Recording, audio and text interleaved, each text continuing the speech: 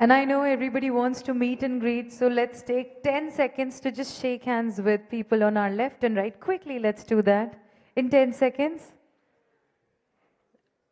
In case you don't want to shake hands, just say hi, hello, you look really nice today. Let's compliment each other.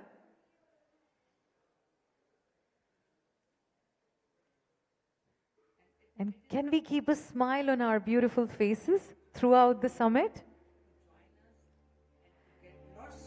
A very warm welcome, everybody. Good morning. I can't hear anybody. Good morning. Let's get some more energy rolling in the room. Can I request everybody to please raise your right hand up in the air? Stretch. It's so good to stretch in the morning. Simultaneously, please raise your left hand also. Bring both the hands down together. Join them and say, Namaste, Namaste, everybody. You know, it is said that when nations trade, they don't just exchange goods, they exchange trust, innovation, and opportunity. On this note, a very warm welcome, everybody. I welcome you all to the 22nd Indo-US Economic Summit. Can we start this summit with a huge round of applause? Well, for the past 20 years, the Indo-US Economic Summit has been a pivotal platform for strengthening trade and economic ties between India and the United States. Organized every year by the Indo-American Chamber of Commerce, that is IACC, the summit is now in its 22nd edition, and it continues to attract distinguished participation every year in the form of leaders and experts. It is country's biggest commerce summit between India and US, and it is my privilege to host this summit. I'm your host, I'm your Sutradhar for this entire summit. My name is Swati, and I will walk you through this entire day. So starting with the first session of the day, it talks about IT and ITES, emerging digital technologies shaping the next decade of innovation. But I guess we should also thank our sponsors before we start the first session. So our industry partner, Uflex Limited, can we acknowledge our sponsors with applauding? Principal partner, Reliance Industries Limited. Academic partner, Amity University. Co-partner, S&A Law Officer. Government partner, UP Government Invest UP. One District, One Product, Government of UP. Our gold partners, Superior Group of Industries, the DLF Foundation, Yashoda Hospitals, Radico Khaitan Limited, Meenu Creation LLP, Reckitt Benixer Limited, JK Tires Limited. Our banking partner, HSBC Bank. Our associate partners, Apollo Hospitals, Frick India Limited, AT&T Global Network Services, Minda Group, Haldiram, SBI Mutual Funds. And now, let's begin our first session talking about IT and ITES, emerging digital technologies shaping the next decade of innovation. And for the same, we'd humbly request our session chairman, along with the speakers, to kindly join us on the dais. Our session chairman is Mr. Arun Karna. Can we acknowledge his presence with a round of applause? Executive Council Member, IACC, Managing Director and CEO, AT&T, Global Network Services India Private Limited, SCVP India, Asian, Middle East and Africa, AT&T Business International. A very warm welcome, sir. And our speakers, Mr. Jagdish Mitra, Founder and CEO, Humanizitech.ai. Can we please acknowledge his presence? Mr. Jaydeep Ghosh, Management Consultant, Big Four Consulting Partner. Mr. Gaurav Asthana, Managing Partner, Transjovin Capital. It's early morning, I'm sure we can applaud a little louder. Ms. Sudakshana Laha, Head Services, MSIT and ADM, Cloud Transformation, Ericsson.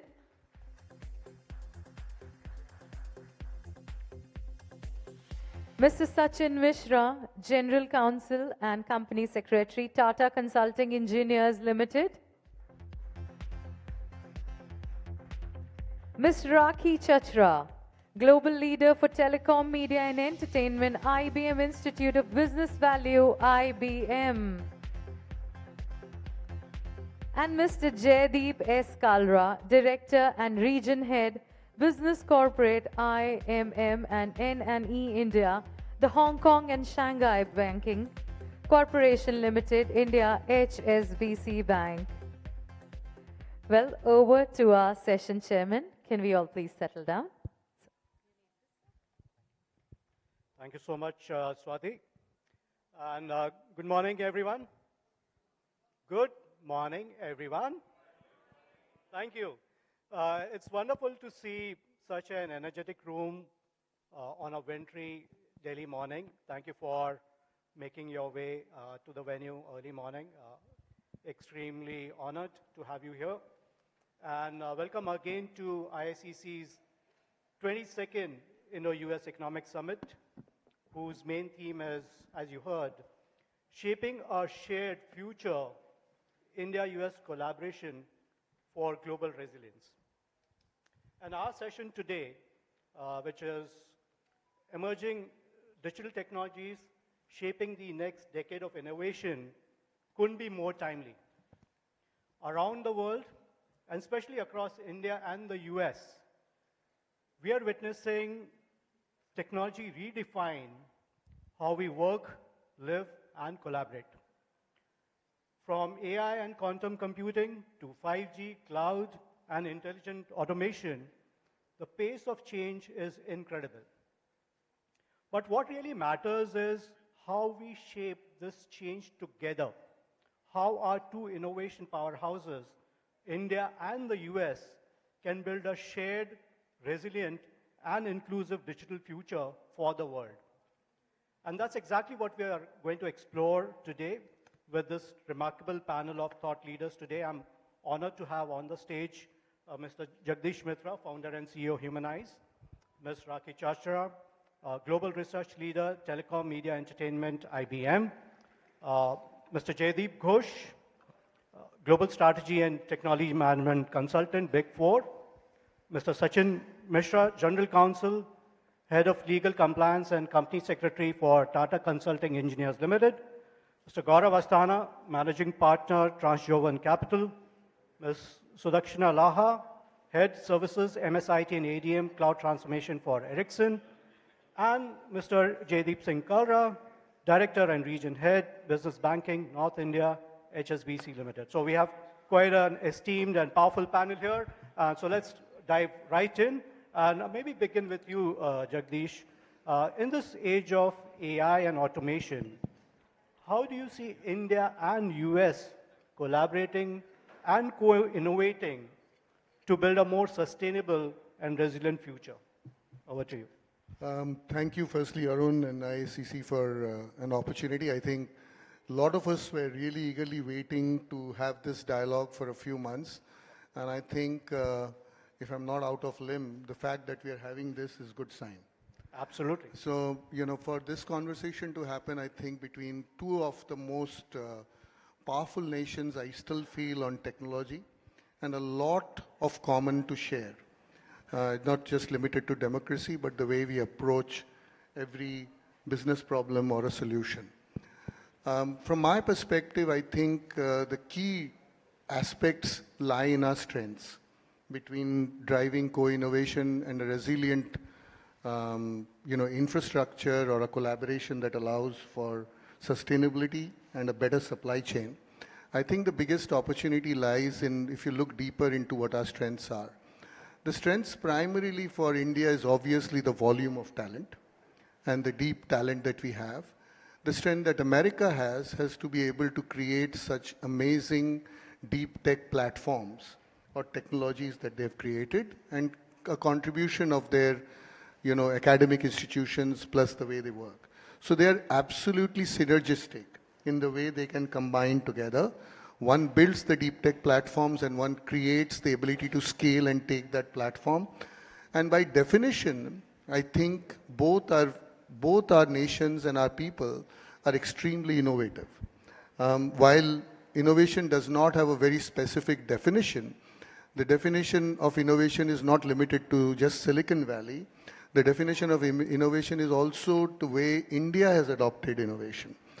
No other country in the world has been able to deliver such scale of digital public goods as we in India have been.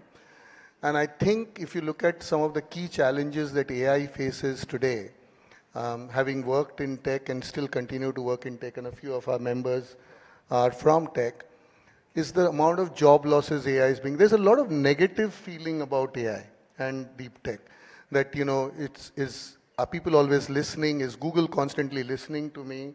And therefore, what is data privacy and all of that? But there is where I think the biggest opportunity for India and US remains is to build a framework for responsible and ethical AI.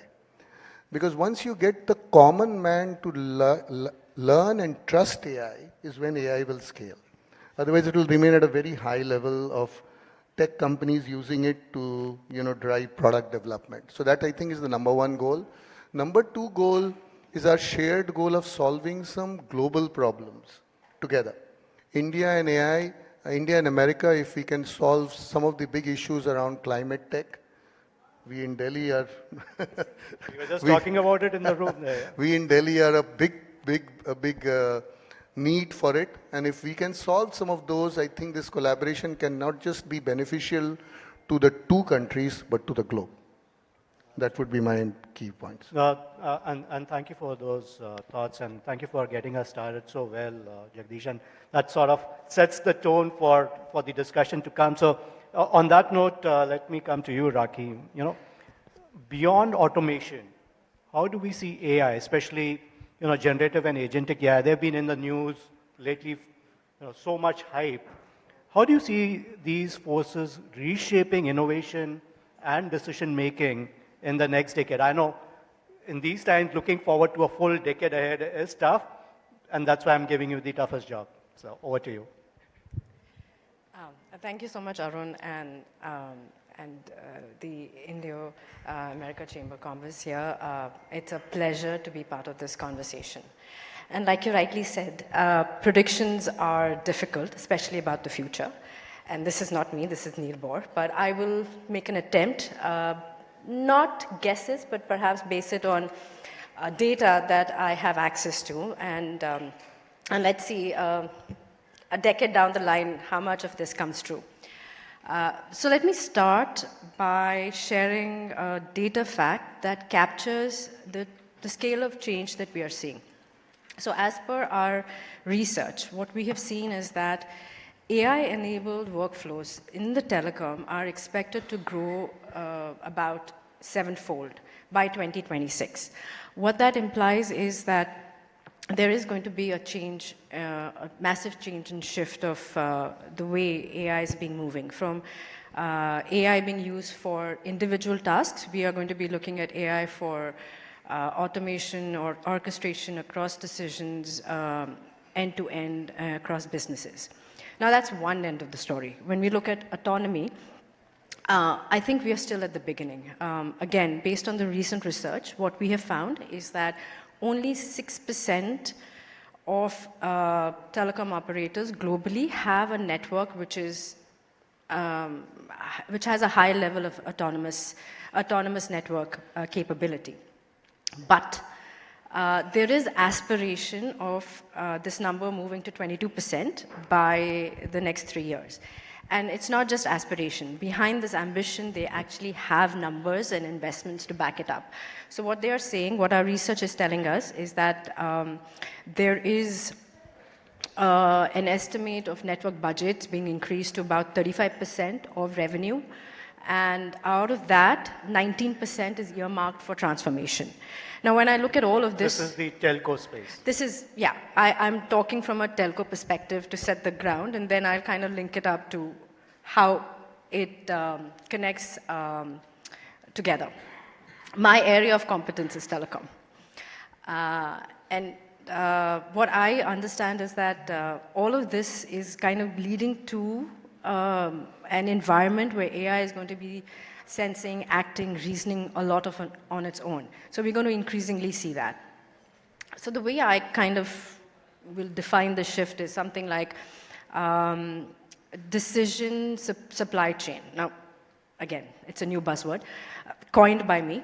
The decision supply chain in my parlance means converting the data into action. So it starts with sensing what's happening around you, then interpreting its meaning, then taking an action on it, and then eventually learning from it. So when you do all of it, what it helps you understand is the entire process. Now, traditionally, typically, all of these different steps or sequences were managed and done manually, with a few AI, agentic AI operations thrown in. And where I see this moving forward in the next decade is that we will see a lot more AI, specifically agentic AI, interpreting all of these different sequences that I just spoke about into one continuous closed loop. What that essentially means is that you will have the ability to run all of this within the guardrails which are defined by humans. So humans will still set the objectives, define the guardrails, but you will have the ability to do continuous closed local loops. So this is where I think things are headed. Now, so basically autonomizing the decision supply chain itself. Yeah. But this is where we think we are headed. Now, the issue that I see is that if you go and you look at the industry today, our research also states that 64% of telco network operators are saying that all of their AI programs have come to naught. Now, this does not mean that AI is failing. What it definitely tells you is that the underlying infrastructure is not ready. So what do I mean by underlying infrastructure? Data silos, fragmented workflows, and lack of maturity in governance. So all of this is kind of where the issue lies. So from a perspective, from a forward-looking perspective, I think the focus is on building the foundation of this. Yeah, and it's a lot to do with the fact that it's not the fact that your idea is defunct. It's about because you're working in silos. You're not looking at what is scalable. You're not looking at what is actually addressing business value. So there are a lot of different perspectives to consider before you deem something successful. And maybe it is successful, but it's not scalable. So there are different ways to look at it. But the fundamental issue is the lack of data and workflows, which are working in tandem. So I think as a next step for us is to kind of look at building that foundation. And if we do that, there is an opportunity for us. And in context to why now, why here, what can this partnership, India and US corridor kind of achieve? I believe it is, like Mr. Jagdish has mentioned, it can serve as a catalyst for growth, because one end brings in the innovation through models and compute and architecture, and the other end, we have the scalable deployment, we have fantastic 5G networks, and we have that bent of mind which is looking at cost efficiency. So when you combine all of this, we kind of build an AI network which is scalable, trustable, and adoptable. So it's like having a living laboratory where you can actually test, train, and bring it out to the world. So in conclusion, I would definitely think that in the next decade, we are looking at a self-reliant, intelligent, automated workflow, AI-enabled, and that is something that perhaps the others can build upon as we move along. That's wonderful, and you touched upon a very important point. There is a lot of hype about AI and automation, emerging technologies, but unless the foundation is strong and it exists, all of that will come to naught. And that is a great segue to my question to Jaydeep. And Jaydeep, the AI boom, currently that we are witnessing, it seems to be characterized by two opposing forces, as it were, pulling in opposite directions. One is there is immense excitement and hype, which is driving valuations on the one hand, and on the other hand, you have increasing fears of an AI bubble burst, something very similar to what happened with the internet burst early in the 2000s. And also there are questions being asked about what real value would AI actually deliver on the ground. What is your view on these aspects, of specifically AI, sentiment-driven valuations versus real value being delivered? Morning, Arun, and thanks for asking me to be here along with eminent co-panel members, and thanks to ISCC for asking me to be here, inviting me to be part of this very prestigious Indo-US Economic Summit being held for the 22nd year. So the AI bubble, is it similar to .com year 2000 bubble burst? Is it? It's a question which is a very important question. Thanks for bringing it up. And this is being debated, from I think the White House to many media houses and amongst folks like us. So there are similarities, between then and now. And I think in this room, everybody would have been, would have witnessed one way or the other the .com bubble that burst, and so much, investments, and that went, waste in that way. So there, I would summarize, there are three reasons why this question is even arising here, and you covered them also. One is, massive investment. Number two is stretched valuations, and number three, I would say, is, high market concentration. Let me, substantiate these three. Massive investments, based on what we read, I think only in 2025 the US hyperscalers, and by that I mean, Amazon, Microsoft, Google, Meta, Oracle, they are supposedly investing $350 billion upwards in this year, and the next year's number is upwards of $500 billion, which is definitely massive. Stretched valuations, we have seen just few weeks ago, Nvidia crossing the 5 trillion market cap, which is quite significant. Just to give a comparison, if you take all the companies listed on National Stock Exchange of India, that is in the range of $5.3 trillion. And one company in the S&P 500, Nvidia, is 5 trillion, which actually which accounts for about 8% of the entire S&P 500 value, which brings me to the point of market concentration. If one company has 8% of the entire stock market, then some fluctuation in that share price of one company could actually change the entire picture. And market is highly concentrated because the top 10 tech companies in the US stock exchanges hold about 37 to 40% of the entire market cap. If you look at NSE India, the largest market cap company is our primary sponsor, principal sponsor, Reliance Industries Limited, which is barely 4% of the entire NSE market cap. So it doesn't have so much ability to sway the market that significantly. And if 10 stocks hold for 40% of market cap, that's the case in US, then the market concentration is very high. Valuations, as I said, are high. Even unlisted company like OpenAI, which is the company which launched ChatGPT, is in the range of $500 billion. $500 billion, that's even beating SpaceX of Elon Musk, which used to hold that title of the highest valued unlisted company in the world. Now at a $500 billion, just to give some financial numbers for folks who are more financially kind of, analytically interested, At OpenAI's total revenue for this year is expected in the even below $20 billion, and the valuation is $500 billion. And OpenAI may come with an IPO of $1 trillion. And that 500 billion is actually based on transactions by employees holding shares of OpenAI. And so it's not a fictitious or imaginary number. That makes it, with a forward earning multiple of about between 400 to 800 times.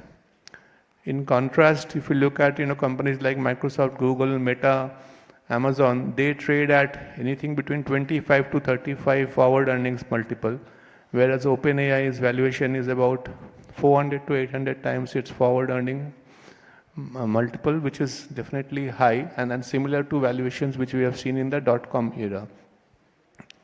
The only company which trades at, existing company which trades at that kind of earnings multiple is Tesla, which trades at 250x its forward earnings. Because Tesla is a EV play plus AI play plus platform play plus what is also told as an imagination play. It has an imagination premium which makes it trade at such high levels.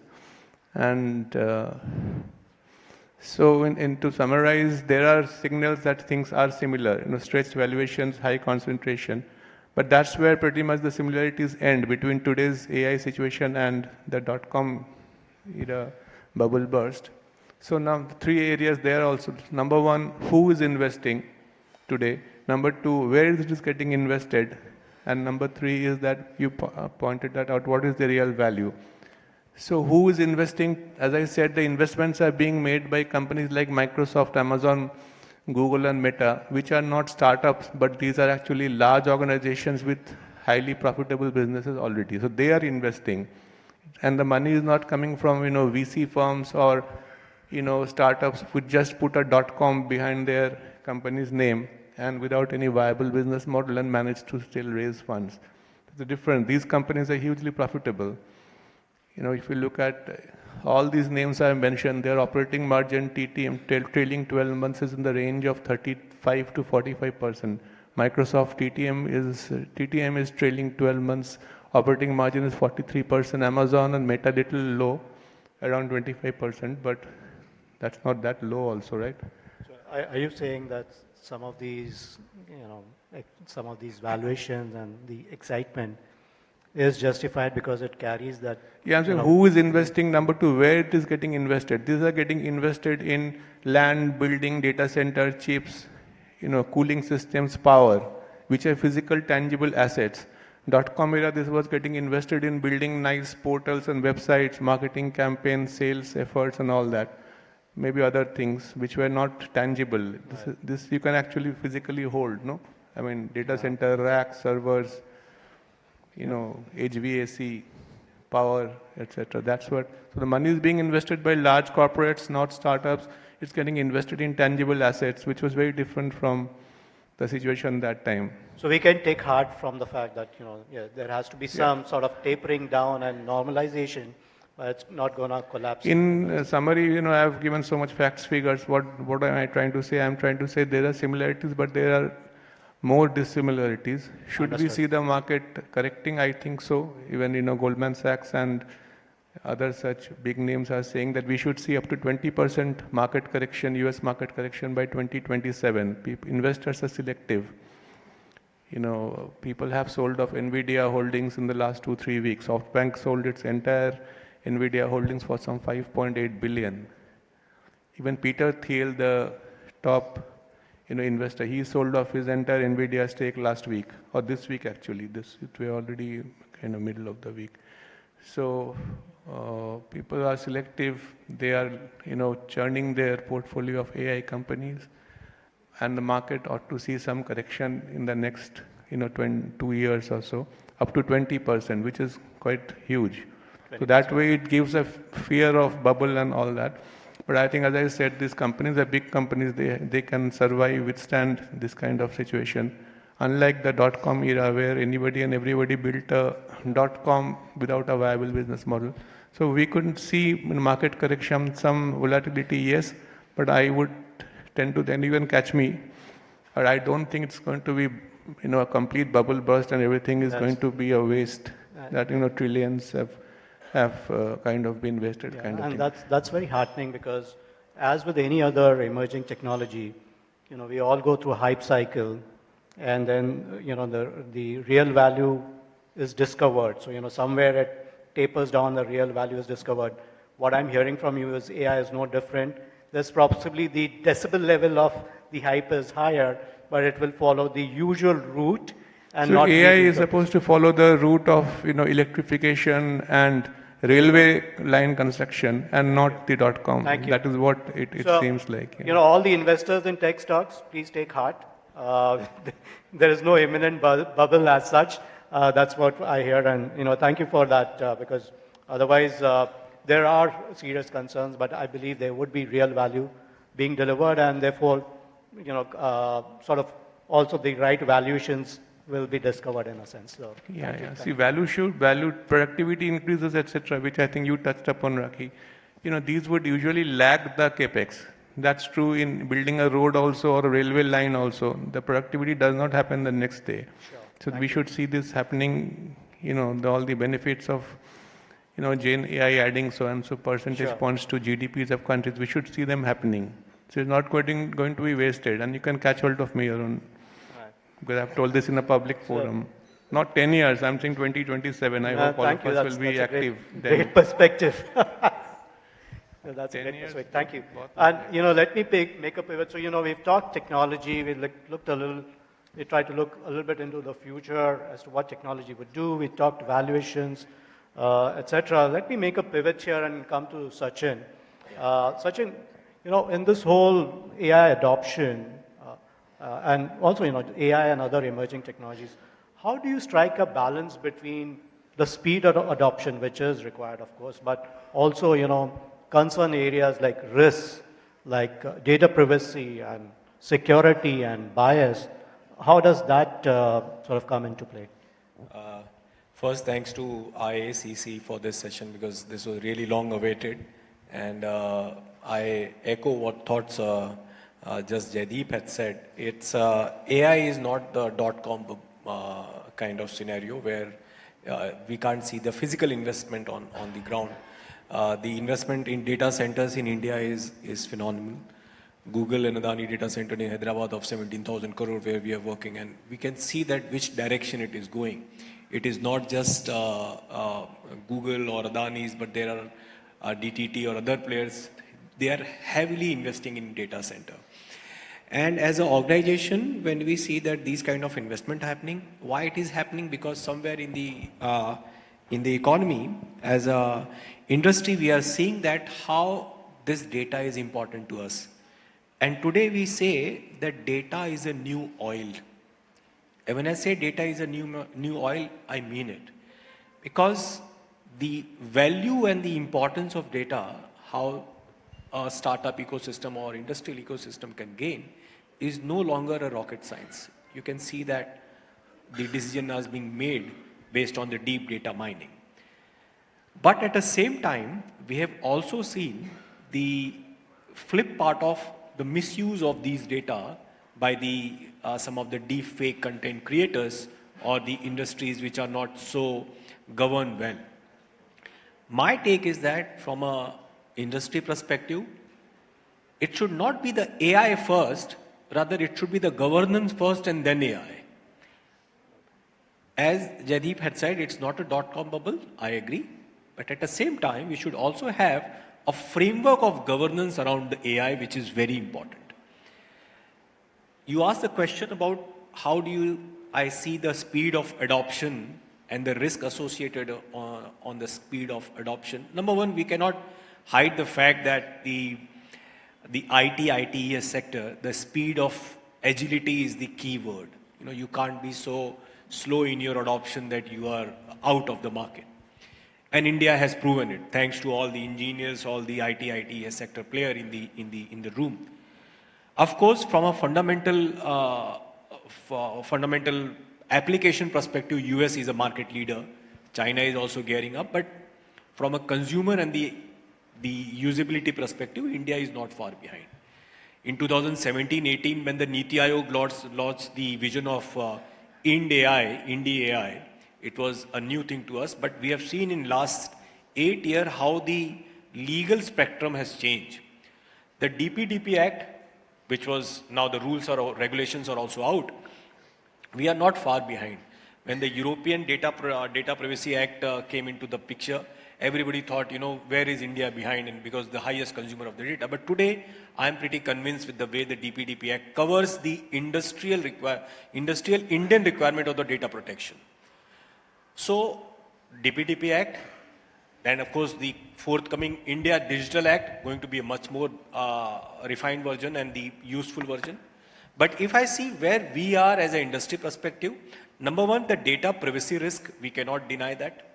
We are still in the economy where your Aadhaar card copy you can get at a Bhel Puri wala. You will not be surprised. Your PAN card would be there in some of the corners of your Xerox corner. So that education to the masses is still pending, even with the fact that the highest amount of data being consumed in India in terms of the telecom data which are available. But the education to the masses and including the supply chain is very, very problematic. That's number one.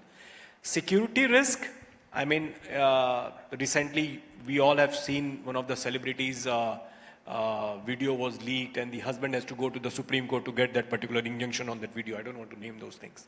So those deepfake video, and it is not just about the deepfake of the videos and all. The financial deepfake which has happened in Mumbai, it's not something new. I mean, the people are being defaked in terms of their share transfer or registry. RBI, SEBI are very vigilant and they are doing action about it. But security risk cannot be ignored. It is there. And third is the biases and the algorithm risk. Now, of course, in India, I mean, we have not come to that maturity where we can talk about this particular this particular aspect. But somewhere as an industry will mature, the decision making on the ethical aspect and the governance aspect will also take place.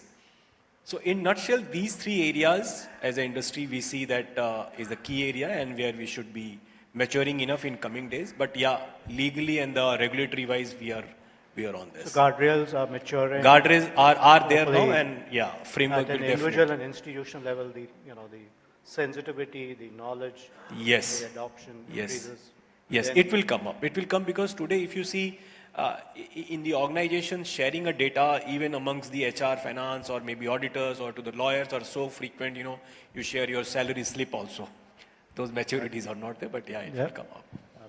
No, thank you for that perspective. And with that, let me come to you, Jaideep. Financial institutions especially, they're leading in terms of embracing AI, blockchain, predictive analytics. I know the pace is, phenomenal in that sense. So how do you see these technologies reshaping trust and customer experience in banking specifically over the next decade? And specifically, what innovations excite you most in the India-US fintech landscape? Oh, thank you so much, Arunji and ISCC for this partnership. And I think, again, America remains a very, very important, corridor for the bank. So very privileged and to be here. See, I think AI and ML have been used by banks and banks like HSBC for decades now. We all started with fraud, transaction monitoring. Now it's obviously moved into the AI domain where we are helping, improve operational sort of efficiency and slowly moving more towards areas like revenue generation as well. But I think trust remains the most important kind of driving factor for a financial institution.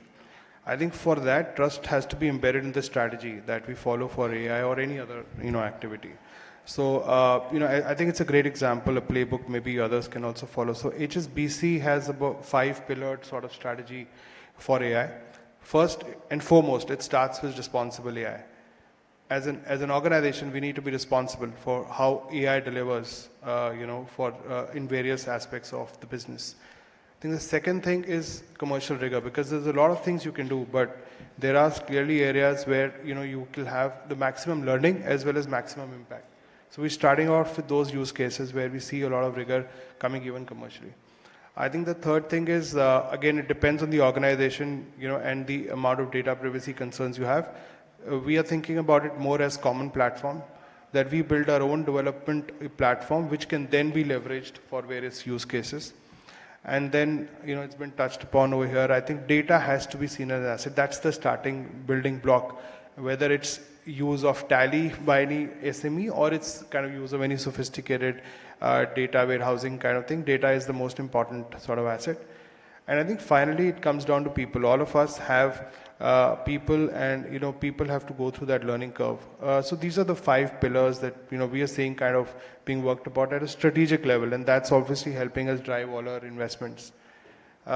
You asked about customer experience. I think customer experience is going to be the driving force moving forward. Operational efficiency and then customer experience.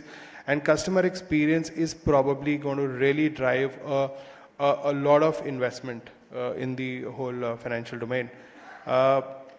I think India fintech scene, see clearly what we were discussing earlier as well is that India is a large consumer of data, whereas a lot of processing of this data, warehousing is obviously happening in the US. So the Indo-US corridor plays a very important role in developing the whole fintech landscape in India and globally. I think we are more of a facilitator as a bank. We like to see how we can help these investments grow, and at the same time how we can help navigate the whole regulatory landscape. So whether it is a GCC investing into the country, I think it's very important to recognize the potential of GCCs, particularly when they have to make a decision of where they need to sort of locate next or expand. So I think that's where the role of the bank becomes very important. And also the Indian corporates, starting from startups to SMEs and to large ones, how can we really help them grow, not only in US, but also globally? Because these use cases are not going to be limited to India. And that's the kind of value chain we are trying to straddle as a bank. And I think AI is going to be very exciting, not only for the bank, but also as the ecosystem kind of develops for the bank. That's interesting, especially the 5 foundational pillars. And we talked about the need for strong foundation to begin with.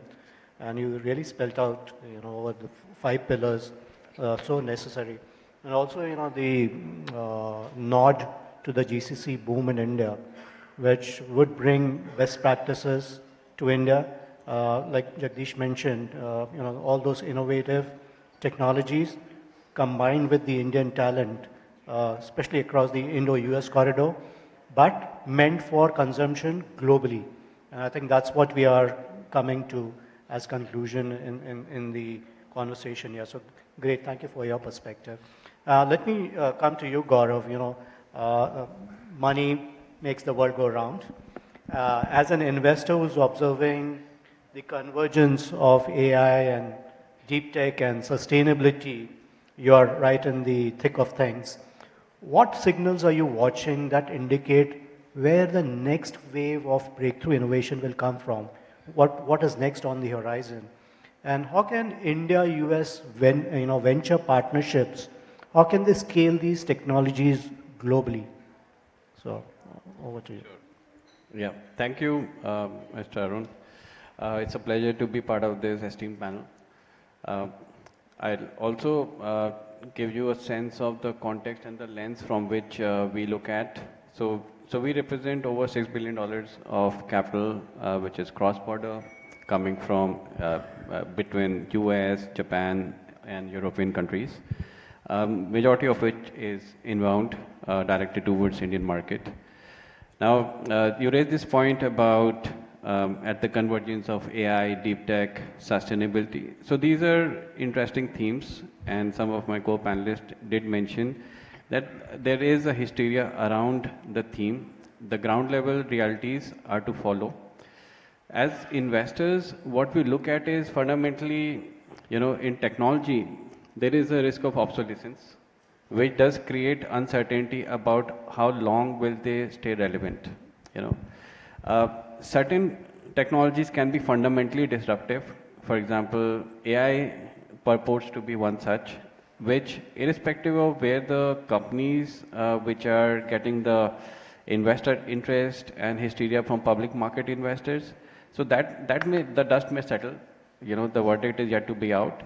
But will they make a fundamental shift in the patterns of digital consumption in the way we conduct business? The answer is a clear yes.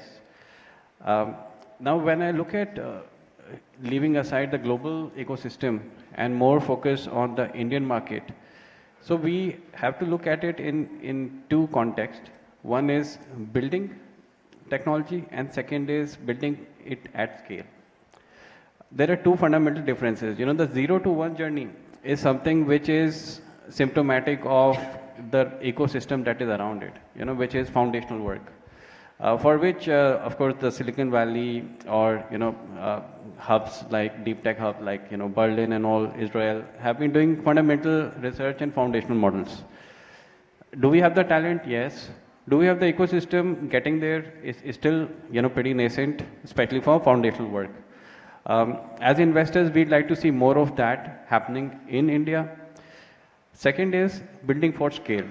Now, building for scale, if you look at it, has happened in the first decade of venture ecosystem, which I would say started in Indian market somewhere about 2008 to 9 onwards. You know, when we saw the first Series A, you know, of companies like Flipkart, Ola, Snapdeal, you know, etc., etc. Those were, and that cycle went on for a good 10 to 12 years, you know, almost a decade. Some of them, in fact, you know, have become unicorns, decacorns. And that was fundamentally bridging the gap for from India for the Indian consumer, which is linked to aggregator models, which is linked to marketplaces models, right? And that was where a majority of investments or VCs were putting money behind.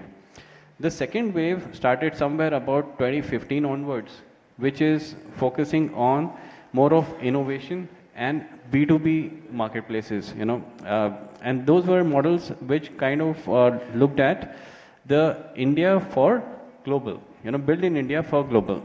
So this included CRM companies like, you know, Zoho, we got Freshdesk and couple more, you know, from India for the world. The third wave, which we are beginning to see now, and which is where, to answer your question, where do we see the breakthroughs happening, you know, going forward, is at the cusp of fundamental changes in India, which is built in India for Indian enterprises.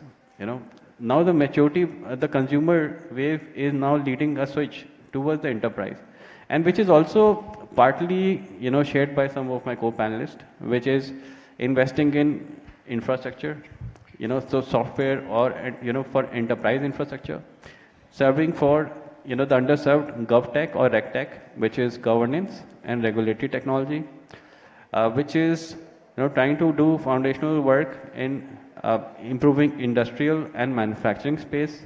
So now it's no more about, you know, technology as a wrapper on bridging the last mile.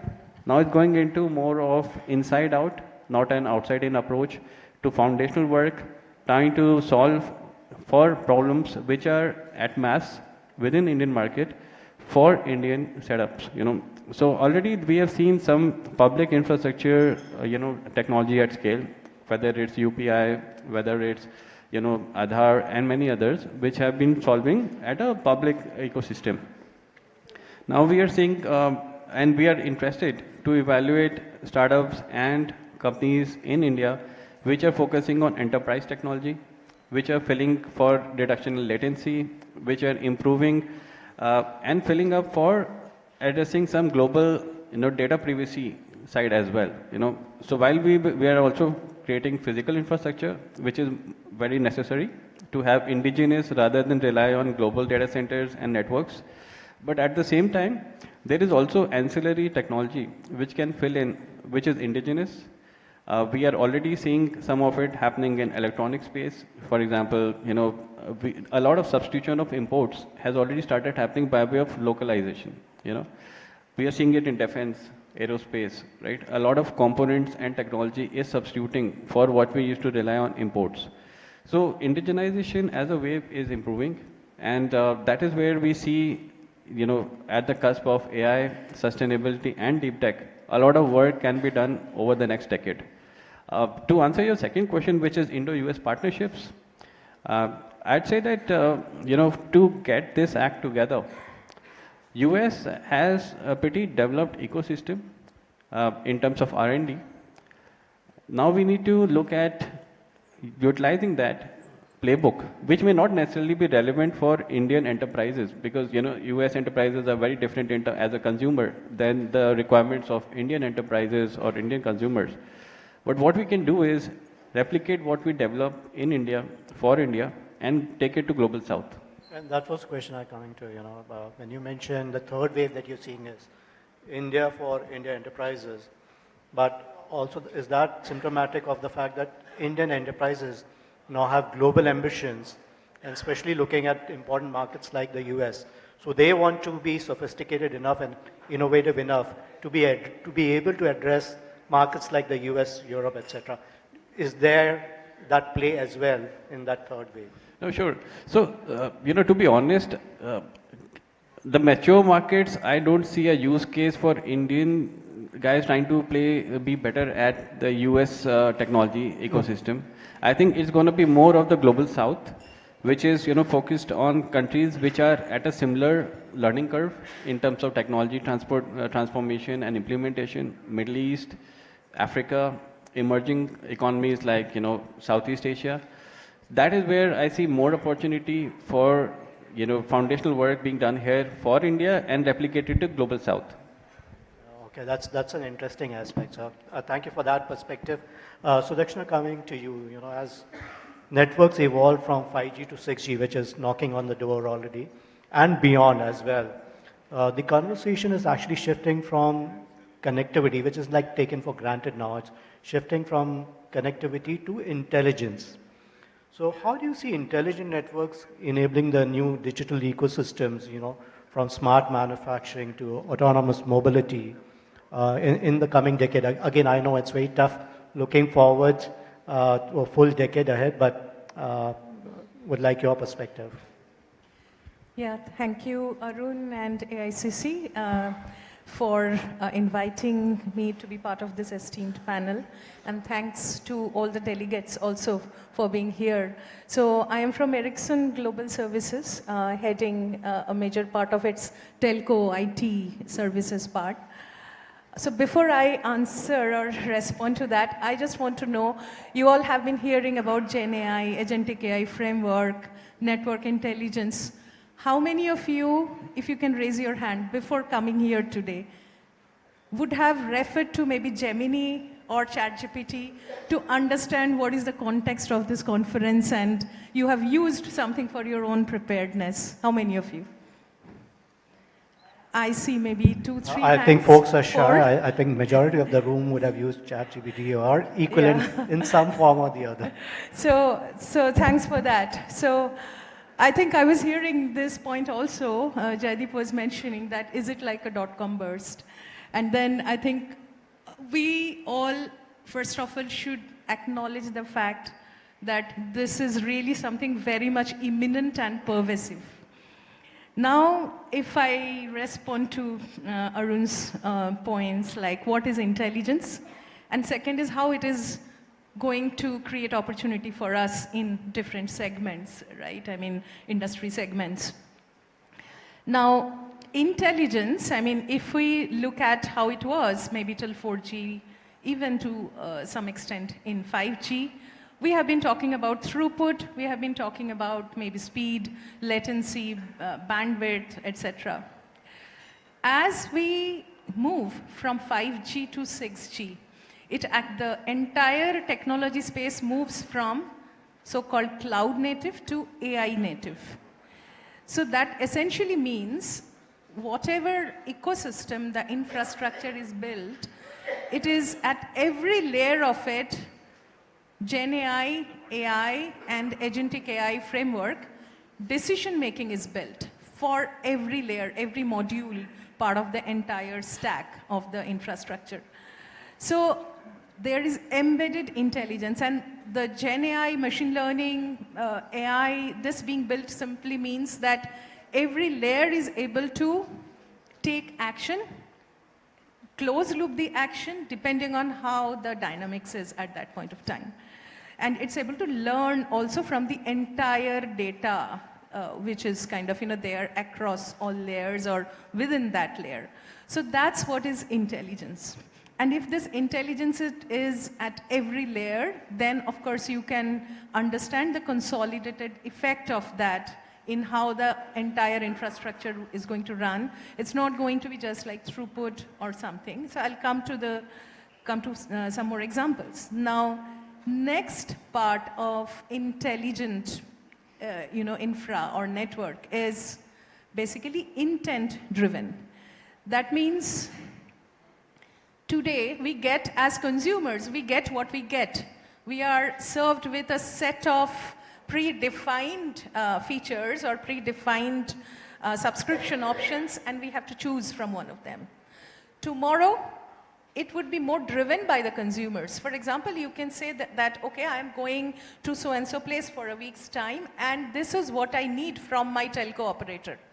Okay, or maybe I am setting up a small event in a village where I don't have a lot of network bandwidth, but I still want to do, there would be millions and millions of people coming, and I want a part of entire network slice for it to perform in a way that I get to do what I want to do with so many people and so many things happening.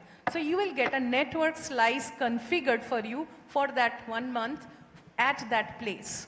Now, this kind of a flexibility and based on what you intend to do is only possible if the entire ecosystem is extremely intelligent. The third thing is contextualization. So, of course, the way it runs in telecom, IT-enabled services is like there are cloud infrastructure everywhere, maybe at peripheries, at edge networks, then at the server level, at global level, at regional level. So every part of it is AI-driven, machine learning-driven. It's learning, it's doing closed-loop action on the fly. And each part is doing this learning based on the data, based on the dynamics, whatever is visible within that component. So it's doing a lot of contextual learning and assimilating all that and kind of, based on that, the entire system is running.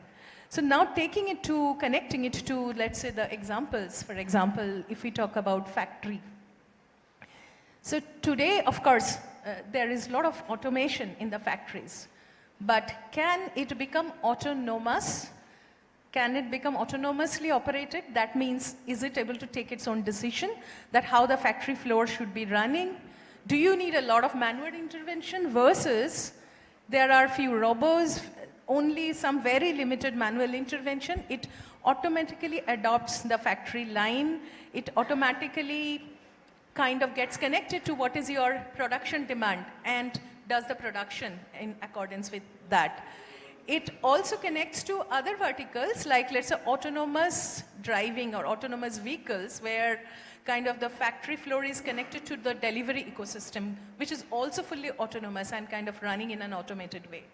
So ability to take its own decision and then moving to the next step. This is what is autonomous. It's not fragmented automation. That's what we are talking about. And all these are possible only if the entire ecosystem is very intelligent, totally AI, ML, agentic AI framework driven. So that way there is a huge opportunity. And like again, as I come from Ericsson Global Services, I work with all the market areas in US, in LATAM, in Europe, and in Middle East, Asia. Everywhere it is being embraced big time, actually. So, as you know, from our perspective, we also kind of in India, we need to be really ready to embrace this. And one more example I want to give, of course, I'm sure all of, and I see a lot of esteemed delegates here from healthcare as well, segment. So, so healthcare is definitely, the pickup has not been that high, like in terms of remote surgery and all that stuff. But as we move to AI native platform of 6G, there we are talking about localization and latency to the extent of 1 centimeter in 3D space, which in 5G was like 20 centimeter only in 2D space. So now, like if you have to do a remote surgery, for example, taking this example, perhaps once we move to 6G, the chances of success could be a lot more. It is taking a little bit of time. It's Sudakshina, more in pilot you need stage. to connect to Dr. Upasana Arora here. Okay. She would have a thing or two to say about that. I'm Okay. sure you could have a great conversation. But I think great perspective and how you see the acceleration of all these into the next decade. So thank you for that perspective. Thank you for a scintillating first round. We do have some time for a quick, very quick, quick bullet kind of second round, and just one question to each one of you, and please, request you to keep your answers brief. Just one sort of idea on how can India position itself as a global leader in the digital innovation space. Just one big idea. So start on that side with you, Jaideep. I think I would clearly say support the ecosystem, both the inbound and the outbound investment, because where will the next AI engineer, the top of the line engineer be based will not only depend on what an individual company will do, but how India supports in every aspect of their lives. So I think those are the aspects which we need to be very mindful of, because they are very high quality investments. So we need to develop that ecosystem very, very fast. It shouldn't, otherwise we'll not be able to ride this wave. Perfect. Rocky? Just as we go through it, maybe we'll have we'll take one question or two maybe. Yeah, Rocky. So in my perspective, I think we are at a very pivotal, unique opportunity.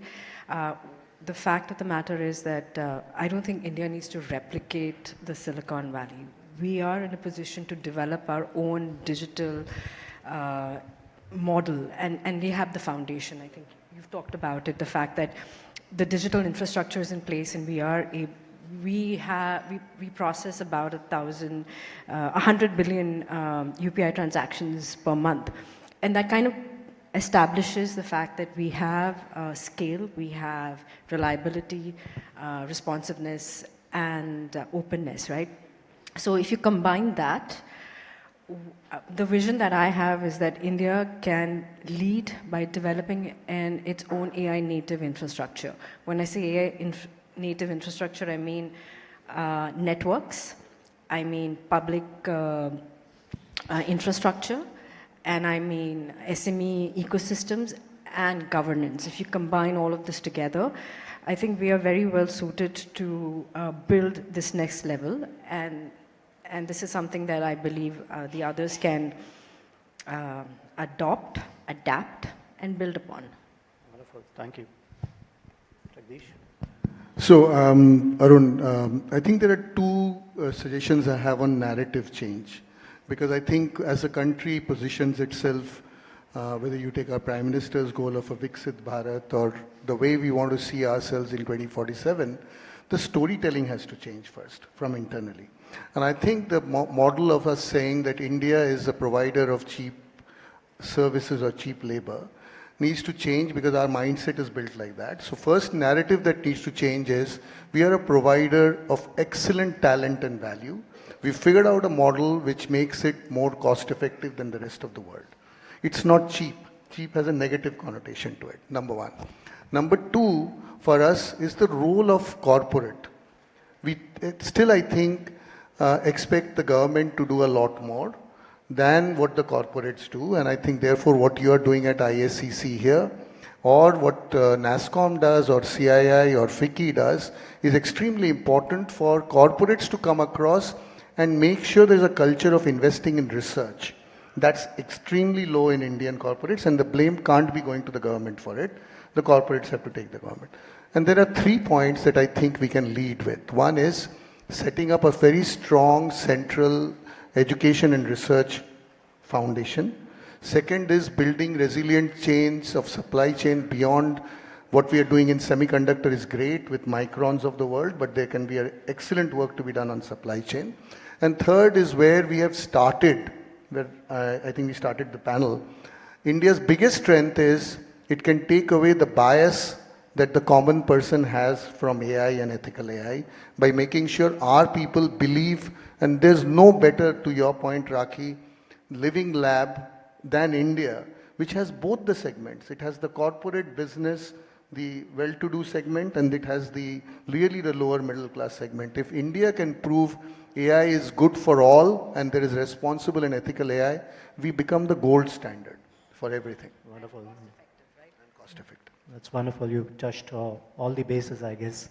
But Jaydeep, over to you. Yeah, I'll borrow some points from Jagdish Dada's opening remarks that, for India to position, let us, play to our strengths rather than position ourselves as trying to outcompete China or US or, China +1 and all that, or competing in that process with Vietnam.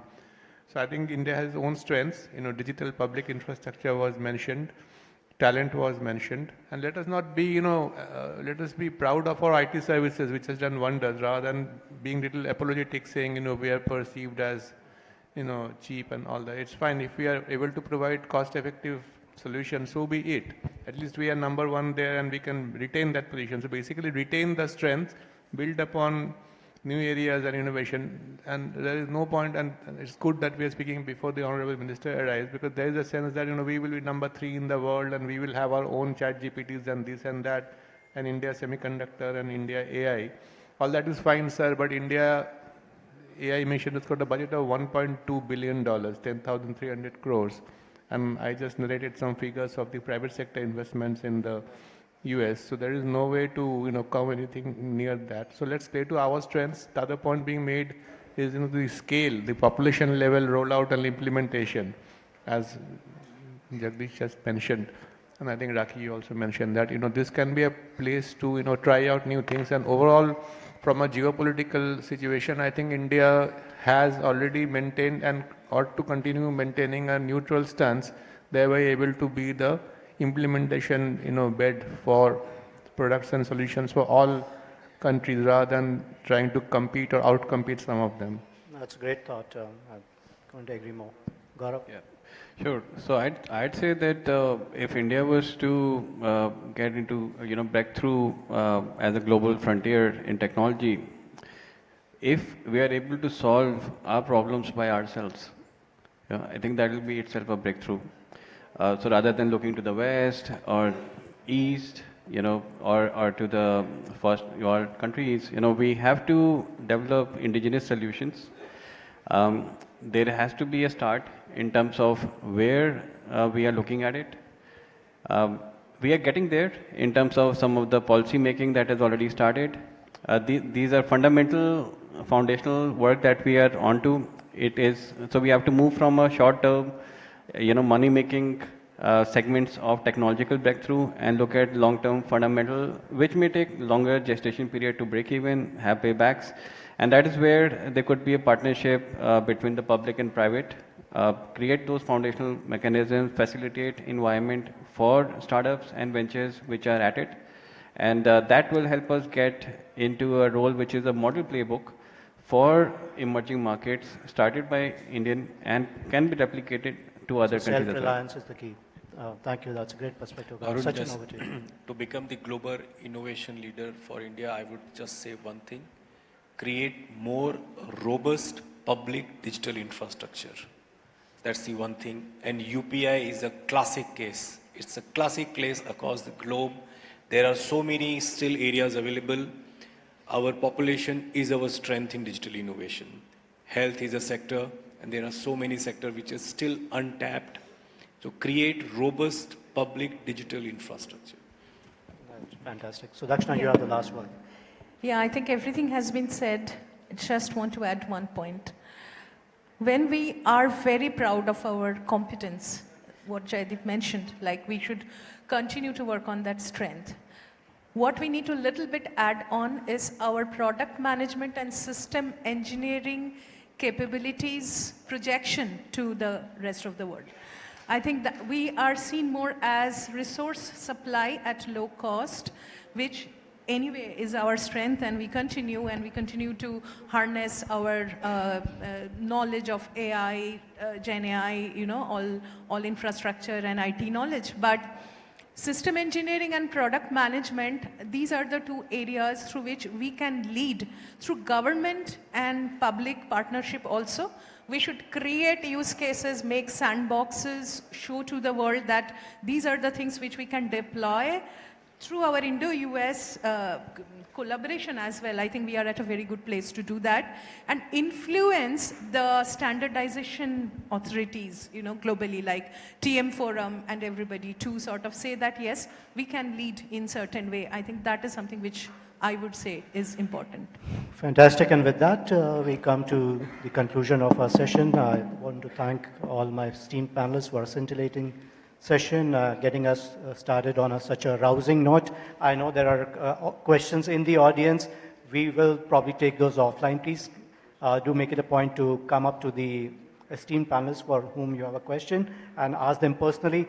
We have to get off the stage, I'm being told, so in the interest of time, we'll call it quits here. But thank you again. Thank you so much. Audience, thank you so much.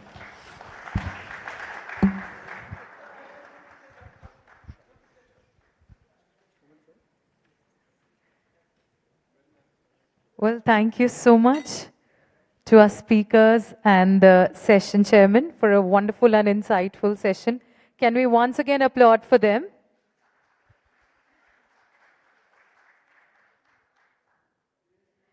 And now, can we please request Dr. Lalit Bhasin, our summit chair. Sir, please, ma'am, please stay back with us.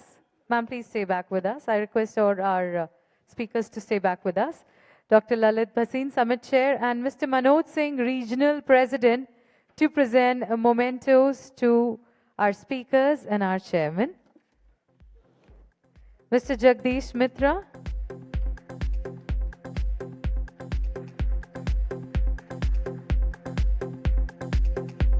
Mr. Jaideep Ghosh.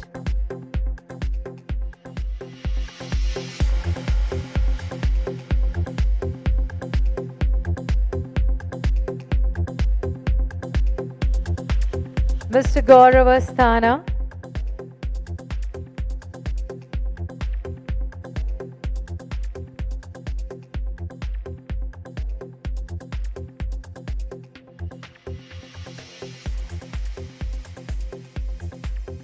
Miss Sudakshina Laha.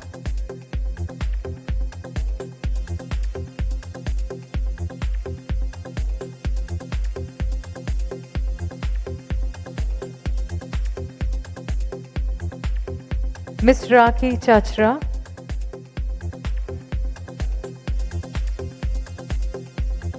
Mr. Sachin Mishra.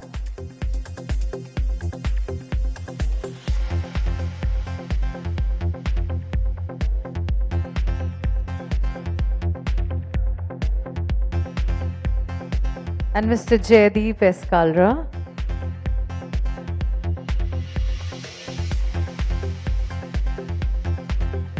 And now our session chairman, Mr. Arun Karna.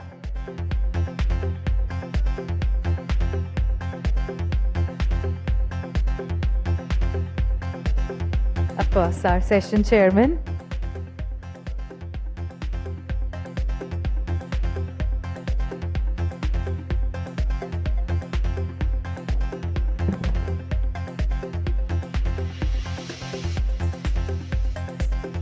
Let's all have a photo op.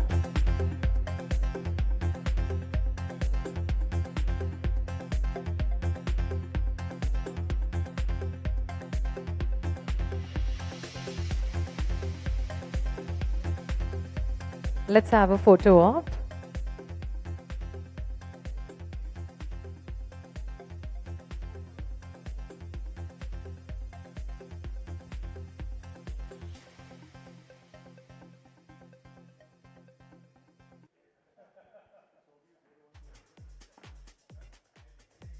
Thank you so much. Thank you so much to our wonderful speakers and our chairman. Kindly settle down. Thank you.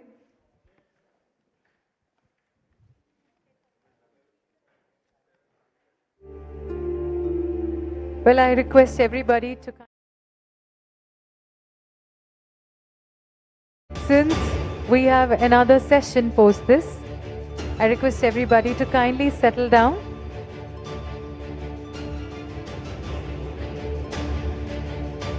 Well, our next session is on healthcare. It talks about Indo-US partnership in healthcare sector.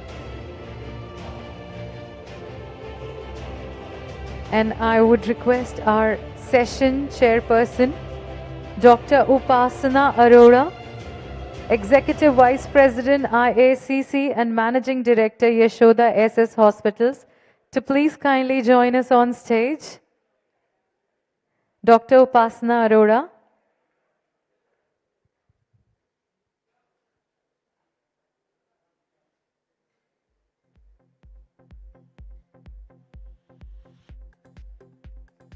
Can we acknowledge her presence with a very warm round of applause?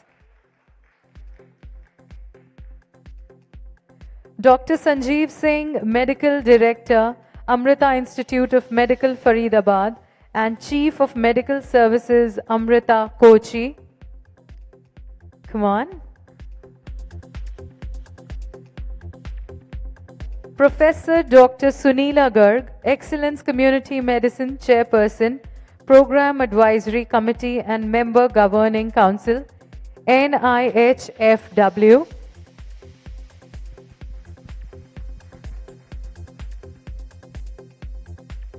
Professor Ravi Bhatnagar, Communications and Corporate Affairs, Director South Asia, MENARP, and Africa, Reckitt Benexa Limited. Can we acknowledge his presence? Dr. V. Kalai Selvan, Secretary cum Scientific Director, the Indian Pharmacopoeia Commission, IPC.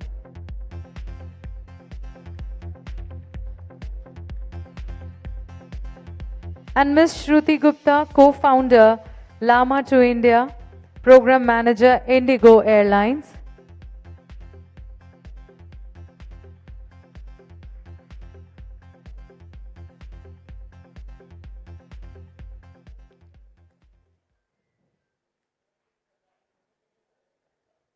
Ms. Shruti Gupta.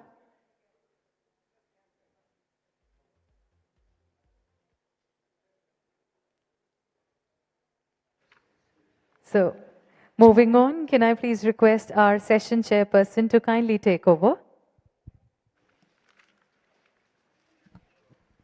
Good morning, everyone. I am so happy and delighted that I am sitting with the stalwart of this industry. So proud that today I am sharing a stage with Dr. Sunila Garg, V. Kalai Selvanji, my dear friend and colleague Sanjeev ji, and Mr. Ravi Mathur. We four are quite good friends. Mr. Mathur I am meeting first time. So I am going to tell everyone, because we are already discussing this topic, because India and US is closely working for healthcare.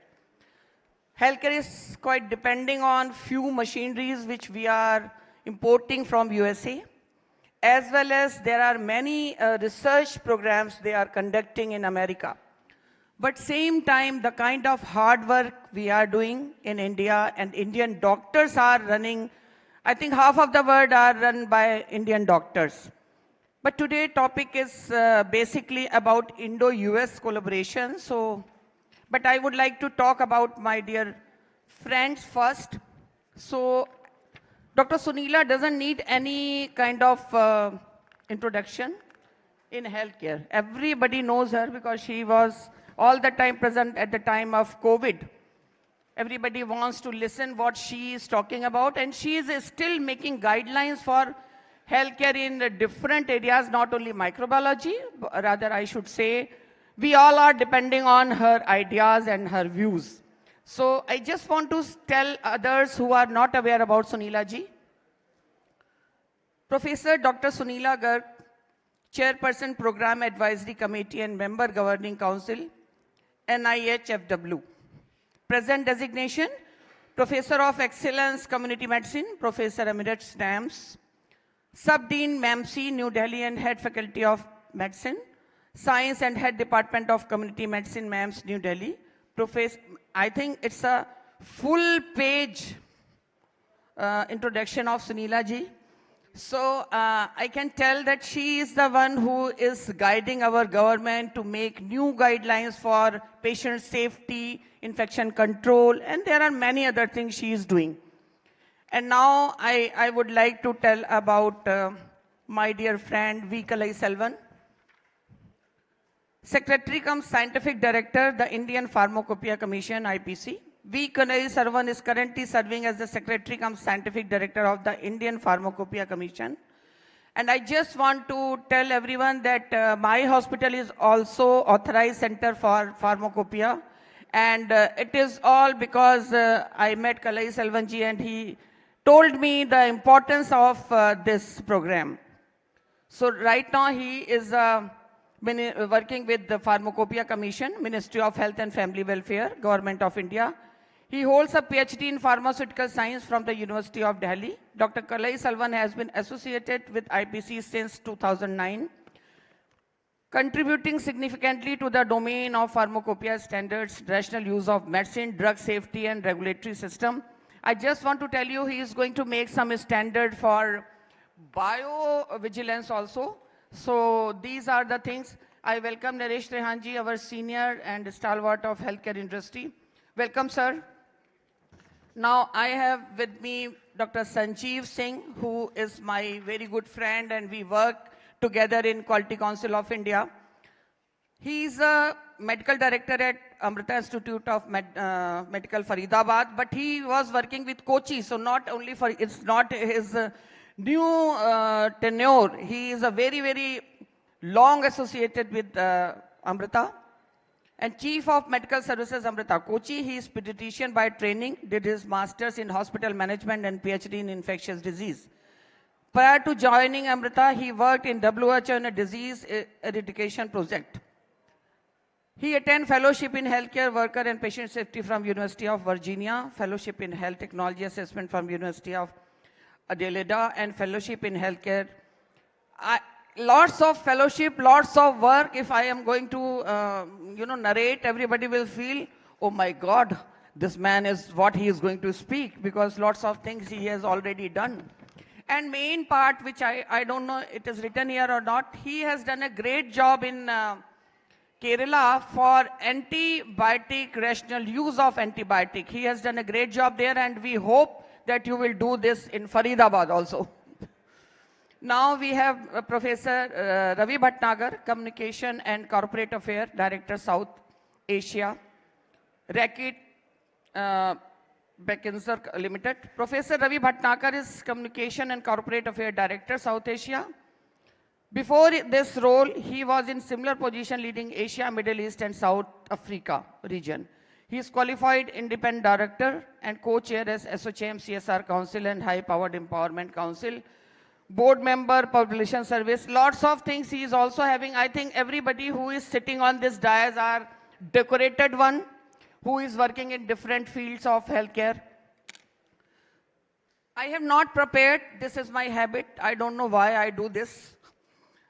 Sometimes it's because lack of time. Sometimes I feel because I am working in healthcare, so no need to prepare things. Because I am hands-on working day to day, and I know where healthcare is going and what is the need of our. So my first question, as Sunila ji is senior most with us. Sunila ji, you just tell me how we are seeing our future with USA in terms of when we talk about Indo-US relationship and collaboration with USA as Indian healthcare and as a US healthcare. Because you have seen that there was a time everybody was going to USA, especially for cancer treatment. But now you can see that India is providing lots of things in-house in India. So what do you think? And please explain, and you please share your thoughts. Thank you, Dr. Pasna. And it is really wonderful being here and being invited to such an important forum. So let me tell you, I am Sunila Garg, which has been already said. I did my MD in 1982. At that time, under Dr. Sushila Nair, who was then the health minister at Mahatma Gandhi Institute of Medical Sciences, and my guide and mentor herself, after doing her MD from Lady Harding, she moved to Johns Hopkins University, and she was a very close associate of Mahatma Gandhi ji. And we have all learnt about, different innovations in field of, health also.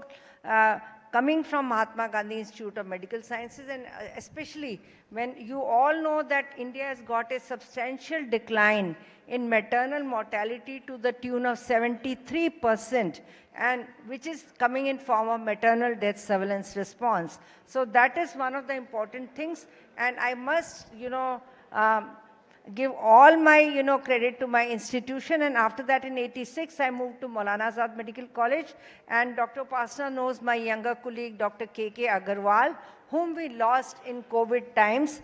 And he was the one, actually, when we used to discuss about, outbreak of COVID, that there is something, we started working on that, much before you saw the cases of COVID. That is important part.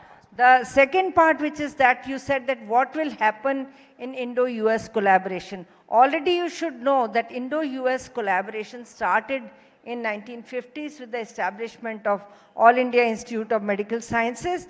And so this was one of the, historical contexts. And we started moving from, earlier all of us talked about communicable diseases. When we talk of HIV, TB, malaria, and vaccine preventable diseases, all of them, they were there. And over a period of time, jointly we worked on different vaccines together. And then another part was that we started working from communicable to non-communicable diseases. Before this session, there was a session on digital health, and we do have Ayushman Bharat digital mission, and all of you know that how fast, and I'm sure each one of you in this room, if he or she does not have, must have a ABHA ID, so that the country can, kind of have a database of how we have to move forward. Because country just cannot move till we have the numbers, till we have the details of our demographic population. Because we all know that after some time when we talk of, now we are talking of our elderly population, but after some time when we talk of 2030 to 2050 onwards, we will have almost, 30% of the people who are going to be elderly. So this is where, again, Indo-US partnership is playing a very, very important role. Then biotechnology, and the important part is pandemic preparedness. Second important part, I'll say there are some institutional mechanisms with regard to Indo-US partnerships. So we do have a very high-level platform for policy exchange. And this was much more realized during pandemic time. We started talking of global health security, in which there are 183 countries which have been ranked, in terms of global health security. And America comes naturally number one. We have been focusing on research and innovation. That is important part. The latest part is that we have been talking about pandemics, COVID outbreaks. We also had outbreak of Nipah and all that. So, in all outbreaks, jointly we work together, and all are discussed at World Health Assembly. That is important. And I think in the last time, somewhere, everybody talked about, and I'm sure from the pharmacopoeia part and from the pharmacy part, we must be having a debate on antimicrobial resistance. And also we know that, India is the largest, I'll say that the drug producing country within the world. So we have to see that. And America takes the best advantage of this part with the 43% of drugs which are going over there. And then we also talk of health system resilience. Now everybody will say that what is health system? So whether you are running a hospital, whether you are running a dispensary, whether we are running a medical college, or whether you are running any this thing, it becomes a part of the system. So that part is very, very important. So, also we do have Indo-US Science and Technology Forum. These are not new. These are already established, where we have been focusing on joint research, on workshops, fellowships, and I myself as a part of that fellowship program, when HIV/AIDS came in 1986, I was sent on a fellowship on epidemiology and program management of HIV/AIDS to learn.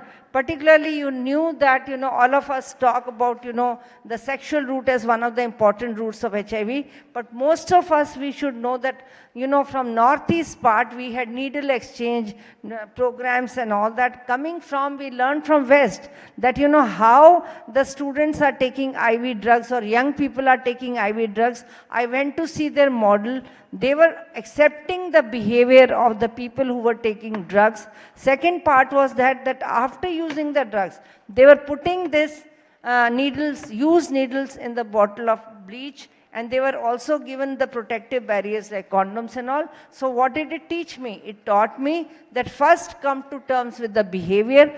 If you want to talk of any intervention, then come to that subsequently. So that is where we started, because here if somebody smokes, somebody takes drug, first of our attitude is just to condemn. So what we learned together, that means it's not only US and India, but all the countries learn together that first we come to terms with behavior. So that is what we are talking in terms of Indo-US Science and Technology Forum. And then we do have in India National Institutes of Health. Like when we talk of Indian Council of Medical Research, there are joint studies which we have taken, infectious diseases, particularly HIV, TB and malaria, and tuberculosis is now a major challenge, though Prime Minister has given a call, for elimination of TB by 2025. We all know that how difficult and challenging it is because of the resistance part and also so many hidden, individuals. But second part is also we have collaborated on so many fronts in maternal and child health. That is important. Another important part is, I don't know how many of you are aware of, I was called to, we do have, National Center for Disease Control, and America has got Centers for Disease Control. We do run a common program, Epidemiology Intelligence Services. Epidemiology means epidemiology, which talks about host, agent and environment. It talks about distribution and determinants of disease. In a simple manner, I am telling that each one of us can understand. And they run a program, intelligence program, so which can, work on our students, who are jointly trained by CDC Atlanta and NCD can jointly, work together on the, outbreaks which are there. We can see that how to investigate the outbreaks and how to contain the outbreaks and what is the importance of vaccination and all. So this program has been running since long, and at one time I reviewed this program in depth, and I thought that it would be very, very important to, have this program as part of our, MD in community medicine or public health, so that, students who are learning public health will also learn this part of it. So that part is again very, very important. During COVID times, we all talked about different protocols in which, it was not that when our Prime Minister says Vasudev Kutumbakam or we are one world, one health. So whatever is applicable now to India is also applicable to all the developed world. And since it's the Indo-US summit, US played a very, very important part. We tried and tested on so many things, including Kara, indigenous therapy and all that. And mind you, America also tried that thing. But second part, I will say that, after some time I was called by University of Florida to give a talk. Madam, tell us how 1 billion has fought against COVID. In America, we are still struggling hard to, we still have large number of deaths and hospitalizations and all. And let me tell you, we must clap for our country. Please give a big clap to India that we taught them lot of lessons, basically how to come out with the unique practices, how to overcome our resistance and, vaccine hesitancy. Despite our differences within our country, we all came together and took the vaccine, and then that is how we all are protected along with other factors. So these are my initial comments. I'll, come to it a little later. Thank you so much. Thank you, madam. It was really good to know that US is asking about us, and I must appreciate our strength, because at the time of COVID, we realized we can become Atmanirbhar Bharat, and we started making PPE kit and many more things. And same time, I really want that all those who are sitting here should ask to their hospitals when they are going there. Kindly, everybody has to follow ABDM model. Only then we will be able to collect all the data, and we will be able to provide data to our pharmacovigilance, and then they will be making new medicine for us, or they are reducing medicine from the formulary who is already here. So now my next question is to V. Kalai Selvanji. As I know you from many years and I have seen your office working very hard, and definitely government is taking so much interest for new research and everything. Can you please tell us how, like I have seen your research papers also, you have written lots of papers and which is published in international. What do you think how US can help us to grow in form of research work? That is your core area. Over to you. First of all, let me thank the organizers, particularly Dr. Upasana and all my co-panelists for making me a part of this very important gathering. Thank you very much for your questions asked to me, like how US can support. Actually, I will put it in a different way. How India can support, or how US can support, or India can support. It's a mutual collaborative work. So with respect to Indian Pharmacopoeia Commission, couple of initiatives already being done, or we are working with US also. There are a couple of things which I would like to mention here with respect to the standard development process. You know very well, I belong to the organization which is responsible for setting the standards for all approved medicines in the country, which is one of the mandate, that is Indian Pharmacopoeia. Then, as likely Dr. Upasana mentioned, that pharmacovigilance, which is another task which is coordinated by the Indian Pharmacopoeia Commission. When it comes to the standard setting process, the Indian pharmacopoeial standards are globally accepted now. There are 18 countries have mandated or included Indian pharmacopoeia in their country's respective act or rule. Now, when it comes to the United States or US collaboration, the Indian Pharmacopoeia Commission is working closely with US in 3 areas, 3 organizations. Number 1 is United States Pharmacopoeia. USP is our counterpart. Then US FDA, which is the regulatory authority, or NRA in US. And third one, Pharmacopoeial Discussion Group. This is very important initiative. Across the globe, there are 45 countries are developing their own pharmacopoeia, including Indian Pharmacopoeia, including USP. And among all the pharmacopoeia, there is a group called Pharmacopoeial Discussion Group. We need to harmonize the standards, individual monograph or general chapter, whatever it may be. Now, in the Pharmacopoeial Discussion Group, only 4 pharmacopoeias are member: Indian Pharmacopoeia, United States Pharmacopoeia, European Pharmacopoeia, and Japanese Pharmacopoeia. So this is a great achievement, given to Indian Pharmacopoeia Commission also. Recently, we have been a member of Pharmacopoeial Discussion Group. There also, we are working closely with the United States Pharmacopoeia for harmonizing the standards. Now, most of the standards, most of the general chapters have been harmonized at par with global standards. So here also, there is a lot of opportunity for Indian Pharmacopoeia as well as USP to work together to harmonize the standards. And then US FDA, as Madam Sunila also mentioned, that during the COVID pandemic, we have worked together. Same applicable to Indian Pharmacopoeia Commission also with respect to pharmacovigilance. Most of the data we have generated related to hydroxychloroquine. That time it was conditional approval was given.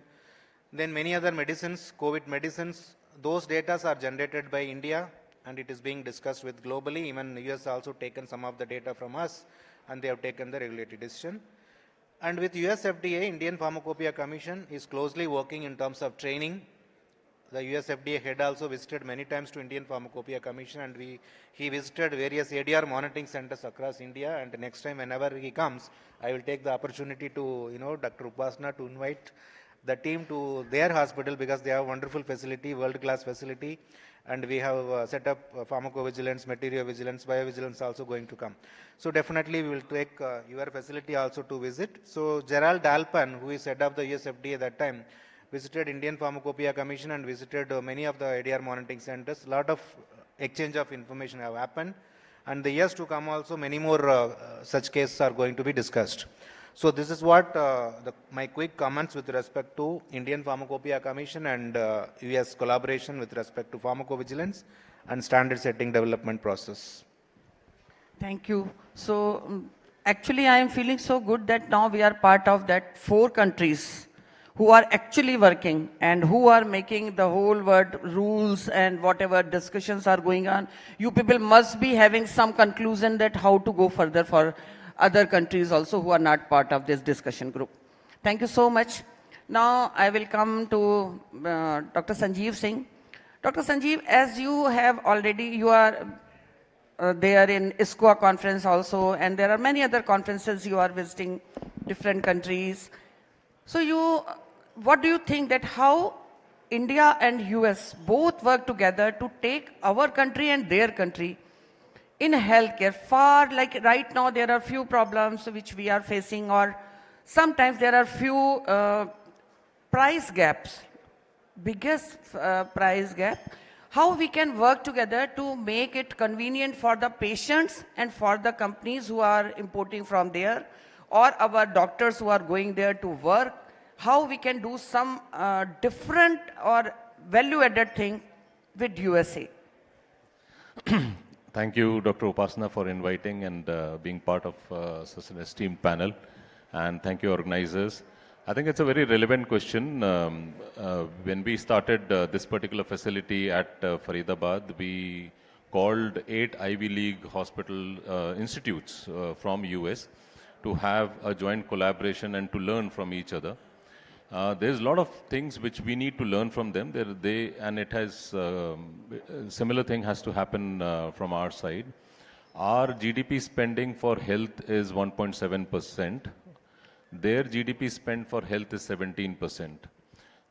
That means it is so very costly to get any kind of a treatment in US, and that is what they need to learn from us. We have the talent, we have the competency, we have the skill sets, but it is and we provide it at a very, very affordable, and it is actually true. So if a patient of a lobar pneumonia who gets admitted, possibly in a good corporate setup would also pay somewhere around 15 to 20,000, and it would be almost similar in dollar terms in US, which is completely unaffordable, and they are unable to manage, and so much so that most of the employers are unable to provide that kind of a funding when they employ people nowadays. Even with the H-1B visa, they are finding it extremely difficult to have to provide the health insurance. What is very, very critical to learn from them is there is standardization in practice, and then there is data which is available for action. There is Center for Medicare and Medicare who monitors work of the clinical team and keeps providing that GPS so that whatever is provided to the patient is just excellent care. Unfortunately, in India, when the undergraduate or a postgraduate goes out in community to practice, he can practice howsoever he wants to practice. There is no monitoring mechanism. There is nobody like a Center for Medicare and Medicaid monitoring a practice. And that is where it is very critical to learn that excellence is important, clinical excellence is important, academic excellence is important, and research excellence also is very, very critical. And that standardization of practice needs to come. So if it is a diabetes treatment, the neurologist treats diabetes in a similar manner as an internist does and an endocrinologist does. So that, and it is there similar in Moradabad as well as in Trichy. And that is what we would like to really learn from them. What is also very critical is this low-cost treatment and adoption of technology. Because what we provide is such a frugal way and such an innovative way of providing care. I have spent almost 18, 19 years at Kerala. I was with Amrita Kochi. Our infant mortality rate in Kerala is 5, which is much better than US. We have achieved it because we looked at prematurity, septicemia, and congenital in a very collaborative manner with working with Indian Association of Pediatricians and the government of Kerala, which is very progressive. Our maternal mortality rate is 30, which is much, much better than US. We are at par to good Scandinavian countries. Their institutional delivery is 100%. Their routine immunization in Kerala is 100%. The literacy is close to 99.8%. Their fertility rate is again close to 32, which is phenomenal, which is much, much better. So the point here is that there are states which have achieved excellence. There are lots of things to learn. Technology is one area where we need to quickly adopt, because there is a lot of huge research going on with cell biology in US, and with the adoption of technology, which I think is an area of huge opportunity for us for improvement, which we need to do. That if we have national registries and database, we would know how does from Kashmir to Kanyakumari things work, and it definitely works differently in different location, and that data and call for action sort of doesn't exist, which is the power, which is the gold mine with which they make a difference. So there are lots of things to learn. One thing which is lacking there is empathy, and in Indian doctors it is huge. The connect with the patient is something which is to be remembered, and we have seen this with family physician, we see this right now. The time which the doctor spends with the patient to hear is much, much better than what it happens there. So there's mutual areas where we need to learn from them, and I just hope that this particular summit brings more such resilience and more such collaboration. Thank you, Dr. Sanjeev. And again, we are talking about data, and we will get data only when we will follow ABDM. So my hospital is a ABDM compliant hospital, and I really want that all hospital has to follow. Only then there is a use of that data. If only I am following that ABDM compliance, but I am going to another hospital, they don't have ABDM, then how it is going to work? So everybody needs to be on same page, only then we will be able to. Now it's your turn, Raviji. So you please tell me, what do you think about future of Indo-US health and how we can collaborate together? Thank you so much. First of all, I would love to acknowledge Ratan Tata ji here, because most of the education got completed by the SRTT, which was the Sir Ratan Tata Trust funds. Thanks to him. To me, like, I took three big, three steps in my life. First is like working with the World Bank as a health sector lead for India for good 10 years. Then was attached to the office of Hillary Clinton for 5 years, where I worked on the global price reduction for the ARVs and for the hepatitis B and C drugs. And the third stint is with Reckitt now, where I am leading the corporate affairs and communications for South Asia, Middle East, Russia, Pakistan, and Sub-Saharan Africa. So I have made the 5 pointers for this discussion very relevant to the Indo-American Chamber of Commerce discussions today. The first thing, sir, as you rightly said about the regulatory harmonization, so many pharmacopoeias are there. A lot of work India has been doing.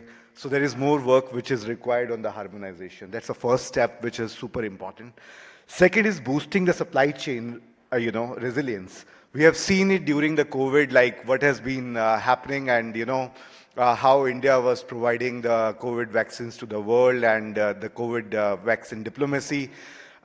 We also need to be very much mindful about the supply chains, like there should not be any disruptions. And if there will be disruptions, the world will be full of epidemics in the times to come, and there's a lot of studies which are saying a lot of effort needs to be put on strengthening the global health security. In my personal career, I have worked on SARS, I have worked on MERS, I have worked on Ebola, in COVID.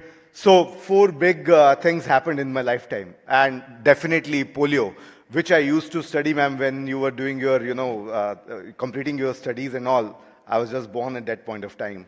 So good, like we are free of the world where smallpox is not there, polio is eradicated, but more efforts are required, and we need to look the things from the lens. Right now what we do is we see it from the GDP point of view, which is a gross domestic product. Can we see it from the lens of gross domestic behavior? That's very important, because if you see the total spends on the behavior change, on the public service messaging, it's not equitable, and more investments are required on the preventive healthcare, on the promotive healthcare. Otherwise, the national exchequer will be spending more and more on the tertiary healthcare, and the primary health needs is a foundation. And good part is like I clearly remember in 2010 when the Obamacare came, that was one of the very good inspirations, like how you are giving the access to the healthcare to all in the US. And then something which is very similarly done, the scale is very big here under the Ayushman Bharat. So again, like there are a lot of learnings, cross learnings, which can happen between the two countries. And one more interesting point, what I think is the joint research and development in terms of the molecules, in terms of the biosimilars, in terms of those things which can really help us accelerate our growths. Right now, my role is basically communication. So I really think like, teaching some of the lessons from India to the world are very interesting. When I go to the Wharton, Pennsylvania to take the sessions there, or when I go to the Yale, some of the good work what is happening at the remotest part of the India, I have that ability as a professor to teach there. So I'm very proud of my country, and I'm very proud the work the Indian doctors are doing and allied sectors are also doing. There was a time when we used to talk about the 5 cleans, which people may have forgotten now. It was long back, ma'am, in the 80s and 1975 and all, people talk about the 5 cleans. From there now we have moved our needle towards the institutional care and the institutional delivery.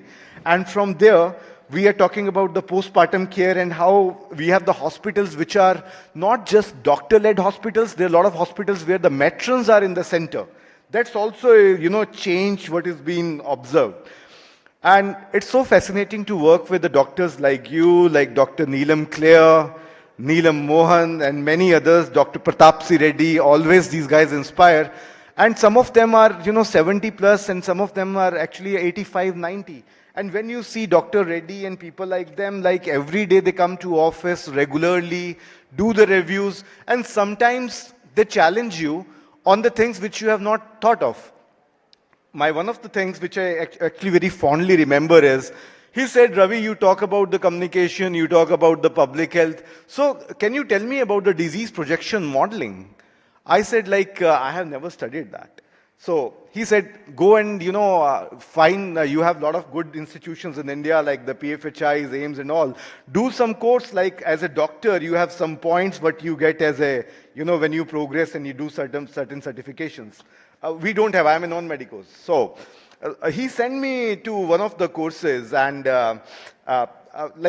I learned epidemiology, I learned advanced epidemiology, the projection modeling, the R's, and now with more tech in place, it's so cool to work on the newer kind of statistical modeling, and being an economist by education. It's so much fun to integrate the work which is on the borderlines of public health, on the borderline of economics, on the borderline of behavior change, and this is always progressing. So thank you so much. These are some of these points which I really wanted to bring on the table. Thank you. Thank you, Raviji.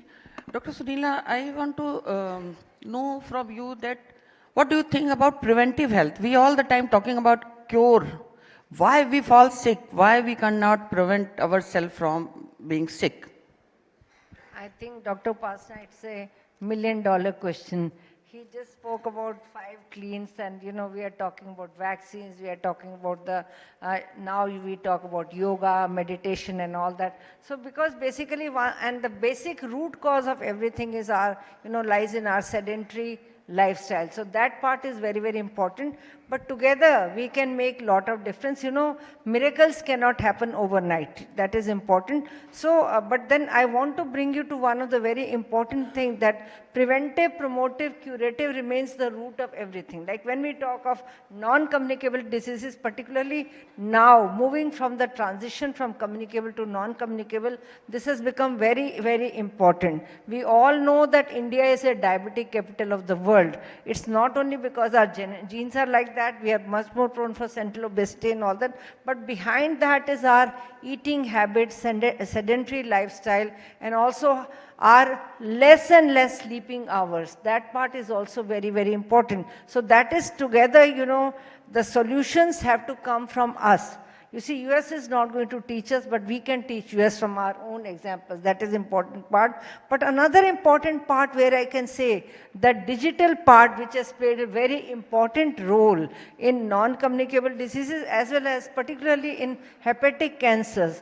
I don't know how many of you are aware of ECHO India, that is extension of healthcare of community health outcomes. We do have an American, Indo-American, Mr. Dr. Sanjeev Batra, actually Sanjeev Arora. He came to India to see cases of, liver cancers and all that. He said, how do you manage these liver cancers?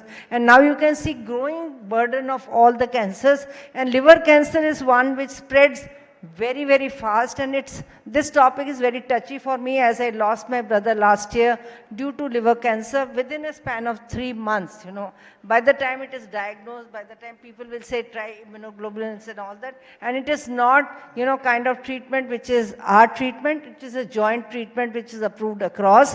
So Sanjeev, he said that, ma'am, how people come to you? Then we went across different facilities and all that. He said people cannot come that fast. We need to have a digital technology. He said that I have tried this digital technology in different parts of America, so that this is something like what we are talking of, e-Sanjeevani, telemedicine and all that, and this has been already tried and tested. Because where, persons can't reach, technology has to reach. So this is one of the important areas, and following that we started, ECHO India Limited, through which we are doing lot of consultations, we are doing lot of capacity building. During COVID time, colleges were closed, even our medical schools were closed. Then we realized we can, utilize our final year students. They can do surveillance and all that. But before that, we were all closed. That was this, because Maulana Sahib was a 2,000 bedded, hospital. So all of us had to come. There was no other option. But then for others, how did we do the capacity building was that basically we were going through digital mode so that they do not go backward. So that part is important. So collaboration of AI and digital technologies for health has also played a very, very important role in non-communicable diseases. And also let me tell you, we do have a joint research on cancers, diabetes, cardiovascular diseases, and now mental health, which is going together between India and America and several institutions. And also we do have National Institute of Health, ICMR, and AIMS Cancer Research Initiative, which is supporting joint studies and capacity building. Capacity building happens either through exchanges or people, come and learn, or they do a course. That is important part which we have to learn. But then also regarding our healthcare workforce, which plays a very, very important role, because as you both have mentioned, Ravi and Kalai Silvan, that basically, we are dealing with large numbers. And Sanjeev is already well familiar with Kerala and this part of the country, that, how exactly the dynamics change. In Kerala, the indicators are so very different. If you go to, but surprisingly for all of you, Jammu Kashmir, Tamil Nadu and Himachal Pradesh, these 3 states are also catching up very fast with Kerala in terms of life expectancy, reduction in maternal mortality, infant mortality and all that. So you see, it is one of the best practices is that, because India is now, we are all having porous borders. So what technology we are adopting, what strategy we are adopting reaches very fast to the other part. So as far as, our health workforce is concerned, like in Amrita, he mentioned that team came, and they also must have learned so many things from best practices of Amrita, because all globally everyone knows about the institution, knows about what are the best practices. And when I started my postgraduate fellowship in HIV medicine, this was in collaboration with CMC Vellore and School of Tropical Medicine, Kolkata. And when we talked, I'm talking of 2005, and our students now, I don't know how many of you have medical children who are going to the medical colleges where they are given families. So each family now is mapped. We do use GIS and GPS systems to track them, and we upgrade those families through the technology, because over a period of time, when the family undergoes transition, so all the morbidities and all have got to be capped upon, and that is important thing. And this we have jointly learnt in collaboration. This is a very good example of our Indo-US collaboration, because in CMC, this technology was brought by one of their alumni. It did not come officially through the government. So that is important, where our alumni sitting over there can play a very, very important role. So that is another thing. So health, workforce, and education is one of the important things which happens through academic exchanges, medical education, public health education, and already memorandums of understandings are there between Indian medical institutions and universities, and also US institutions. Another important strength of ours is nurses. Our nurses are, I'll say that people will just grab them. That another part is very, very important. We are so well, kind of focusing on their training, which is skill-based, and also we are talking of work precautions. And our nurse, I'll say that she is a real angel. That is another important part, and a whole world looks forward towards them. So this is where, US tends to get the benefit, and over a period of time, we all polish according to the situation. But again, another important part which I would like to say, apart from non-communicable diseases which you mentioned, in COVID-19 cooperation focused on vaccine research development, which has been mentioned, manufacturing of vaccines, and supply chain. That part was very important. Another thing was sharing of medical supplies and technology. During that period, we realized that together we can do much more. And then partnerships between Indian pharmas like Serum Institute, Bharat Biotech, and also US firms like Pfizer, Moderna, or Novavax. That was important thing. That's another reason that we did not buy Pfizer vaccine because of some other reasons, but good we did not buy. That is another thing. And then also we had support under Quad Vaccine Partnership for Global Vaccine Equity. We also learned, together with US, with other countries, that unless we are all equal and equitable, we cannot address this outbreak of diseases. So that part is important. So excellent focus of Indo-US partnership lies in clinical trials and vaccines and drugs, which is a very, very important key pillar of scientific collaboration between India and United States. And we have to go further ahead. We do not have to stop over here, because now we have moved from basic research to operations research to implementation research. In simple words, I will say, what you want to do in implementation research, suppose you are working on non-communicable diseases and you have added mental health to it, because we all know that those people who are hypertensive, they're also stressed, their mental health is compromised. Now we see a lot of young school children also who are obese, who are suffering from non-communicable diseases and all that. If we add mental health to it, this has got to be not in project mode. Ultimately, we want in implementation research, we will see that this is a sustainable option. So these are some of the key areas of Indo-US collaboration. And in my subsequent round, I will talk of how we are talking about sustainable development goals, which will help Indo-US partnership. Thank you, Dr. Sunila. You answered many questions which I was supposed to ask, but you have already answered those questions. Dr. Selvan, I just want to know, at the time of COVID, we were having a COVID app, which was very useful. Everybody was very much aware. Do you think that right now, at this time, should we have some kind of app for drug reaction? Same time, some app for different government, different kind of policies they are announcing. So over to you. Thank you, ma'am. I think this is a very, very important question, and it is really need of the hour actually. Digital innovation or app, we are talking about app. So I'm very happy to share with you that the Indian Pharmacopoeia Commission, developed an app for adverse event reporting, Google app. I mean, it's available in Play Store also. Earlier it was there only for the drug-related adverse event reporting. Now this app has been upgraded. The facility has been expanded to vaccine and medical devices also. So by looking at the contemporary challenges, the adverse events not only related to medicine, it may be also vaccine-related adverse events, medical device-related adverse events. So now this app has been upgraded by integrating all the medical products related adverse events reporting. So it is available, and very soon it is going to be launched for the general public as well as patients also directly to report, these adverse events related to all medical products. Other than that, for other stakeholders, when we look at the safety monitoring surveillance system as a holistic approach, there are different stakeholders are involved, like hospitals, regulators, associations, industry, and consumer or patients.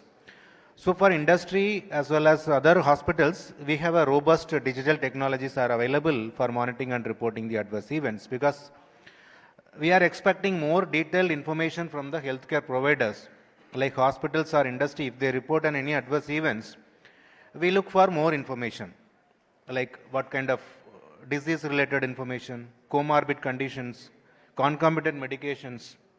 Then we can able to judge this adverse event is related to medicine or disease, or it is not at all related to disease also, device also, or product also. So that kind of system is built for industry as well as hospitals to report. But when it comes to the patients or consumer, they cannot give complete information. Minimum information only we can expect from the consumer or patients. So the app or the digital tool is being developed in such a way that everyone can report if anything related to medicine. Then it's the duty of the Indian Pharmacopoeia Commission or regional centers to analyze such adverse events so that we can take a regulatory decision and we can support the decision makers, whether it is drug related information or disease related information. So this is what currently the system is trying to develop. Already some of the things are developed, and I am sure the months to come, it will be a comprehensive tool for all of them to report. Thank you. Thank you so much, Dr. Selvan. Actually, we have time crunch. So I will take one question, because we have a parent of a Lama 2 patient, and because lots of government officials are here. So you people can help her to find a way how she can work further for research. Madam, this is a question, some companies ready to do clinical research in India, but there are few regulations which are not allowing. So that is why I called her, because I think we need to use this platform for some useful outcome also, not only discussions. That is why I called her. But Dr. Sanjeev, I really want your suggestion how to stop counter taking medicine of antibiotics. Everybody is going for third generation antibiotic. How we can stop it in all over India? I think education is very, very important. Non-communicable disease like diabetes, cardiovascular, they were the important causes for morbidity and mortality. But antimicrobial resistance will lead to almost 10 million deaths. And if you don't take antibiotics rationally, there would be, in another 3 to 4 years, the solid organ transplantation and liquid malignancies program will crash.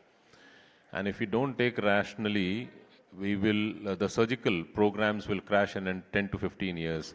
The point is that we generally consume as we like. We don't follow doctor's order, or we go to the pharmacy shop and take an over-the-counter medicine, which should be completely banned. It should be only on the prescription of the doctor. We also, if any family member has taken any antibiotic and it is there, the leaflet is there at home, we try to use that rather than taking any doctor's suggestion. All this, if our symptoms are all getting okay, we stop. All this are not appropriate practice, and that is why the resistance is increasing. And if you have an expired medicines at home, you put it in a waste bin which goes in a landfill, and environmentally it is the environment gets resistance. The bacteria changes its structure, and then the antibiotics are unable to work. Many of the pharmacy company, they don't want to work on antibiotics because in 1 year they spend almost billions of dollars, but in 1 year the resistance happen and it is no longer of use. So we are at a very, very challenging position. The only way to get this thing work is strict monitoring, a decent regulation from the government, as well as the consumer's behavior of taking antibiotics on prescription, and rationally should be one of the foremost points. Smriti, meanwhile, I am asking him, you please come and set up your presentation. So, Ravi ji, what do you think that you are into communication, and this session, before there was a session on ITs, and someone was talking about distance surgeries, and we can do. What do you think, how much time India will take to reach to that destination? Because my hospital is very high tech. We have made our OTs compatible. But I don't know how we can promote this more, because still there is hesitant about this. See, India is prepared, and always there we talk about the urban, rural gaps and all those things. But definitely India is moving very progressively, and I want to focus on one thing, like it's very important to focus on one health, where we talk about the animal health, plant health, and the human health, all three together. As you very rightly said, sir, 18 to 24, which starts from today, is a AMR week which is getting celebrated. And if AMR is a global phenomenon, like we talk about the Vasudev Kutumbakam, from India to the world. So what we do here also impacts other parts of the world also, and there are a lot of technologies. When we talk about the technology front, I never thought like there will be technology which will be non-invasive in nature and which can actually tell you your blood sugar. Very simple thing. So more tech accelerators are required in the maternal and child health space. More tech accelerators are actually required in the space where the women health entrepreneurs are actually getting access to the funds, because the top 1% of the funds which are available, so they're not for the women. And I don't read it anywhere, neither in the Forbes, neither on the Time, nowhere. So how we create more tech accelerators which are women-led, and last thing, there is a lot of good which is happening in the other parts of the world, how it transfers and translates into some concrete actions. The first action is basically the adaptability of the technology. Ma'am, as you talked about the HIV universe and that time and the exposure, I thought like only TV can tell me like HIV, how HIV spreads or the ways it is getting spread. Now you have the self-risk assessment app which tells you your risk which is moderate, high or low. Just answer 5 things. It's in your phone. No one is seeing your data, and nowhere your data is getting sold. And there are no advertisements also which will actually bug you like, I'm trying to do my self-risk assessment and someone is interfering into that. Second part is games and gamification. So what's happening in the parts of universe, like how the Candy Crush became so big rage, or when we were small, we used to play another online games. So there are a lot of games, and the Gaming Development Association of India, GDAI, and many other gaming associations which are working on the public health gaming. So how the tech in the US can actually help us, or the ideation can help us both. So some whiteboards and the white spaces are required basically where more collaboration opportunities need to be there. Public health is one thing, but largely, democratizing hygiene, for an example. So as we know, Hygia and all, they were 4 sisters. So only Hygia became famous and not the other 3 ones. So because we are your doctors, so therefore I am telling you this. So we took the Hygia to Davos this year in the World Health Assembly, and we said, like, let's create a WhatsApp bot which will give the answers in 22 Indian languages and with no ads, parent safe. So on your phone, you have, everything on hygiene you can learn. And world asked us how you did it. We said, like, it was there in existence. It's a goddess of hygiene. So we thought, like, we will also give it in Mandarin, in French, in German, in Spanish, and then 22 Indian languages. On the on 2nd of October, on Gandhiji's anniversary, we could actually give it to the nation. Yeah. Thank you, Raviji. Thank you so much. Now you please start your... She is Smriti, and she is going to make a presentation, and then we will discuss. Okay. Is it on? Okay. Hi, everybody. Good morning. My name is Shruti Gupta. Before introducing myself, I would like to thank Dr. Upasana for giving my sweet introduction, which trust me, I was not expecting that. So thank you so much, Doctor. Secondly, I would like to thank organizing committee and the Almighty, because without him or without his grace, we cannot step out of the house. So today, I am standing in front of you and showcasing a case study which you people were talking about. And I would like to put it as a case study for you people to discuss it in the other forum maybe, or while you people are having a lunch, coffee, dinner, any parties you people are attending, I would really like you to discuss. I'm the co-founder of Llama 2 India, and more importantly, I'm a mother on a mission. Our journey began when our daughter, our loving Ishika, she's about to turn 2, and she got diagnosed with an ultra-rare disorder, which is known as Llama 2 congenital muscular dystrophy. It's so rare that I can actually quantify a very handful of people only know about it, at least in India, I can say. What started out as a journey of fear and uncertainty has now gradually, because she's about to turn 2, have slowly transformed into a purpose, awareness, and a community building. Today, we are not only connecting the families, and I feel really proud that in India, we have found 120 plus patients, or I should say infant and the children, diagnosed with this disease. And I can say that till last year, we were not aware about any such community event or any children diagnosed with such disease. So that's the work Llama 2 India have done so far.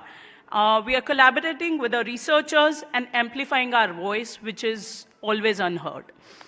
Today, I'm here to share not only the journey or our story, but I'm here to call for the awareness, for the hope, and the collective action on Llama 2. And you people are our strongest allies, I should say that.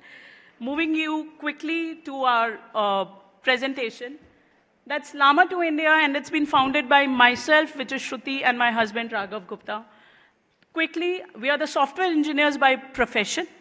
I work for Indigo Airlines as a program manager, and my husband is a VP data scientist in Trade India. So we understand technology very well. We are caregiver by fate, because life has given us, Thakurji has given us Ishika with an ultra-rare disorder. And we are warrior by nature. That's the sole reason we are standing right in front of you people. It generally affects the infant and the children, and currently we don't have cure for such chronic disease. Global drug development is happening, but no human trials. And that's why I'm standing right in front of you, and I would be asking your help to facilitate human trials in India. Indian families are running out of time because it's so risky and it's so dangerous that we are losing the children day by day. Just a quick glimpse how the children with Llama 2 looks like. A normal baby, once you're holding a baby, will hold her head or hands, or they'll move their feet. But with the Llama 2 baby, because the muscles are degrading day by day, they don't have the muscle tone. They don't have the power in their muscle. It's not because a particular protein, which is called merosin deficient, it's not present. As a result, they are unable to hold their body. Our muscles, a normal biceps will look something like that, but with muscular dystrophy, it's quite squeezed. Just a quick reference for you people that what's Llama 2 CMD, that it's a mutation in laminin gene. It's so rare that nobody knows about it. Majority of the people don't understand DNA until something happens in the family. Same applies with us. We were living the best of our life. Our elder daughter, who's 9 years old, she's all fine. Till that time, we were enjoying the life like normal people we all do. And come 2024, we are dealing with Llama 2. This protein ensures the stability of the muscle cell, and that's very important because without the power in my hand or the muscle, I cannot move even my hand. One of the most common congenital disease without cure. I repeat, and it's a request to all of you to please look into it, because if we are collaborating at Indo and US level, I request your insight or your view onto this disease.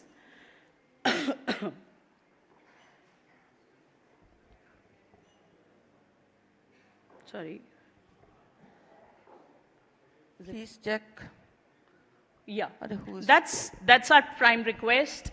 Please, I request all officials present here and the doctors that allow first in human Llama 2 trials in India. And this can happen in India, but there's one condition. There's a policy which says that we cannot test first human trial for the foreign molecule. Now, this disease is so rare, and we don't have the human trials right now, and we request India to facilitate that. Why? There are certain reasons for it, for India becoming superpower. India can definitely gain because the technology which companies are using are CRISPR technology. That's one of the kind technology, and we can definitely going to achieve a good result in gene editing for that particular piece. Stronger gene therapy infrastructure, once India open the gates for such type of chronic diseases, we'll be opening the infrastructure which nobody can think of. Positioning as a rare disease research hub, I think that's a very important point, like you people said. Then when India can achieve so much during the COVID, trust me, I strongly believe, and not as a mother, but as a person, that India can do wonders in the world of rare. So you people are sitting here to discuss about Indo and US collaboration. Please don't forget about the rare word. Collaboration with the global scientists, that's another point wherein we can play a very vital role. A quick symptom glimpse for you people to understand what that disease is all about. Motor development delays, hypotonia, unable to control the muscles, respiratory challenges. My daughter, she was hardly 1 year old when she was admitted into ICU, and she got really bad pneumonia. In fact, come this next year, she has already shown me fever and cold, and it's there in my mind that I hope all should be well with her this year. Muscle and spine issue, scoliosis, which is very common, contractures, kamar tedi ho jana, or contractures aa jana, because our muscles are not moving to that level. So that's another symptom. Feeding and growth issues. Feeding plays a very vital role because our muscles are not supporting, so they lack that power to chew the food. Majority of the doctors told me that there'll be time when your daughter would be tube feeding. And trust me, I am meeting a lot of children who are eating. They eat very less, I understand that, but they do eat. So I could say that there are many doctors who are not even aware of about all the symptoms our children are experiencing. That's why I'm here and giving you the awareness about this disease. It's a story of not only Ishika, our superstar, our hero, but right now I have mentioned 60 plus children because we are in talks with 30 odd children from Chandigarh and 30 odd children from Tamil Nadu. That's why I'm going to increase the number to 120 very soon. There are many more hidden families. I should say that, the moment rare disease touches you, right, you just get into a shell and you don't want to come out. And in fact, majority of the people don't want to pull you out of that shell. That's why I'm saying there are many more who are hidden from this world and they're silently struggling with this disease. Together we can rise, and that's my only request. We call on our government to prioritize the research, fund the treatment, bring hope for those battling in silence. Our children have no time. Trust me, it's very difficult for us to write this sentence, but it's actually true. Our children really don't have time. Please bring the world's first Llama 2 therapy to India, and that's one request I put it in front of you people. Thank you, Shruti. Thank you so much. And because Minister is about to reach, we are supposed to get our ritual of handing over this memento. And I am telling you, lots of people who are here and you are meeting them, they will be offline. We will talk later, and you will get help from all of us. So thank you, Shruti, and thanks for your jazba, Hindustani mother ka. So I would like to call Asim Arun ji, come on stage and hand over these memento to our dignitaries. Please, Sanjeev ji, please come in front of stage. So Asim ji, please come and do this honor to all these scientists, researchers, big doctors. Lots of people are here. भाई जल्दी से provide करो फटाफट. कहाँ है, कौन है? हाँ. Can we request? नाम बताओ किसका है? Dr. Sanjeev Singh. Sanjeev Singh. Oh, you are the one. अरे आप, सर आप किधर आ जाओ? आप उनको देंगे. बस. आपको देखिए मिनिस्टर साहब दे रहे हैं, क्या बात है. Now, Nilu, who is next? Professor Dr. Sunila Garg. Dr. Sunila Garg.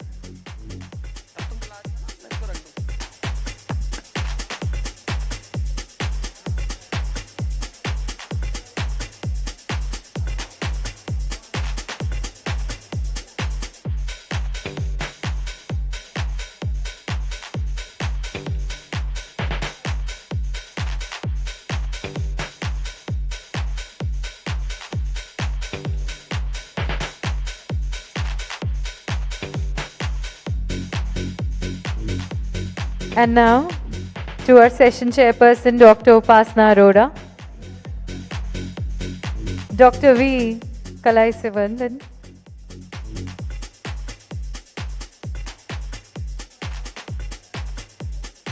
and now Dr. Upasana Arora.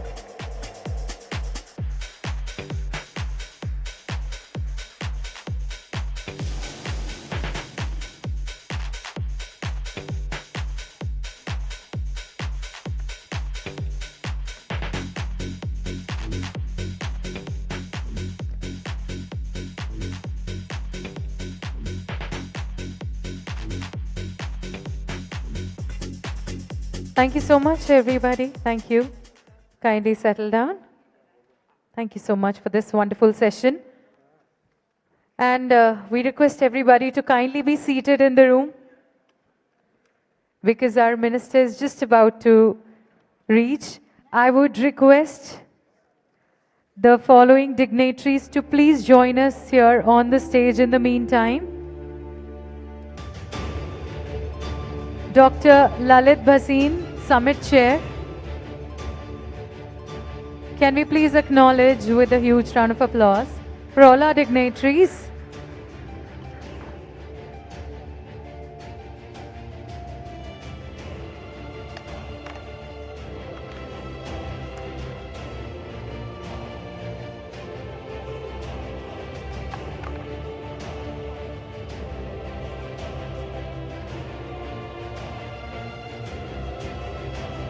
Well, special thanks to everybody. Thank you so much for cooperating with us. We duly understand that we did not even take a break and lunch is also due, but post this session, we will have the lunch break together.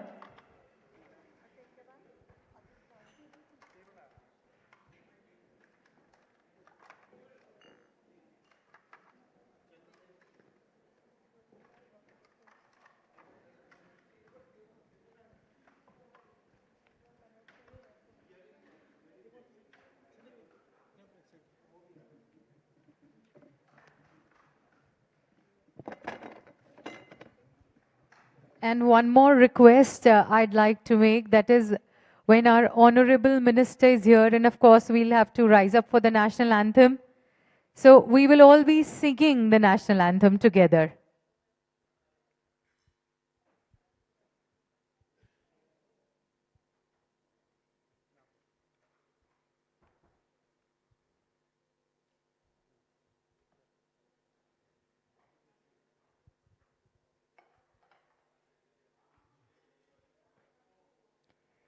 Can I now also request Dr. Atul Chauhan, Summit Co-Chair, to kindly join us on the dais.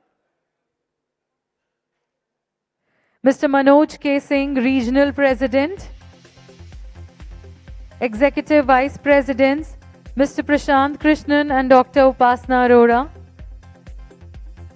Regional Vice Presidents, Mr. Pradeep Agarwal and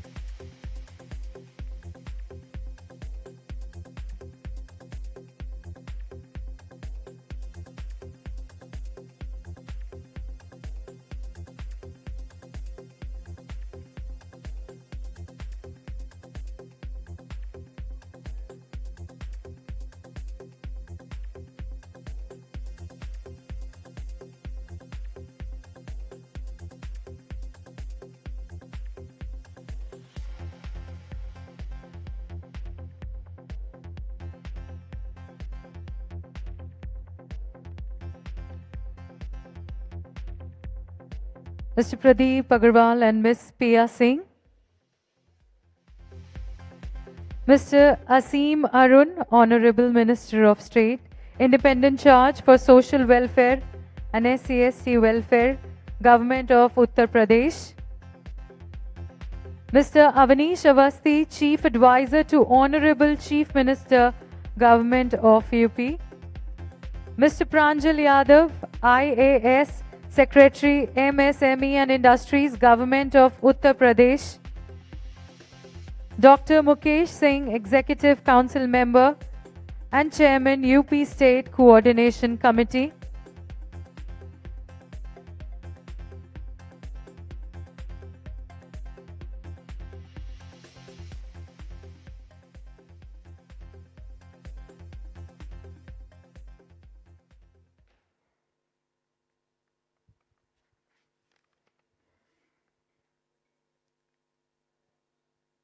Can I now request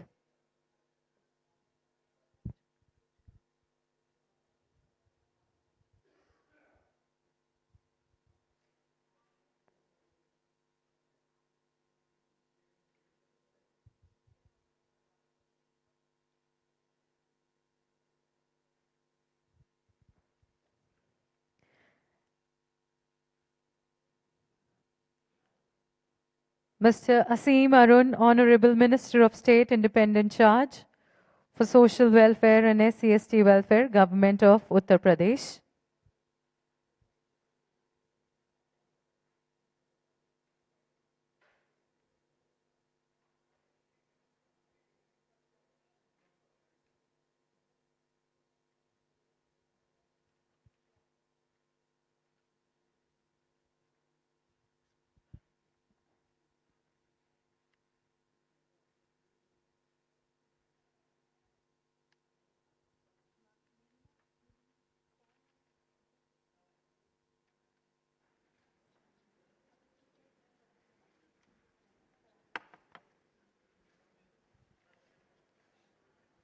Can I now request Dr. Lalit Bhasin, our Summit Chair, to kindly welcome the dignitaries and, of course, address our audience.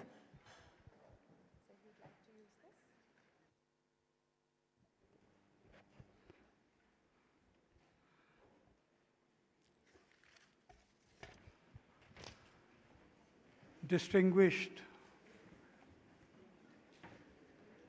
VIPs on the dais and all the distinguished awardees, friends, there will be a formal welcome when the Honorable Minister comes in the next few minutes. I welcome all of you to this economic summit. The Minister is delayed because of some national duties, which obviously take priority and preference over any other event. but he is committed. In the next 5 to 10 minutes, he will be here. So meanwhile, the proceedings will carry on, and I request the worthy MC here to carry on with the proceedings.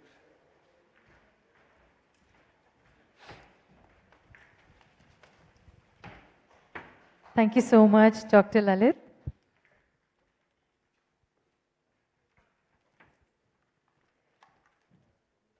Can I now request our Senior Executive Vice President, Mr. Prashant Krishnan, to deliver the address?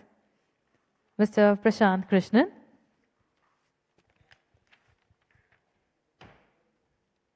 So you'd like to use this? Anyone is good. Okay. You have to come a little closer then.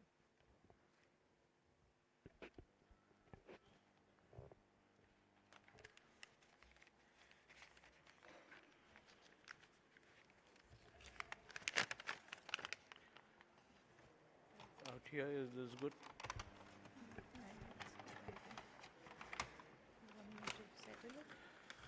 Please, if you don't mind. You're not using this now? You can keep it here.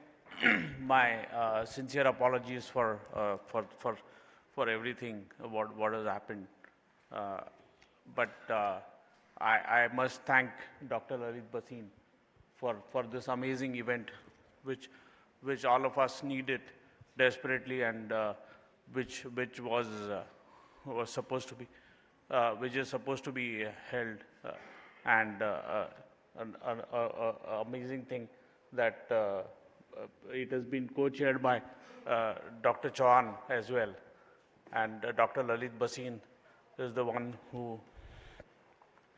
Now, basically, I mean, I'm going to speak about the Indo-US relationship and what is necessary. What is necessary right now is the future of Indo-US relationship is being shaped up by deepening cooperation in defense. The Indo-US relationship is shaped up by deepening cooperation in defense, technology and trade, as well as shared strategic goals like counter-terrorism and addressing various other issues. Both nations are focused on strategic alignment while maintaining India's strategic autonomy, with key areas of future collaboration including critical technologies, supply chain diversification, and energy security. Success will depend on managing disagreements and transforming the relationship into a more comprehensive and strategic global alliance. What are the key drivers and areas to focus on? Technology and innovation. The two countries are collaborating on emerging technologies like artificial intelligence, semiconductors, and space explorations, with a focus on building leadership in global innovation. Economic trade and ties. The relationship is underpinned by a strong economic partnership with significant growth in trade investment. The US is a major trading partner for India. I guess in the last couple of years, US has become a very significant player, and Indo-US relationship in terms of being a strategic partner, US has become an extremely big player now. Strategic and defense cooperation. This includes a shared interest in a free and open Indo-Pacific with collaborations on counter-terrorism, maritime security, and defense technology. Energy security is extremely important for all of us. The partnership is expanding, include energy with increased collaboration on nuclear energy, including small modular reactors, and a significant increase of US natural gas to India. Addressing global challenges. It is extremely important for both the countries to address the global challenges as well. Both the nations are committed towards working on the issue like global health and poverty reduction to promote stability and prosperity in the regions, in the respective regions. Challenges and opportunities. The challenges which we have and the opportunities thereby created by the challenges. Managing disagreements.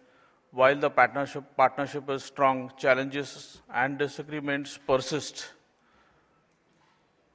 The key to manage these differences through deep dialogue and focus and focus on shared goals. That's the key key to dialogue. Strategic autonomy. India is committed to strategic autonomy, and relationship is evolving to accommodate this, with a focus on balanced partnership rather than perceived dependency.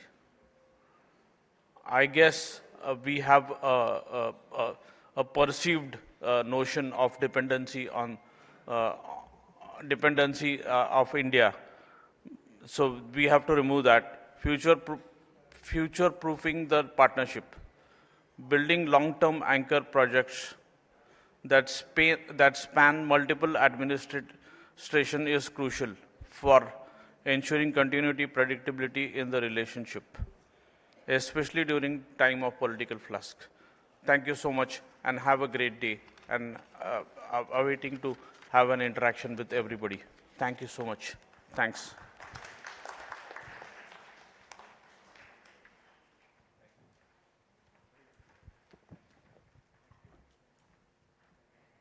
Thank you so much, Mr. Krishnan.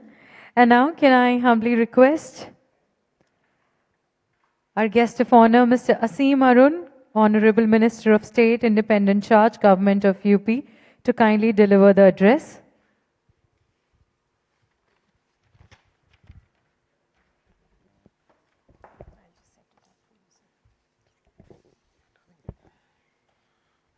Thank you very much.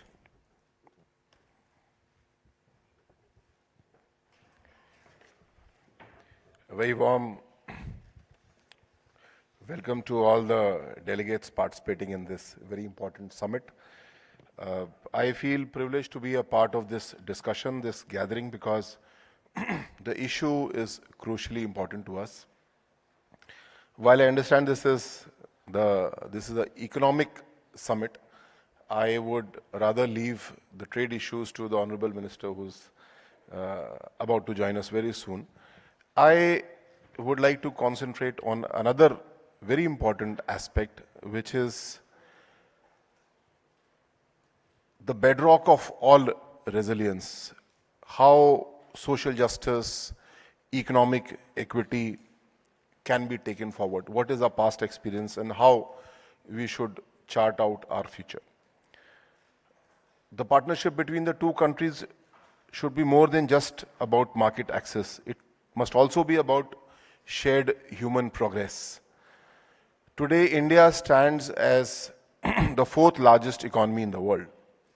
But our commitment to high growth is unwavering because, as I said this, I can also proudly say that this growth is highly inclusive. We have, as a country, successfully moved 25 crore people from acute poverty to a better life. My state, Uttar Pradesh, where I serve as Minister of State for Social Welfare, under the leadership of our Chief Minister Yogi ji, we have worked out a scheme called Zero Poverty. Under this, in each village, we are identifying about 25 families which are still facing acute poverty, and using a highly directional scheme where first we are identifying, then we are identifying what lacks, whether this family has land or not. If they do not have land, we provide that. If they do have land, do they have a house? Do they have access to education, health, and most important, livelihood? So in a highly focused manner, we have undertaken this task, and we hope to move a very large number of people up the economic ladder. When I say this, as India is the fourth largest economy in the world, another fourth platform, another fourth level is very important for us, where under the World Bank report which recently came out, we are also the fourth least inequitable global economy. And that has happened because of these two factors, because we have taken out a large number of people, more than 25 crore people, from acute poverty to a better lifestyle. This demonstrates our commitment towards distributing the fruits of a growing society. While one view often is that let the economy grow, the benefits of the economy will trickle down to the last person. But the other approach is that growth must be equitable and it must be by design. We cannot leave it to chance. So as India and US collaborate on this, it is vital to understand the core difference between our two systems, two nations. In India, social justice is explicitly enshrined in our constitution. It's in the preamble, it's in the fundamental rights, making it an intrinsic and non-negotiable duty of the state. But as I understand in the US, social justice exists primarily as a powerful moral and political ideal. But it does not enjoy the same explicit constitutional status that it does in India. Now, this distinction offers a profound opportunities of the two countries to learn from each other.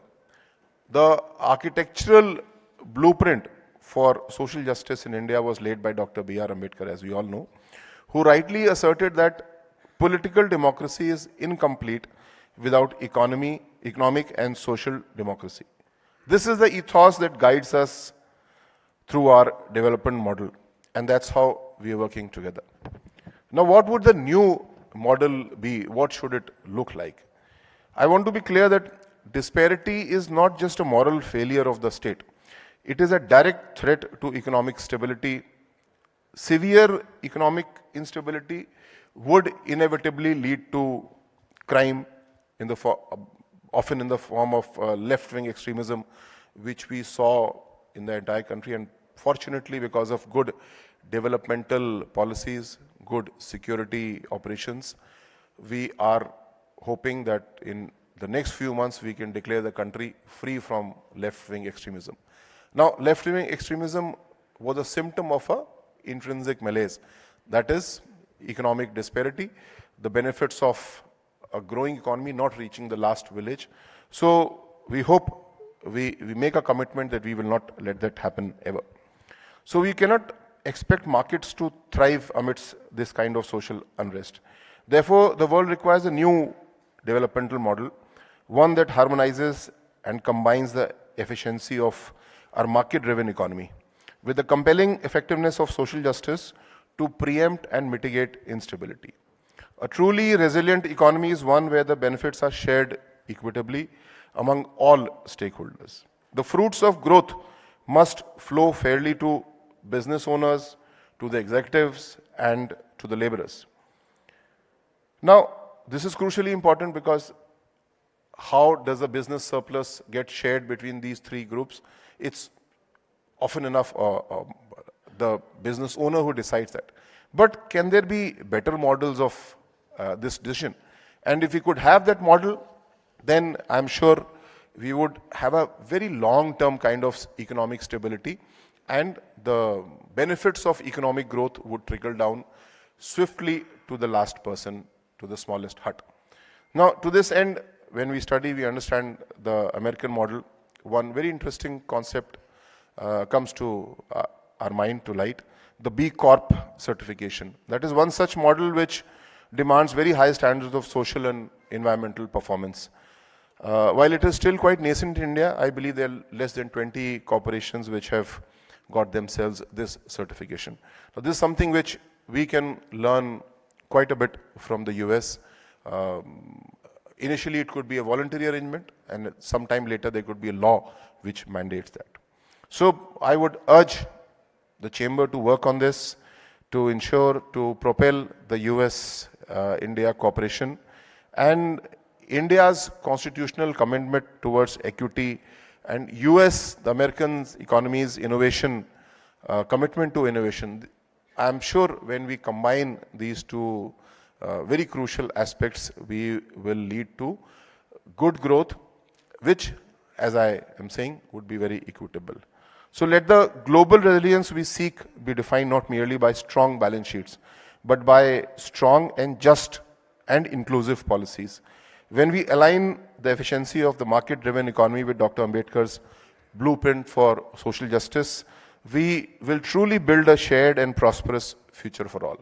So while we'll discuss medical issues, while we'll discuss how trade should grow, how trade should be fair, it's crucially important that both societies are highly progressive, both societies are very open.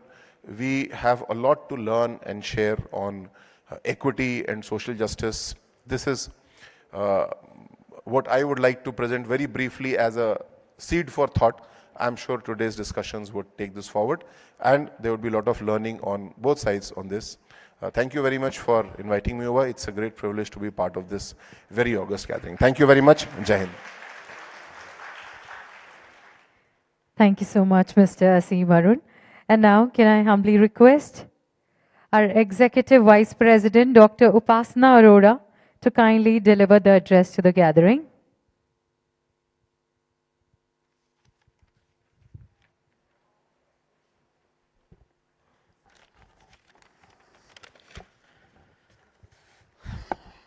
I think now it's good morning is over and good afternoon already started. So I should say good afternoon, everyone. This speech has given to me by Secretariat.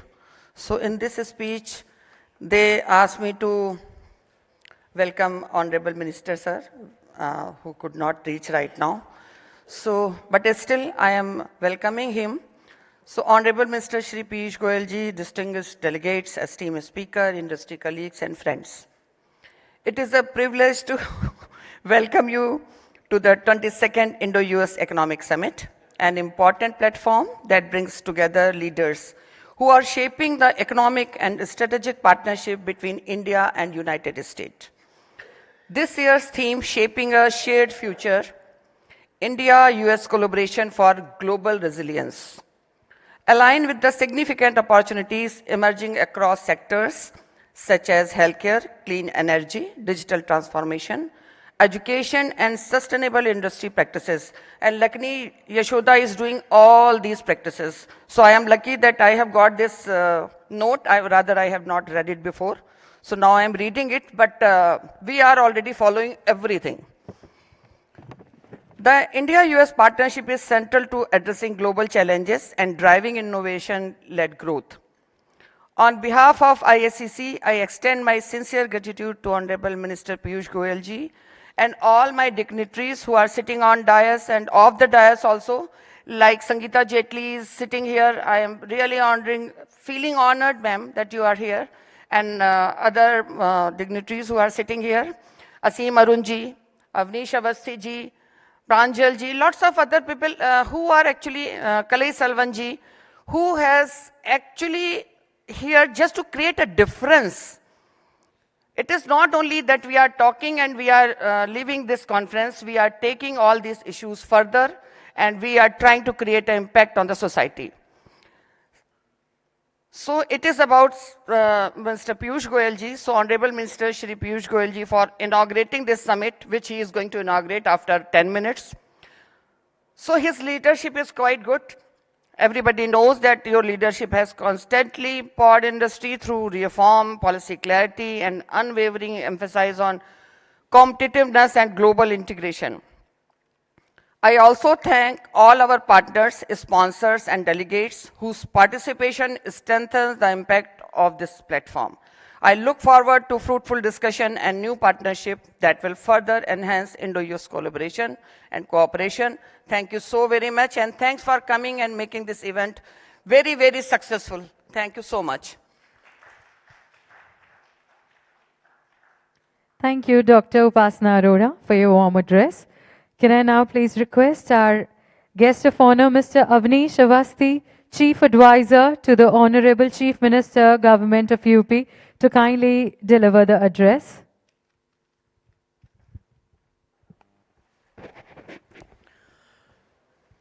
Good afternoon. I am honored to be part of the 22nd Indo-US Economic Summit, and at the inaugural session, I won't take much time because the Honorable Minister is going to be here. But Upasana ji, our friends here from the Indo-American Chamber of Commerce, Asim Arun ji, who's the minister, and I've seen him grow as a minister, and he's budded into one of the freshest faces in Uttar Pradesh, and he's working in the area of social development. That's something which is most important for any country. Mukesh ji, who has got me here today, and all our friends in the audience. I have a personal connect to the US, and so I would say that I am biased towards the United States because my two younger brothers are US citizens. My daughter went to Harvard. My niece is studying at Stanford at medical. So if I am on the stage, on the platform of the Indo-American Chamber of Commerce, I am definitely biased towards America. And I would say that thank you for giving me this opportunity to be here on this stage. I am part of the entire team of Yogi Adityanath ji, our Chief Minister of Uttar Pradesh, who has taken upon himself the challenge to take forward our state into the Viksit Bharat campaign of the Honorable Prime Minister.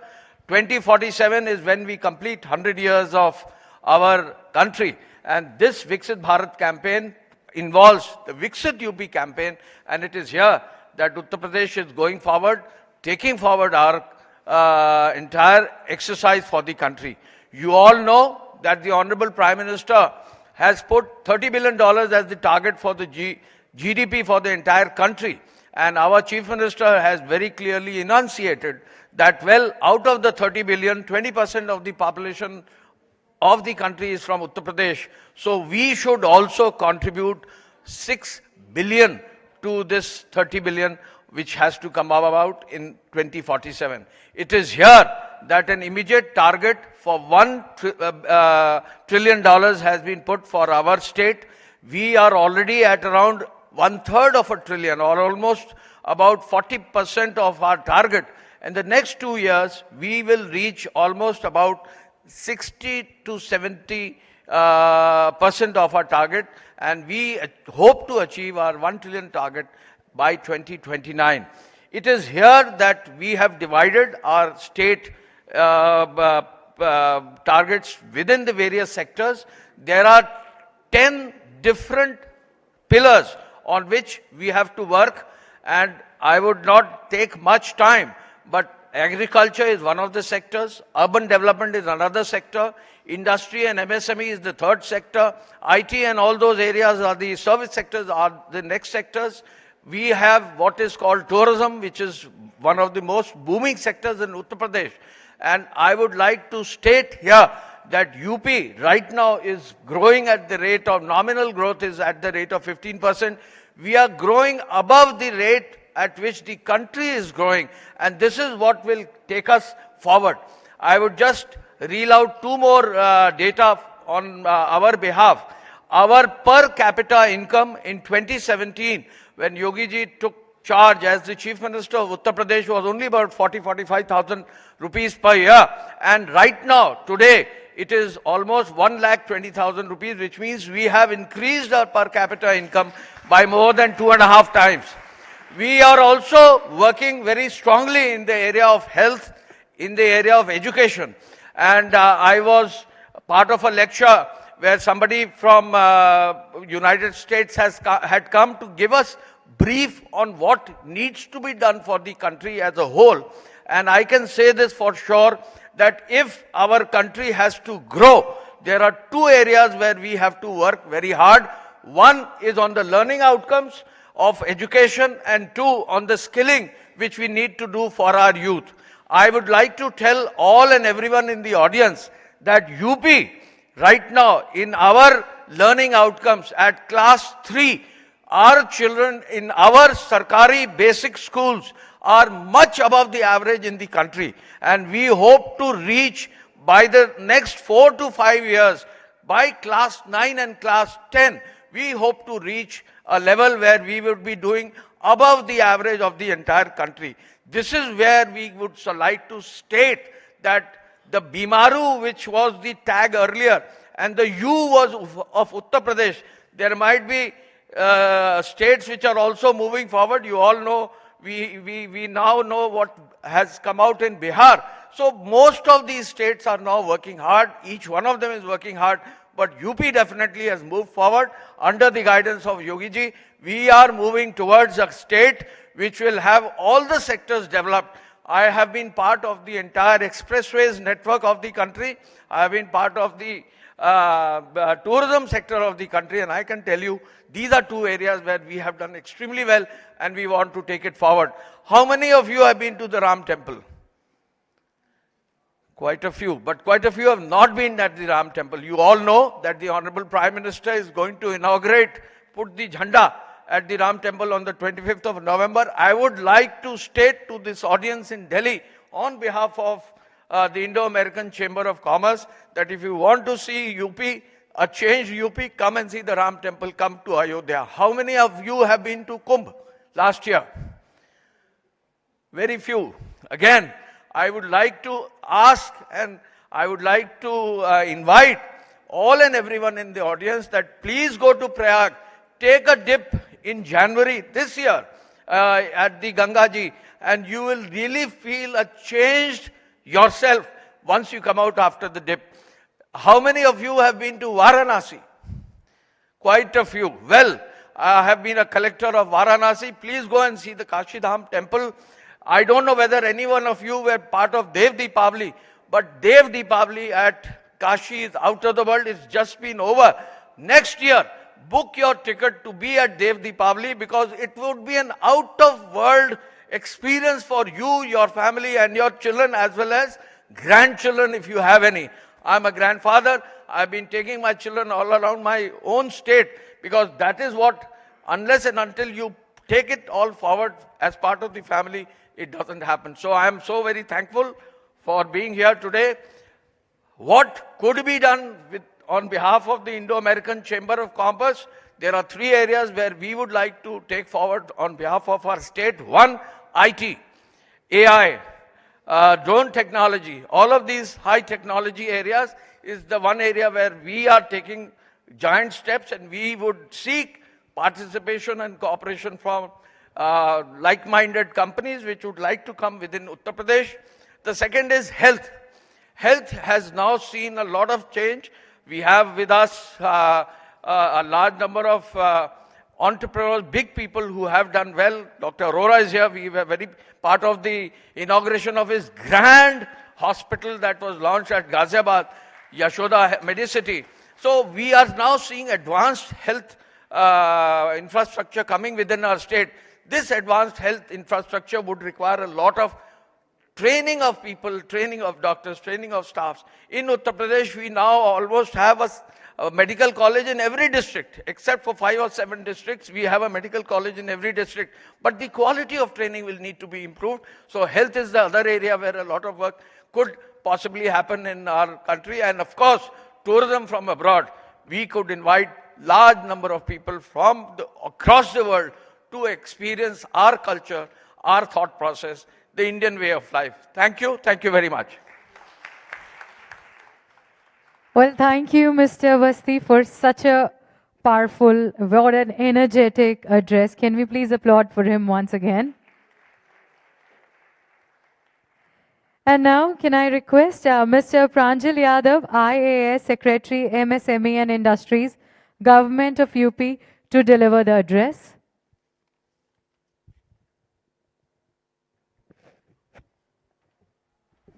Thank you, ma'am. Good afternoon, everyone. Respected Minister Shri Aseem Arunji, Shri Avnish Awasthi sir, Advisor to Honorable CM, Government of Uttar Pradesh, respected members on the dais and the esteemed guests in this hall. I am Pranjal. I am in Industries Department in the state right now. Uttar Pradesh as a state has witnessed a massive economic transformation in the last 8 to 9 years.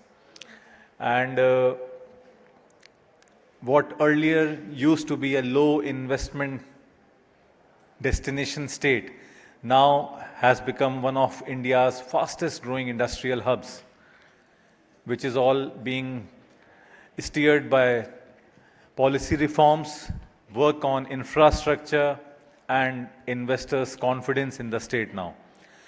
Uttar Pradesh now being third largest economy, and our exports have have increased like anything in last 8 to 9 years. Huh.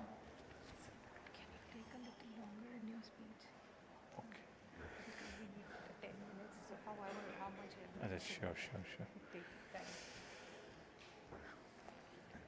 So, the state has done immensely well in industry sector.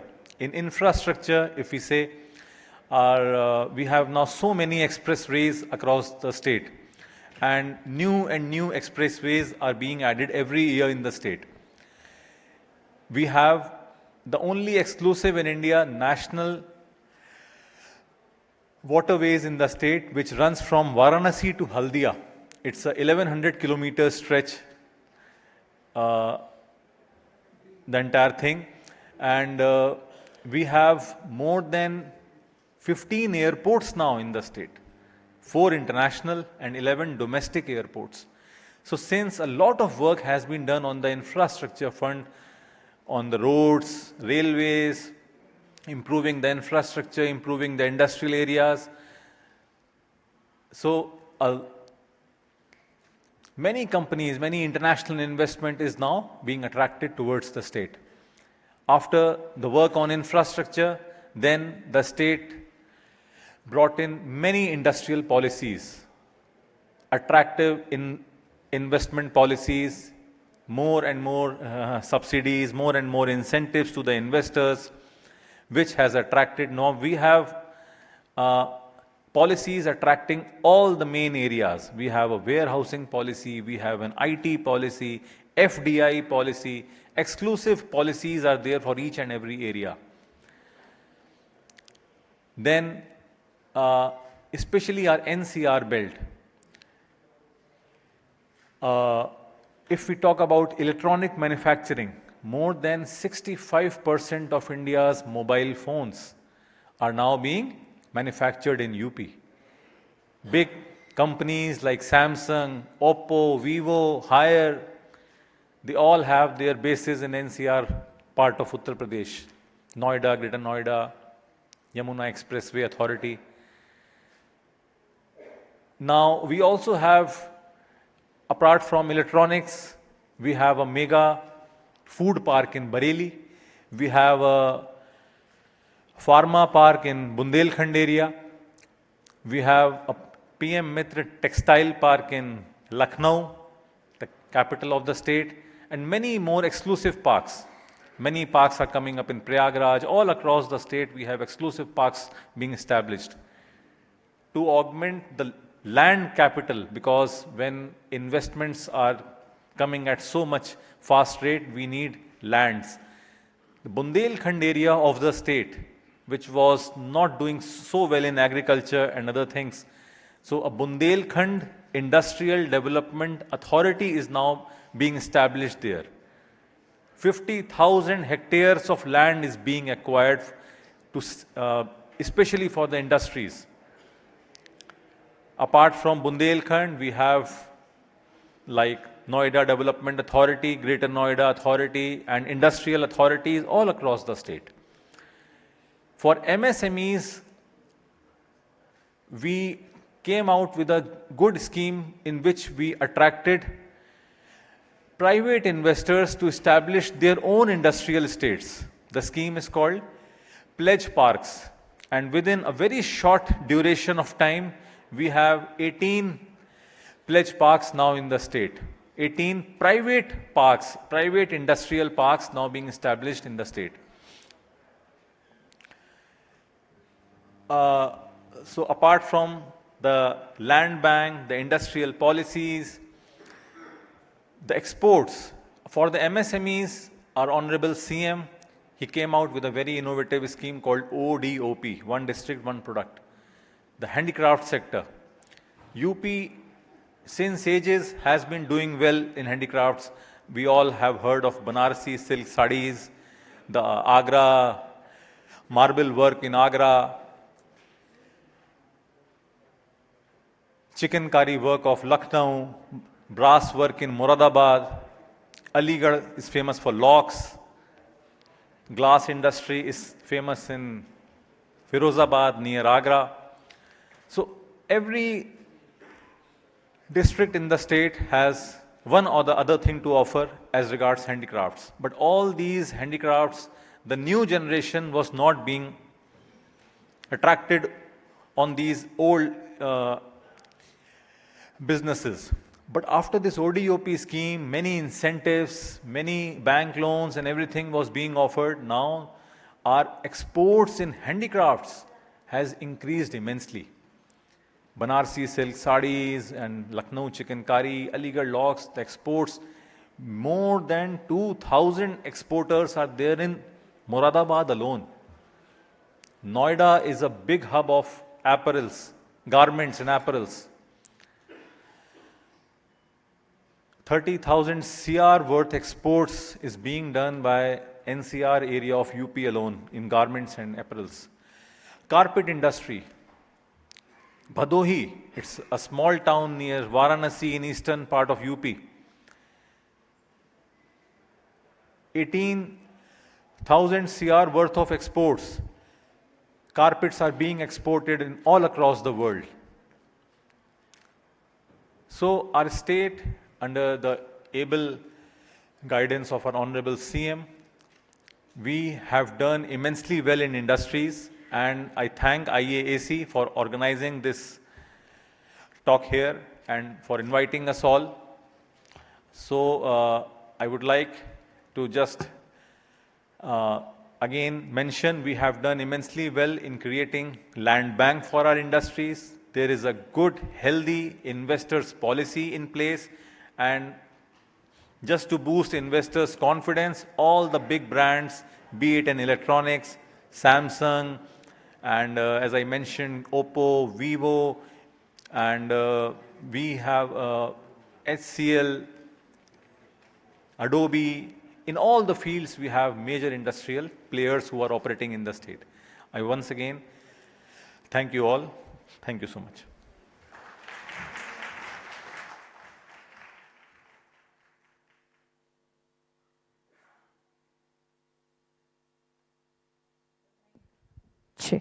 Thank you so much, sir. And we are just waiting for our Honorable Minister to enter the room.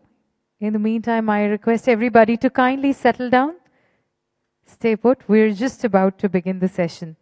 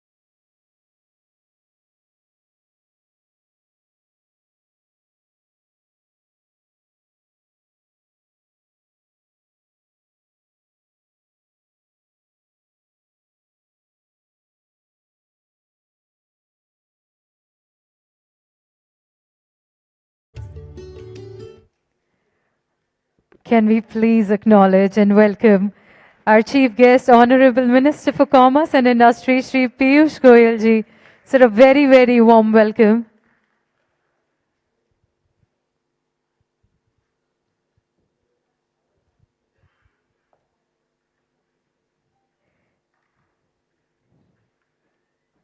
Can we now request Dr. Lalit Bhasin, Dr. Atul Chauhan, Ms. Pia Singh and Dr. Upasna Arora to kindly present a bouquet to Honorable Minister. And Mr. Manoj Singh also to please join us.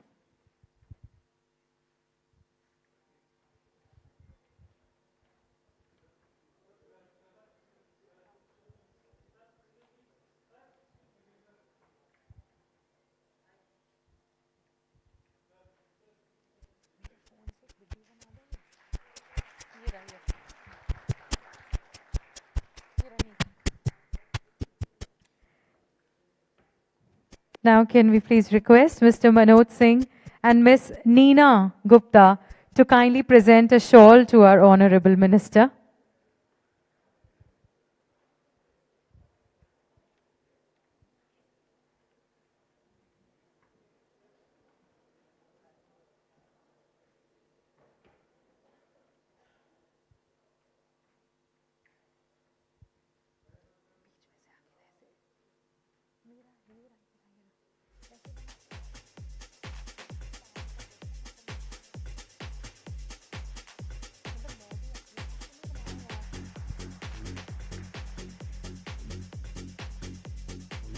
Thank you so much, sir. Kindly settle down. And now, can we please request Mr. Pradeep Agarwal and Ms. Upasna Arora to present a bouquet to Mr. Asim Arun.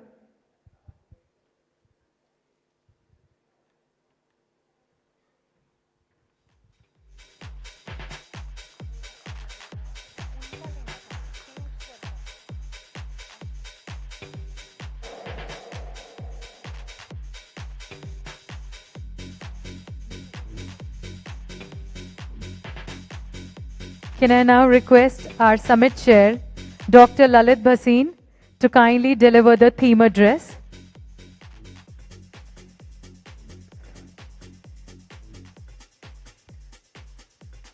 Honorable Shri Piyush Goyal ji, other worthy dignitaries on the dais, the awardees, distinguished participants. At the moment, there seem to be some downward trend in Indo-US relations, but I treat that only as an aberration. It is a passing phase. Our two countries are the greatest democracies in the world, committed to rule of law. This passing phase will be over soon, thanks to the efforts of our Government of India, Prime Minister Modi, and Honorable Commerce Minister, Commerce and Industry Minister Shri Piyush Goyal ji, to bring back the stability in our relations between US and India.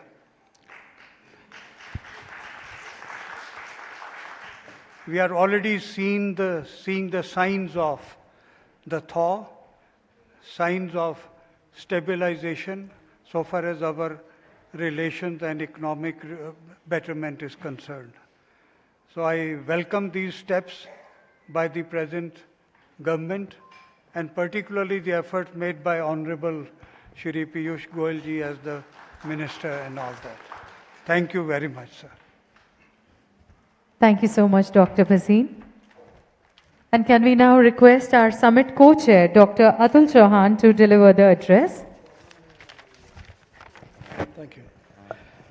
Honorable Chief Guest, Minister of Commerce and Industry, Shri Piyush Goyal ji, distinguished guest, industry leaders and respected members, it is with great delight that I join in welcoming everyone on behalf of the Indo-American Chamber of Commerce to its annual business summit. The Chamber since 1968 represents businesses and individuals to synergize India-US economic engagement, and I have had the privilege to see over the last years the great impact the Chamber creates for its thousands of members across the country. The India-US relations has a great importance, not just for our two nations, but at a larger geopolitical level. And that is why we are so delighted and grateful to have the Honorable Minister Shri Piyush Goyalji with us today. For there is no one who is more knowledgeable, more responsible, and more at the forefront to ensure the best possible Indo-US relations than our Honorable Minister. At a point where India is finalizing trade agreements across the world, there could be no better negotiator for us than Shri Goyalji. For he has a natural charm, a disarming laugh, and a way to make you feel like a friend that even the greatest leaders of the world agree to terms with him that they would not with anyone else. The intensity with which the Honorable Minister works, many times like an investment banker that he was early in his career, is unmatchable. Just a few weeks ago, the photos of him sitting at the airport preparing for meetings went viral around the world. I have personally seen the minister's stamina and capacity to work on many occasions. Just last month, when I had the honor to be part of the minister's delegation to Abu Dhabi and Dubai, after a full day of meetings and negotiations, he called us to the Taj at Business Bay at 10 p.m. at night to discuss on the learnings of the day and any inputs. He was so engrossed in listening to everyone present that it was only at 11:30 p.m. he realized that he hadn't had food and called for a chocolate ice cream. But the true greatness was that the Honorable Minister looked around and said to bring samosas and sandwiches for all of us at midnight. This thoughtful gesture touched the hearts of everyone there. Honorable Minister, with leaders in our country like you, who lead from the front, who care for the people, and who have an infinite love for the nation, we have no doubt that India will become one of the greatest nations of the world. We are looking forward to hearing your insights on the present and future relations between our great country and the US, and thank you once again for being with us today. Well, thank you so much, Dr. Chauhan. And now, can I please request the Regional President, Mr. Manoj K. Singh, to deliver the address.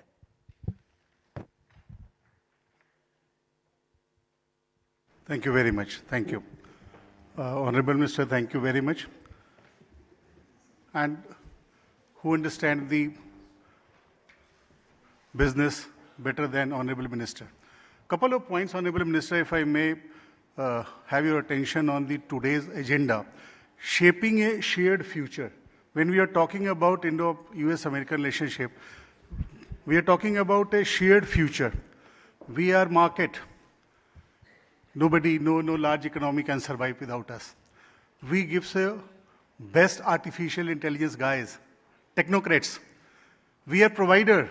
We are economy, we are market, we are provider, we have a technology, we are developing it, we have a strong leadership, we have a mandate, and the person who are heading it, I mean the person like Minister who is himself a ranker chartered accountant. So big applause for the Minister who is heading this momentum in the corporate sector. Now, you cannot avoid us, and that's why today under the leadership of Dr. Bhasin, we have put this together, a shared future. We are not only asking to anybody, no offense to anybody. We are not asking for the favors. Nope. We are asking for complementary, supplementary, common interest. If it exists, please come with us and let us grow together. That is the agenda. You need to understand the new India. New India is not dependent upon the any wheat economy, pea economy, or etc. grants. We don't want it, man. Trust me. See the reserves. I mean, the minister is the driver of all and piloted all this so I should not tell him, but see the reserves, see the economy, see how trade agreements we are negotiating in a way. Because we have so many things to give, we are not grant-oriented economy anymore. And I'm sure Minister will take a rupee further forward to be in the basket of the IMF basket. Why not? And that's where we will gain the momentum. So it's a question of the shared future, and we need to understand ourselves. That is very important. Now, artificial intelligence, it needs to be regulated. Now, I have a couple of requests to the Minister. Artificial intelligence without any regulation, without any kind of guidance, governance, it's like a opium in a hand in the market, in the hand of anybody who can use it for drugs. And if it is in the regulated opium is there in the hand of the doctor, he can use it as a medicine. So some regulation to AI is very important. And my request is to the Minister is this, that some AI-based policies are going to very big opportunity for India. Please remind yourself, we missed the agrarian revolution, 15th, 16th, 17th century. We missed every revolution, including industrial revolution. But we were the front seat passenger in the IT revolution, which is the reason of today shining India, strong India, India with the money in a hand, India having a reserves. And as I said, that we are not a grant-oriented economy anymore. So if we focus on the AI-related governance and the policies so that the LLM, large language modules, can be created in India more, because unguided, ungoverned artificial intelligence space will lead to chaos, will lead to crime. And I'm sure Minister must be having something in mind on it.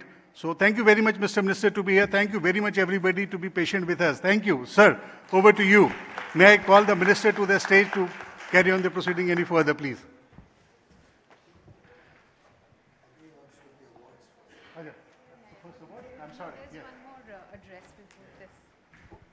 I'd request the gentleman to kindly settle down, since we have one more address. Can we request the gentleman to kindly settle down? We have one more address before the awards. Can I now request the Regional Vice President, Ms. Pia Singh, to kindly share the address?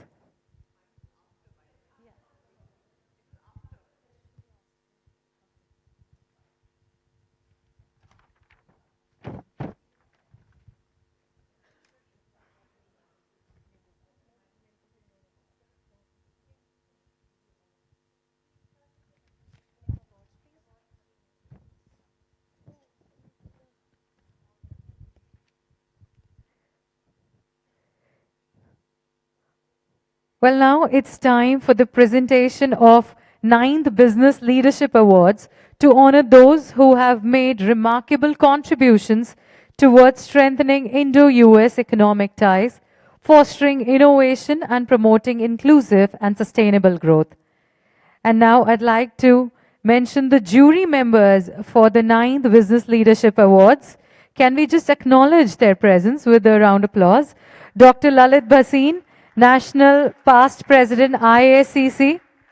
Dr. Atul Chauhan, Immediate Past Regional President, IACC. Mr. Arun Karna, Executive Council Member, IACC. Mr. Atul Sharma, Past Regional President, IACC.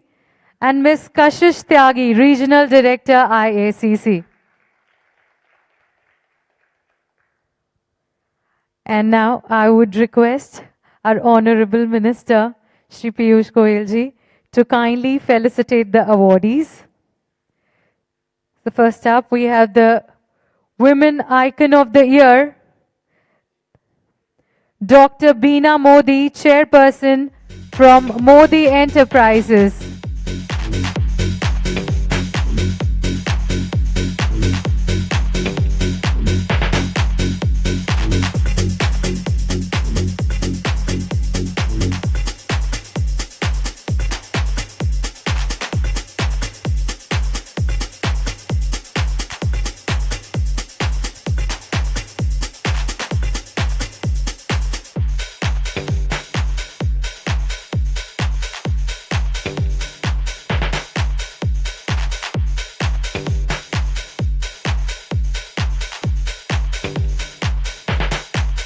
Congratulations, Dr. Modi. Our next award is for the Excellence in Public Policy Advocacy. This one is backed by Mr. Rohan Jaitley, President, Delhi and District Cricket Association, DDCA, and Supreme Court Advocate. And on behalf of Mr. Arun Jaitley, Ms. Sangeeta Jaitley shall be receiving the award. That's Rohan Jaitley's mother.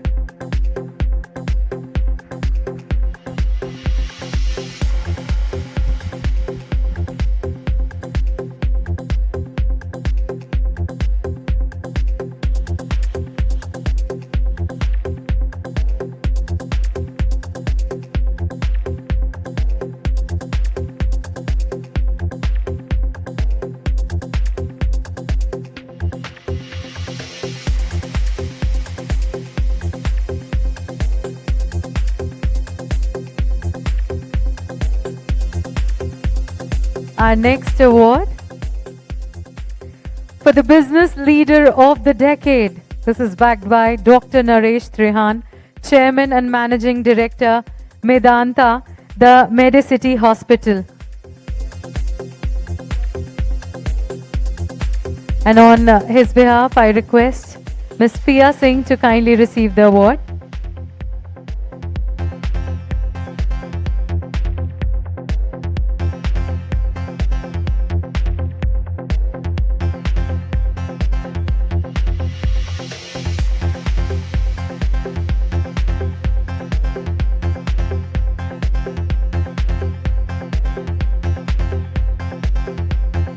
Business Excellence Award in the Healthcare Sector goes to Dr. P.N. Arora, Chairman, Yashoda Group.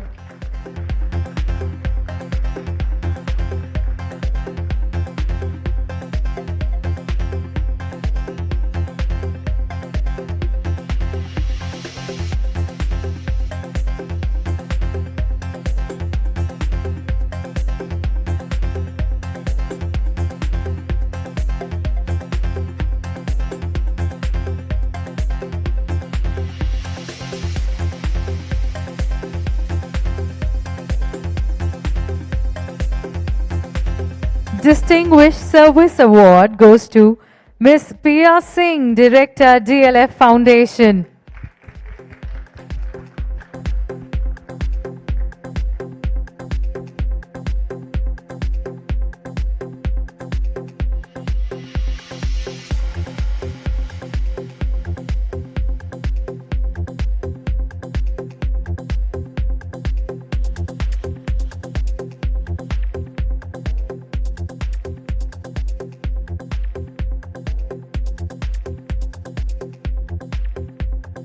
Innovation in Automobile Sector Award goes to Ms. Shraddha Suri Marba, Chairperson and Managing Director, Subros Limited.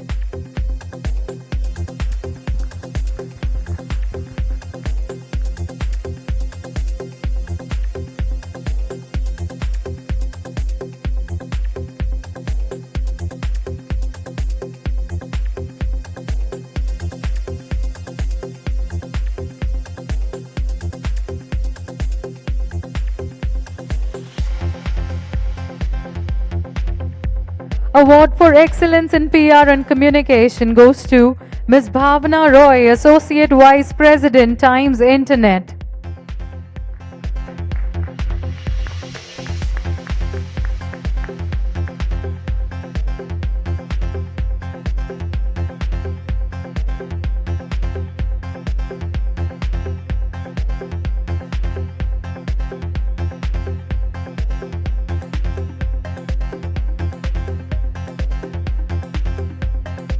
Outstanding contribution to the automobile industry, Mr. Mandeep Dhingra, Managing Partner and CEO. Mercedes-Benz Global Star.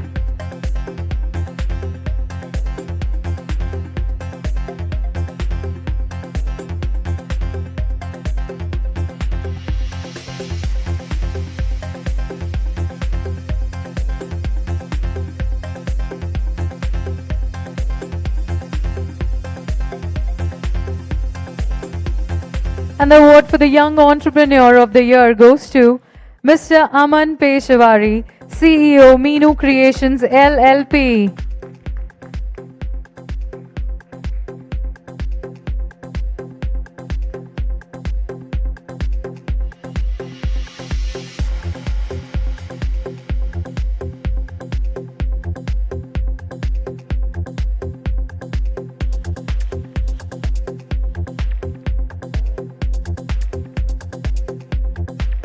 Award for excellent contribution in the food processing industry goes to Mr. Jas Mohan Singh, Managing Director, Frick India Limited.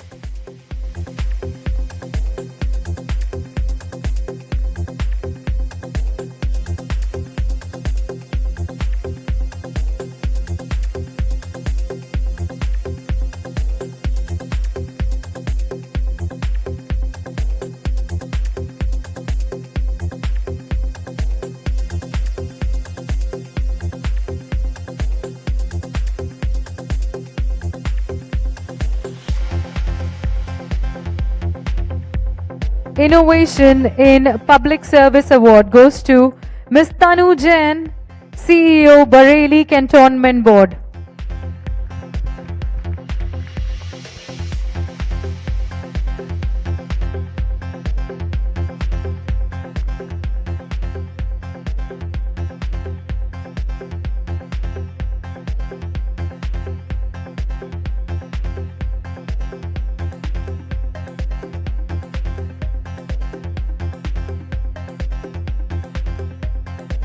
And now it's time for the best documentary of the year. Dekha kya? Aapne dekha kya? Well, this one is backed by Miss Sanjana Chauhan, founder Drishti, and Mr. Aditya Bhasin, director of the documentary.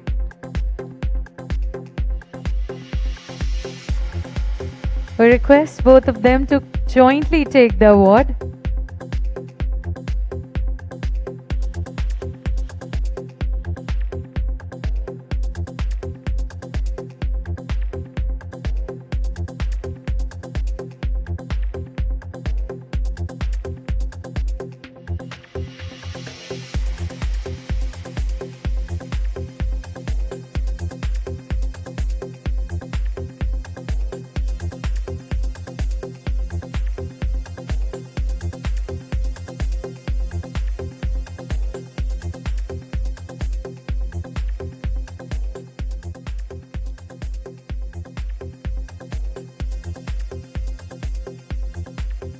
Visionary Leader in Education Award, Mr. Ajay Raj Agarwal, Chairman Ma Vaishno Devi Educational Group.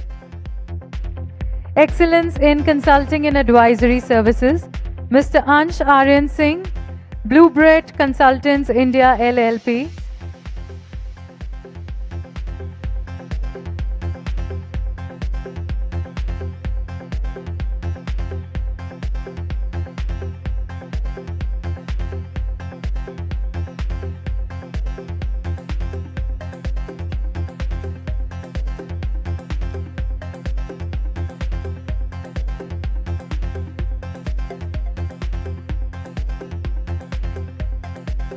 FMCG Leader of the Year goes to Mr. Vishal Agarwal, Promoter, Superior Group of Industries. This being the last award. Last but not the least, can we all applaud for Mr. Vishal Agarwal?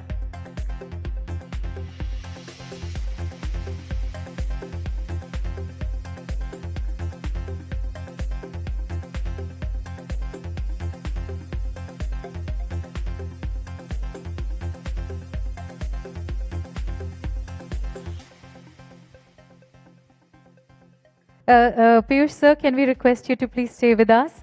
This one's a little special. Can we please request our Honorable Minister to kindly felicitate Kashish Tyagi, Regional Director, for outstanding arrangements with a beautiful bouquet, just like her.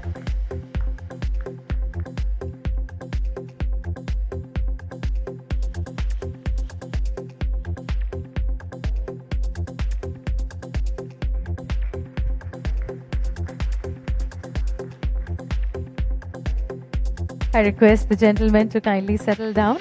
And now, Mr. Naushad Panjwani, can I please request him to kindly come on the dais for a book release?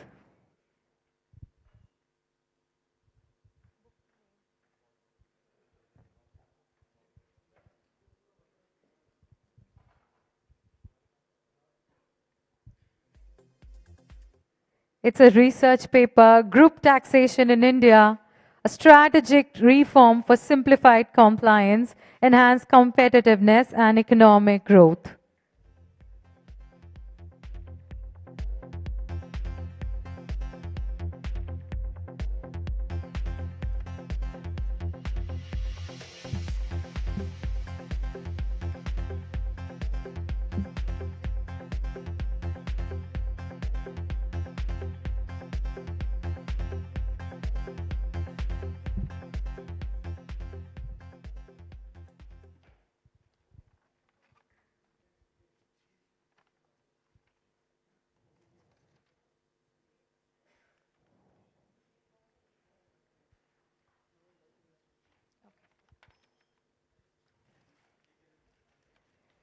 It's now time to release the brochure by our Honorable Minister.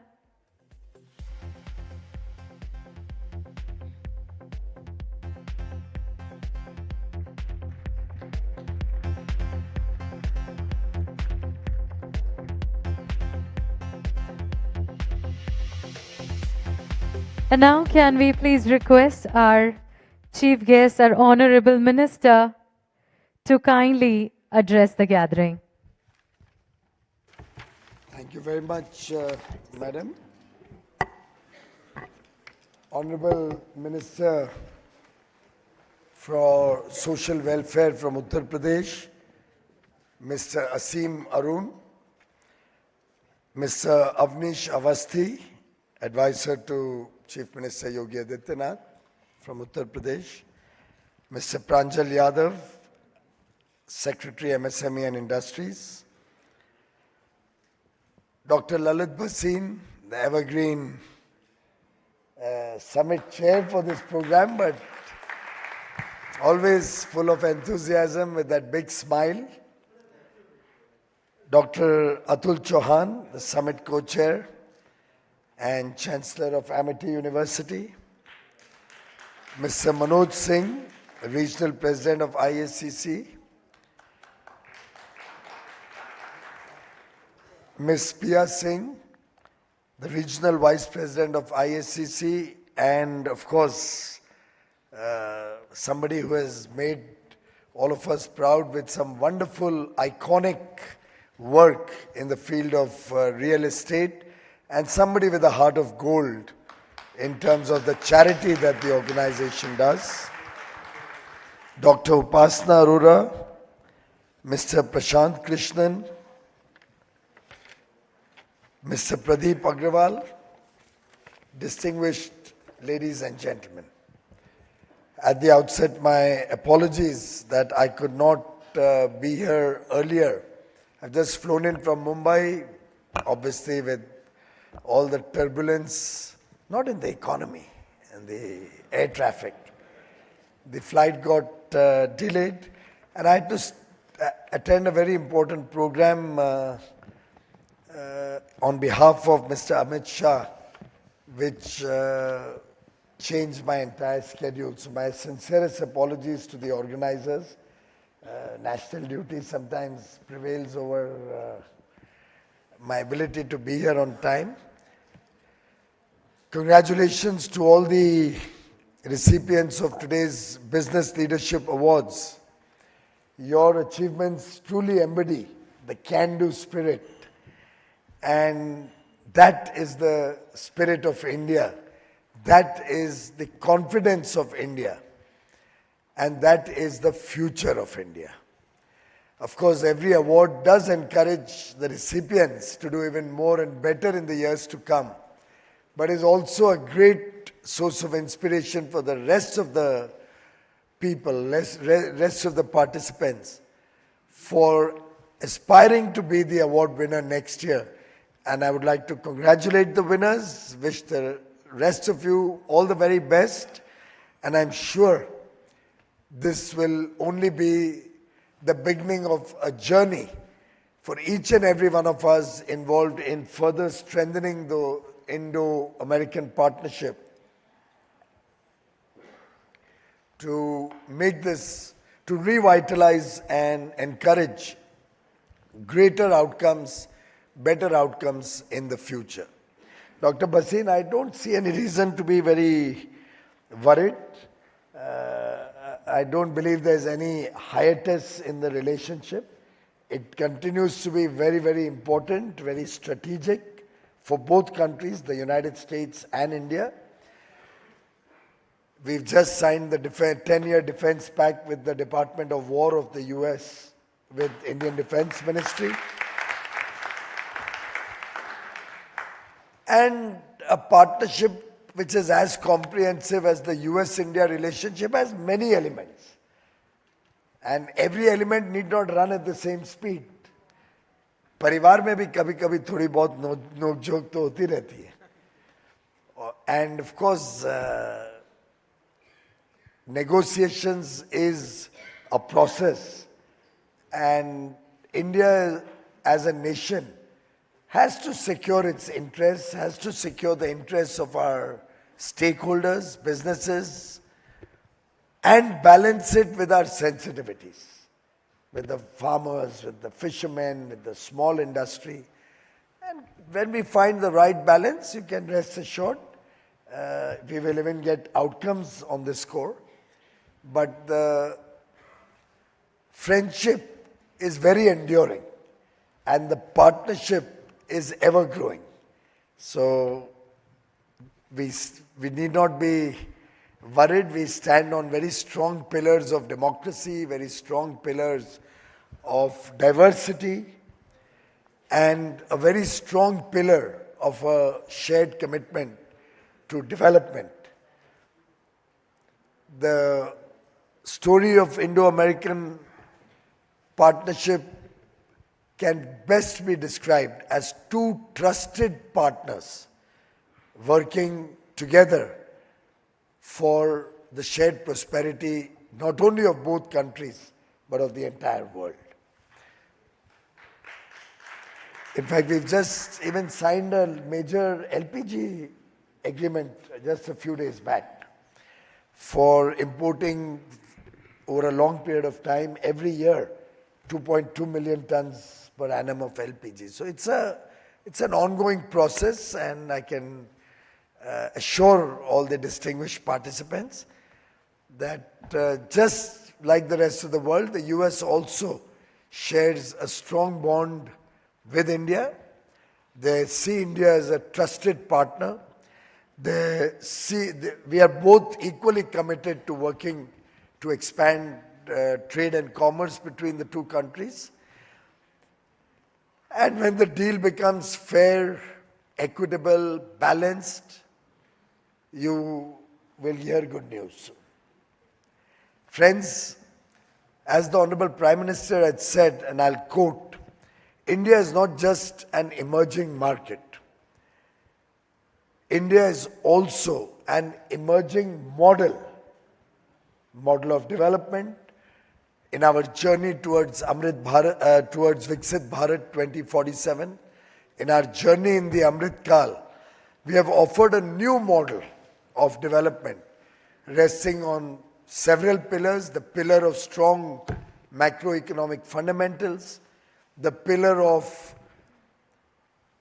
inclusive growth, sustainable growth, the pillar of welfare to ensure that 140 crore Indians are a part of that development journey, the pillar of working in a strong, vibrant democracy, enjoying the fruits of our demographic dividend, the talent and skill all the young children, the youth of India bring to the table, and a country which today is the fastest growing large economy for several years now, and I see it being the fastest growing large economy for several decades to come, given the strong sentiment and the confidence of a nation on the move.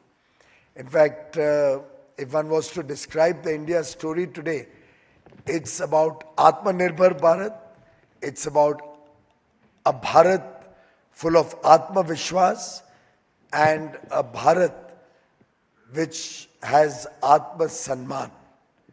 Self-reliant India, confident India, self-respecting India. And that is what defines the India story. We've moved in the last 10, 12 years from a fragile 5 to the top 5 economies. By 2027, we should be the 3rd largest economy in the world. Strong macroeconomic fundamentals, low inflation, high growth, strong banking systems, controlled fiscal deficits, focus on infrastructure development, very positive consumer sentiment, spending, particularly post the GST reform of September 22nd, which got implemented from the first day of Navratri on September 22nd. A big talent pool of 2.4 million STEM graduates coming out of our colleges and universities every year. Growing partnerships with many developed countries, FTAs being entered into, already done or under negotiation with a large pool of developed nations with whom we want to complement our own growth story, and an aspirational India where every child born in the country today, with his basic needs taken care of. Gone are the days when India was struggling to ensure food, clothing, shelter, healthcare, education, good infrastructure of roads, electricity, water, digital connectivity. There was a time people were struggling with these basic needs. I don't know if any of you remembers, earlier if you wanted a gas connection, you had to find a contact with a member of parliament, and every MP would get 25 coupons every 3 months, and it was like a gold mine. I remember at one point of time using one of these coupons to get a doctor's appointment, because the doctor's scheduler, his secretary, wanted a gas connection. And just the gas connection coupon got an appointment which would otherwise take probably a few months to a cancer specialist in Mumbai.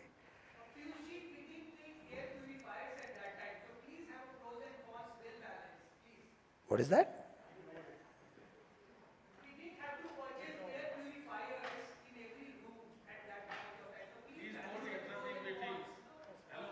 Well, I think that's a very good point he has raised about air purifiers. And I do believe that if you are so concerned about it, I'm grateful that you elected a government in New Delhi finally, which is performing, cleaning up the Yamuna and taking action on the ground rather than lethargy of 10 years. So people of Delhi also have realized that they lost 12 years due to the inaction of a government which only indulged in corruption. And possibly by your comments, you seem to be forgetting the point of what this new government has inherited and which has just come into power a few months ago. And I'm sure all the audience here recognizes that ये कोई जादू की छड़ी नहीं है कि एक सरकार आती है और 6 महीने में हवा साफ हो जाती है. I wonder what magic wand you are looking for or you are providing to the people over here. Anyway, friends, if you look at the India story, look at the returns investors get. We just saw Hyundai, which listed last month. They had barely invested $200 million. And look at the returns that $200 million investment got Hyundai. They've taken back nearly $12 billion, $200 million investment. In the last 10 years, they've taken back $12 billion in dividends and royalty payments. and they still sit on an equity value of $13 billion. Suzuki, the market cap of Suzuki in India is more than their market cap worldwide, as is the case with LG Electronics. Shows the potential of investment in India, shows the potential of the market in India, shows the scale at which India is growing. After all, in the last 10 years, we've almost doubled our economy, more than doubled our economy. And every 8 years, at the growth rates at which we are, the Indian economy is doubling, which is what encourages us to aspire big, to aspire to become a $30-35 trillion economy by 2047, when we celebrate 100 years of independence. In fact, I'm glad that Aseem is here, Avasthi is here, because Uttar Pradesh itself has seen a dramatic transformation from a state where business and trade hesitated to even venture, given the terrible law and order situation, given the massive amount of corruption that prevailed before 2017. And in the short span of 8 years, that state has transformed into the most preferred investment destination. I think 40 lakh crores of MOUs that were executed and micromanaged. Month on month, day on day, every 6 months, we have a groundbreaking ceremony or a celebration of completion of investments, leading to a focused effort to make sure that every investment is grounded, leads to actual jobs in the country, leads to a growing economy, which is powering its way to become a $1 trillion economy. That's the kind of can-do spirit that India today embodies. And in that spirit, I think the growth story of India can best be described as a story of resilience, as a story of reliability, as a story of safety. Another case in point, since I'm talking about the excellent law and order in Uttar Pradesh and how it has dramatically changed the economic story of UP. And Pranjal Yadav is here, he may recall. He's just gone, okay. Pranjal will recall the stories and the experiences we had in Varanasi, where he was stationed in 2014 when I used to go there in the early days. What a transformational journey of Uttar Pradesh.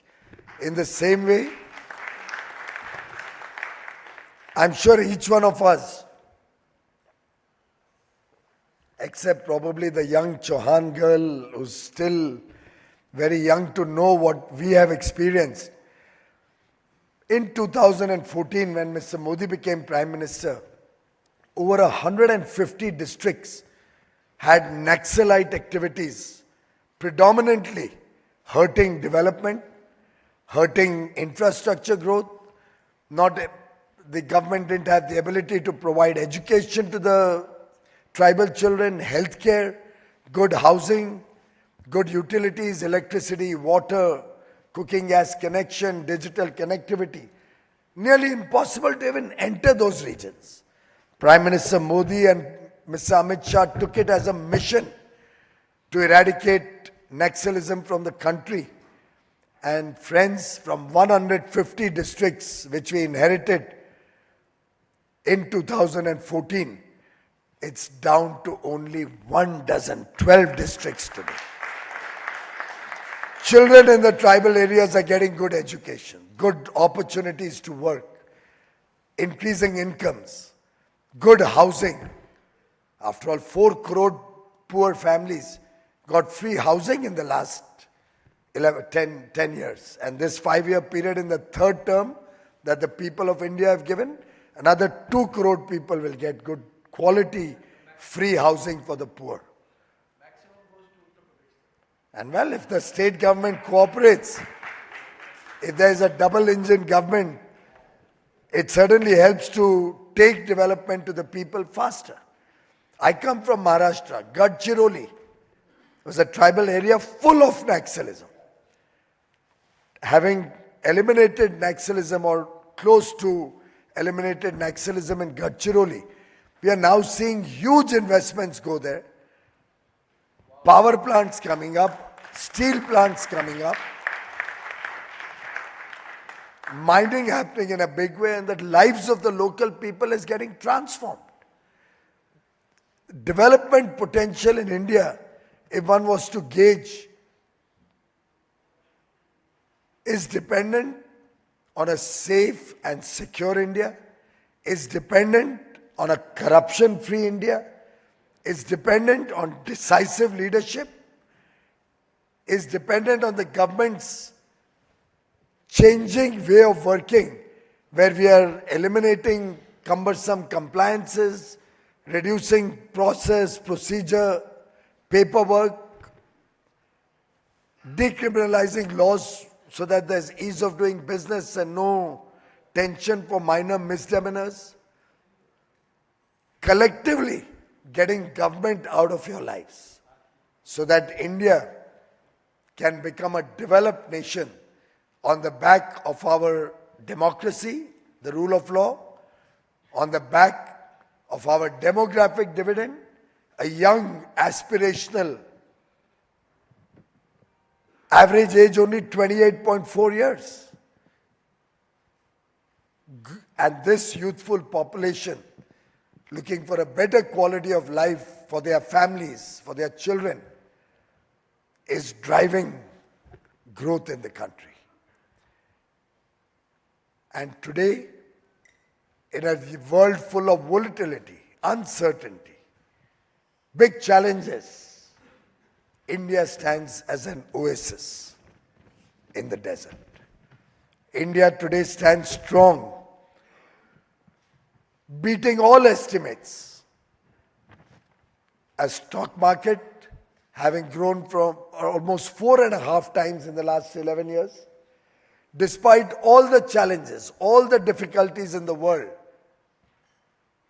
maintaining its preeminent position, one of the top 10 stock markets in the world, investors getting good return for forays into industry, into manufacturing, into the service sector, nearly 2,000 global capability centers, many of them American companies operating in India, leveraging on our pool of talent and skills, a government in overdrive to empower our youth to become startups, become job creators rather than job seekers, promoting research, development, innovation. We've just launched the Startup Fund of Funds 2 with 10,000 crores focused on deep tech, and a 1 lakh crore rupee fund for research, development and innovation.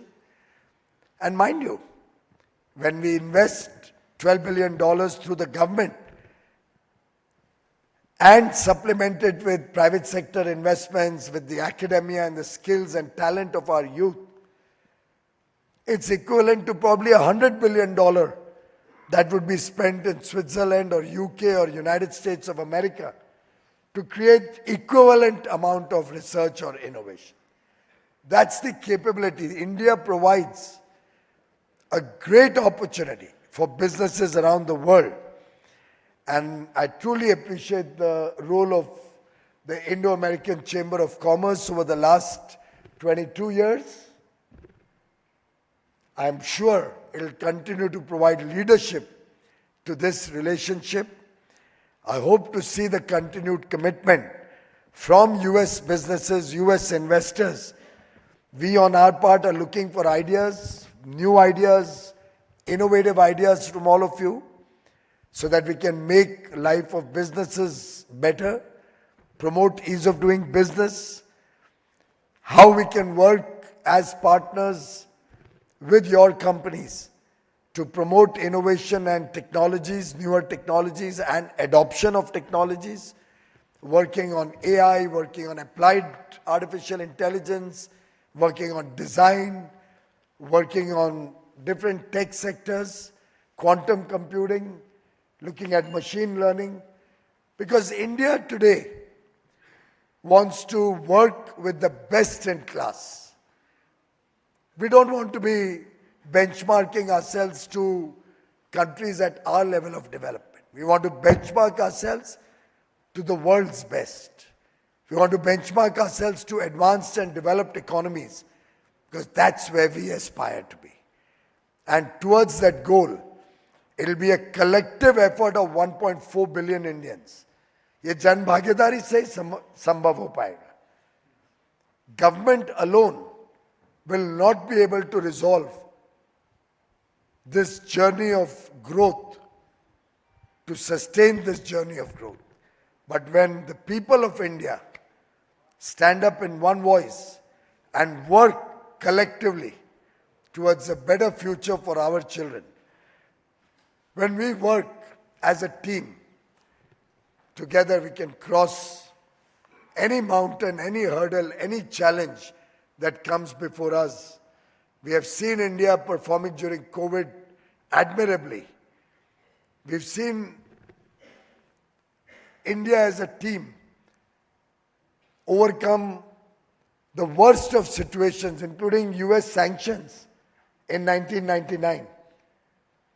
But India powers on. India beats all estimates of growth, while different analysts have come up with numbers of 6%, 6.4%.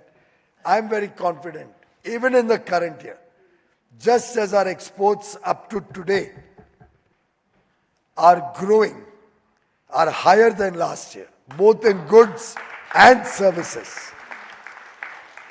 And we'll close this year, March 26, with higher exports than last year. I'm very confident even our growth will continue on the same trajectory, will continue to be the fastest growing large economy in the world this year and many years beyond. Let's collectively work together, collaborate, cooperate, and resolve to make India a developed nation, a prosperous nation by 2047. Thank you very much. Thank you so much, Shri Piyush Goyal ji, for such a powerful and insightful address. Can I now request Ms. Pia Singh, Regional Vice President, IACC, NIC and Chairperson, DLF Foundation, to kindly address.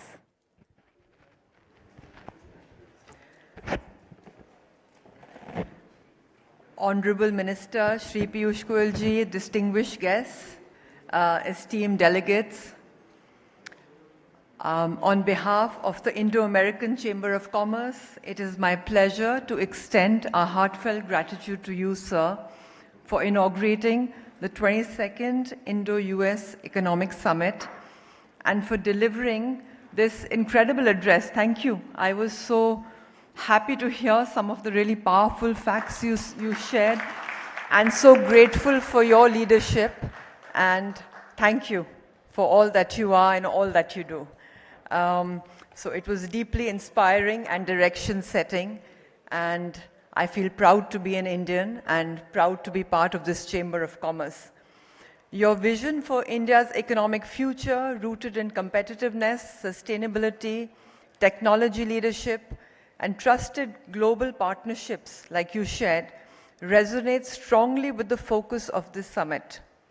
Your emphasis on resilient supply chains, climate responsible growth, and high-value manufacturing and deep tech focus provides a clear roadmap for how India and the US can deepen their collaboration in the years to come. This year's theme, Shaping a Shared Future, India-US Collaboration for Global Resilience, reflects precisely the priorities that you have championed.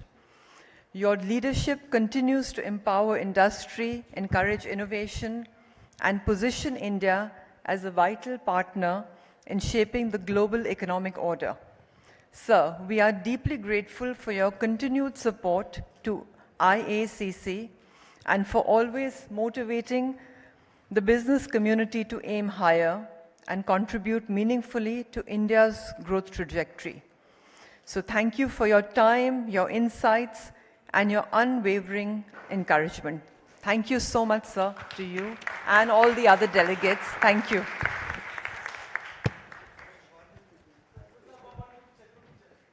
So we request you to stay back with us. And now I'd request Dr. Basin, Dr. Atul Chauhan, and Mr. Manoj K. Singh to kindly present memento to Honorable Minister for Commerce and Industry, Shri Piyush Goyal ji. Also to Mr. Aseem Arunji, Honorable Minister of State, Independent Charge for Social Welfare and SCST Welfare, Government of UP.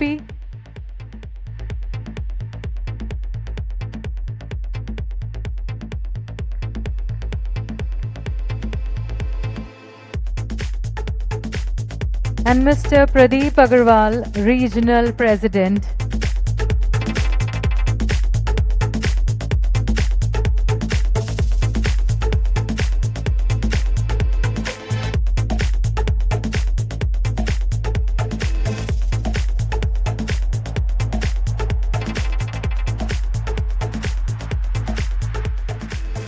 Along with all our dignitaries on the stage, I'd request the IACC team to please join us on the stage for a group photograph.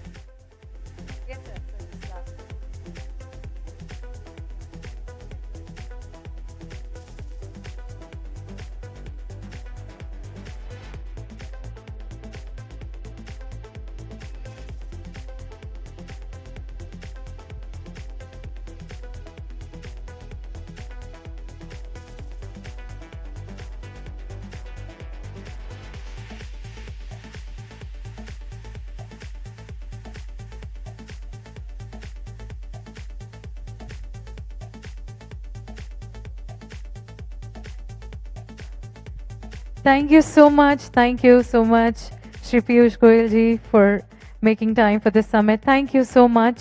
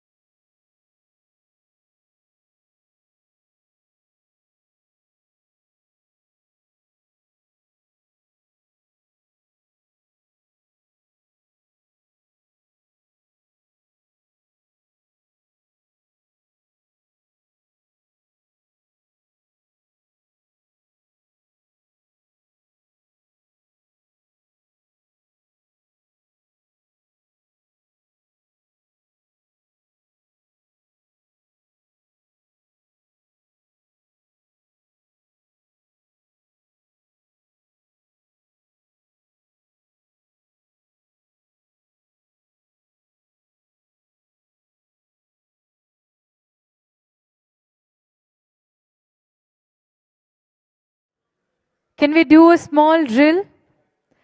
Because we've sat through half the day and it is really incredible and the body language is still the same. So people sitting on your right, just pat their back once and say, good job. Good job. In case there's nobody on your right hand side, you can do pat in the air, no problem. Please do similarly on the left side also. Good job. Let's appreciate each other and let's sit through the rest of the evening as well. All right, now, so let me introduce the next session.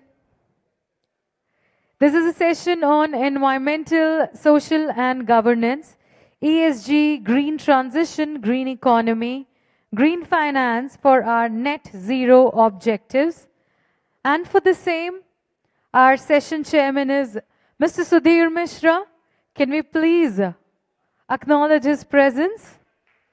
Regional Council Minister, IACC and Advocate, Supreme Court of India, and founder and managing partner, Trust Legal. Our speakers, Mr. Pradeep Kapoor, National President, Institute of Town Planners, India. Mr. Anurag Chauhan, Director, General Counsel and Company Secretary, Head ESG and CSR, Axis Max Life Insurance Limited. Mr. Aman Peshawari, CEO, Meenu Creations LLP. Dr. Mukul Shastri, Group General Counsel, Cube Highways. Mr. Anuj Jain, Senior Director, Operations, KBR Technology India. Mr. Muthu Krishnan Murugasan, VP and Head, HSE and Sustainability, GMR Airports Limited. And Ms. Vanita Bhargav, Senior Partner, Khaitan and Company. Well, over to our session chairman, Mr. Sudhir Mishra. Good afternoon and many thanks, and I'm under obligation to finish this panel in 40 minutes. We had a very extensive pre-lunch session and I personally heard the Honorable Minister. It was very reassuring for the entire thing. I will rather not introduce each of the speakers. We have a big panel. You can see we are 8 of us here. Yeah, we are 8 of us, so I will leave it to them. They will introduce themselves when I'll ask them a question. So ESG and climate change is something which is must panel in most of the conferences nowadays. I can only tell you that Bain and Company and Deloitte, they have done a research in September 2025. And last week I was in Berlin in a ESG and climate transition conference. And they said that the fastest growing consultancy today is the ESG space. So this is a very important area also for the sustainability purposes, but more importantly, it's something which cannot be removed from reality anymore. And we have a variety of issues to cover today from variety of the sectors. And I will go by sector, but one of the first challenges we have, just to make it very contemporary, is the waste disposal and the air pollution. These are the twin issues which Delhi is battling today. And our courts, our governments, our civil society, they are quite clueless, if I put it mildly. So I will come first to Pradeep sir, start with you, and we'll ask you to, in 2 minutes, tell us, where is the challenge of town planning here? I am basically urban planner by qualification. I worked for 35 years with the government of Rajasthan and superannuated as chief planner. Thereafter, I worked for 2 years as registrar Rajasthan RERA, and presently I am elected president of Institute of Town Planners India, New Delhi. This is a professional body. We have 9,500 plus qualified planners as members, and we are spread across the country with 24 regional chapters. Day in, day out, we are talking about sustainable and resilient cities. The sustainability starts from what we do with our natural resources. Over-exploitation of our natural resources, they are impediment, and we create the environment which we are facing today. It is required to be addressed by each of us. We cannot put that it is the responsibility of the government. We all are responsible for damaging our environment. So, the topic given to me today is the solid waste management. I think this is the beginning of damaging the environment around you. All of us create solid waste every day, but we never realized that how we should dispose it. And it is very surprising.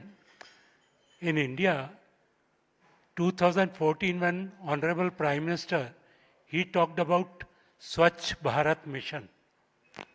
Then only the people realized that we have some duties for making our city and our country as Swachh. Swachh Bharat Mission first was focused for defecation-free India. And to some extent, it was successful. And on the basis of that success, the Government of India came with the SWM-2, which started from 2021. And it is going to end in 2026. 10 times of the funds have been released to take care of solid waste management. But this being the state subject, ultimately, the third-tier government comes into picture. And we know their capacity, their finances. The biggest impediment in handling this issue is lack of knowledge and capacity at that level which are supposed to execute this. And secondly, the funds are required. And I feel that the biggest impediment is creating awareness among the people. And we should start from the school level, that we have to keep all our places neat and clean, and we should dispose of in a proper way. Thank you for your very thoughtful points, and I wanted it to be the starting point from the town planning perspective, because that's even yesterday when the Supreme Court was hearing the air pollution petition, they are struggling with the definitions, they are struggling with the conflict which is being seen between the civil society, the judiciary, and the government's efforts. So there is complete mismatch. I'll come back to you and we'll ask for a pointed suggestion and solutions. But Anurag, I'll ask you, you have a rare ability to be in a very large company where you look after CSR and you also look after ESG. And how India's climate push is quite a story. And just don't look at it from ESG perspective only. Just tell us a climate push of the industry which is being talked about. One part is the non-conventional energy which has been put to the grid much before the deadlines of net zero. But what is your view about India's corporate world's resilient effort on climate? Thank you. Since India has taken a target to be carbon neutral by 2070, corporates are not behind. Actually, they are under pressure from investors, from regulators, from the political will of the government itself. And each one of us, including us, have been taking targets to reduce our carbon emissions. So we ourselves have taken a carbon emission less than that of India to be carbon neutral, let's say, by 2050. And in that regard, I'll talk about my company, what we are doing. Although even though we are not a pollutant kind of industry, we are a life insurance industry. And for us, the biggest source of carbon emissions still is electricity. Now, we took on this target to be carbon neutral by whatever time, but it's a long time. But in the meantime, what we have been doing, one, we are trying to go to whatever green energy companies that we can. Currently, we saw a challenge that green energy was not available in non-the states. Wherever it is available, we have converted. It is in Maharashtra, where Adani and Tata Energy have been providing this, this service. One challenge that we found is non-availability, and also how we have to create a separate company to enter into a PPP, which is becoming a challenge in quite a few states. So that's one. Second is also, as Pradeep sir also pointed out, the sensitization and awareness, not only amongst our employees, but also as customers. So we are a life insurance company. And the initiative, again, we have taken is that all the policies and documents and reminders, everything that goes is now paperless. So we are having a target of digitizing the company to 95%. That means all the services are available online, and plus the customers are also accessing those services online. So thirdly, I'll say that if the customer does not come to the branch more and more, he'll save on petrol, we'll save on offices, those kind of infrastructure gets saved. So digitization is definitely a huge push, and that is the second thing. So, okay, I'll come back again. Come back, finish it up. Yeah. So, I think these are the 2-3 main. And third, wherever we have offices, now it's very intriguing. The offices that are LEED certified and the MNCs that take the offices on rent from us, they just go out quickly, right? So LEED certified buildings will be like more saving on electricity and more light and everything would be coming in. So those kind of investment, because we have huge funds. So that's another thing that we are doing. Finally, the point is we have a huge corpus also, around 2 lakh crore of AUM that's being managed by us. And it's a responsibility for us to invest in responsible investments where the companies that we are financing are not pollutant making industries. So in that regard, every investment that we make is being done only after screening the company and only those who have a high ESG rating. So yeah, these are the few things. Very well said, Anurag. And these are very detailed steps. And the more I hear about India's corporate story, and a lot of people are now talking about an Indo-US summit, and you are talking about India's growth. The Honorable Minister also mentioned that. But the predominant talk in Europe is happening, which I was party to last week, that India perhaps is at the stage in last 700, 800 years where the maximum amount of wealth will be made. That's the kind of statement I've heard. Aman, I'll come to you. You are in industry, and forgive me for bringing your industry before the Supreme Court and saying that you are also responsible for carbon emissions. I got you added as a party, Ministry of Textiles, which was not known to many people that kapड़ों से कितना ज़्यादा climate को नुकसान होता है. And I know 1 or 2 celebrities who will change 18 to 20 dresses and talk about sustainability. So your industry has a huge responsibility.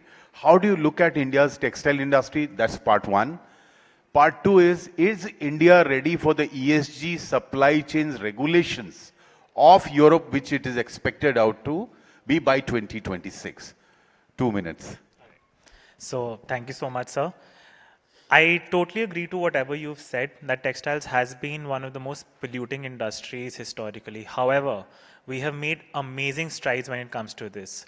Being a garment exporter, we have to go through very strict compliances that our buyers have set us. For example, one of my biggest buyer is Stradivarius, which is part of Inditex, which is the same parent company as Zara. One of the compliances we have is that they have installed meters in all of our factories, which will measure the groundwater we take, the kind of groundwater we put back, which means the groundwater has to be treated and be put back. And there's a certain meter. If we cross that meter, even the CEO of Inditex cannot give us an order. That is the kind of strict compliances that we have to go through. Furthermore, our workers have to be paid a minimum wage. Everyone, there is a whole team of in our buyer section which makes sure that we're giving our workers a free, the minimum wage, a free wage, and fair working conditions, no discrimination, etc. Thirdly, we have invested at Meenu Creation LLP, we've invested in a lot of automation in order to reduce a lot of wastage. Because what used to happen was, during, say, manual cutting of the fabric, there used to be a lot of wastage due to, say, human error. However, through automation and through automatic CNCs, we've been able to reduce our fabric wastage by a lot. Hence, these are the strides that we started doing that. I totally agree to you because, as I said, EU is my biggest customer, and EU has been pushing us for many years in order to get sustainability compliant. We have installed solar panels in all our factories in order to reduce our dependency on electricity. Similarly, there is one point I would like to touch to, if you can give me some time, is the environmental part of it is separate. However, there is one part about this discussion that we need to talk about is social governance as well. We are also the second largest employer in the country after agriculture. However, we are the most skill-based employer also. So textiles is a country, as we've seen over the past few years, that India right now is the 5th largest exporter, even though we have the cotton to clothe half the world. Why is that? So I feel these are some of the things that we need to focus on. We need to focus on our efficiencies. We need to focus on skill development, which we've already done in the past under schemes like DDU-GKY and PMKVY. So I think we need to do that even more. So I will just tell you that in Europe, they are talking about it, that they will have a AI-enabled chip on each of the clothes they will buy from India, Bangladesh, Philippines, Vietnam, so that when they go to a landfill, they know from where it has originated, has it been properly disposed or not. So we are heading on a very different trajectory on this issue. So we're already going towards that. We have to give our buyers the whole traceability from farm to fashion, exactly. from where the cotton came from, where was it weaved, where was it dyed or printed, which factory was it made, and how was it exported. Thank you. Because many of us need to know that to prepare one jeans requires 30,000 liters of water. So that's your consumption. Anyway, we will move to Mr. Anuj Jain. What do you think, where are we on the energy transition and the climate positioning? And what India is doing right, what India is struggling? Thank you, Sudhir. It's a privilege to be here today at Indo-US Summit. Just to answer your question, I'm coming from KBR, who is a pioneer in licensing technologies. And in last 5 years, we have increased our portfolio in sustainable technologies. So I'll touch upon the green transition first and then come to the other part of the question. So under green transition, there are key enablers. There are several initiatives, several technologies have been developed, which are, just to say few, green ammonia, green hydrogen. I mean, you all might have heard these terms. So we are going away from gray hydrogen to green, just to save carbon emission and to use renewable power, which is one of the initiative has been taken in India. We are currently at 200 gigawatt power, renewable power generation, and aiming to have 500 gigawatt by 2030. Under green ammonia and green hydrogen, the idea is to use these energy carriers as a fuel. And these fuel can be used in as a marine fuel, where you can see the largest, or one of the biggest carbon emission source. And using ammonia and green hydrogen can save a lot in terms of carbon emission. Then going to the next, we have circular economy. So under circular economy, there is a waste plastics to fuel. So there is a technology available. There are initiatives have been taken where waste plastics are being converted into fuel, and those fuels can be directly replaced by the fresh fuel being used in a refinery or a cracker unit or anywhere in the industry. Then the next one is sustainable aviation fuel.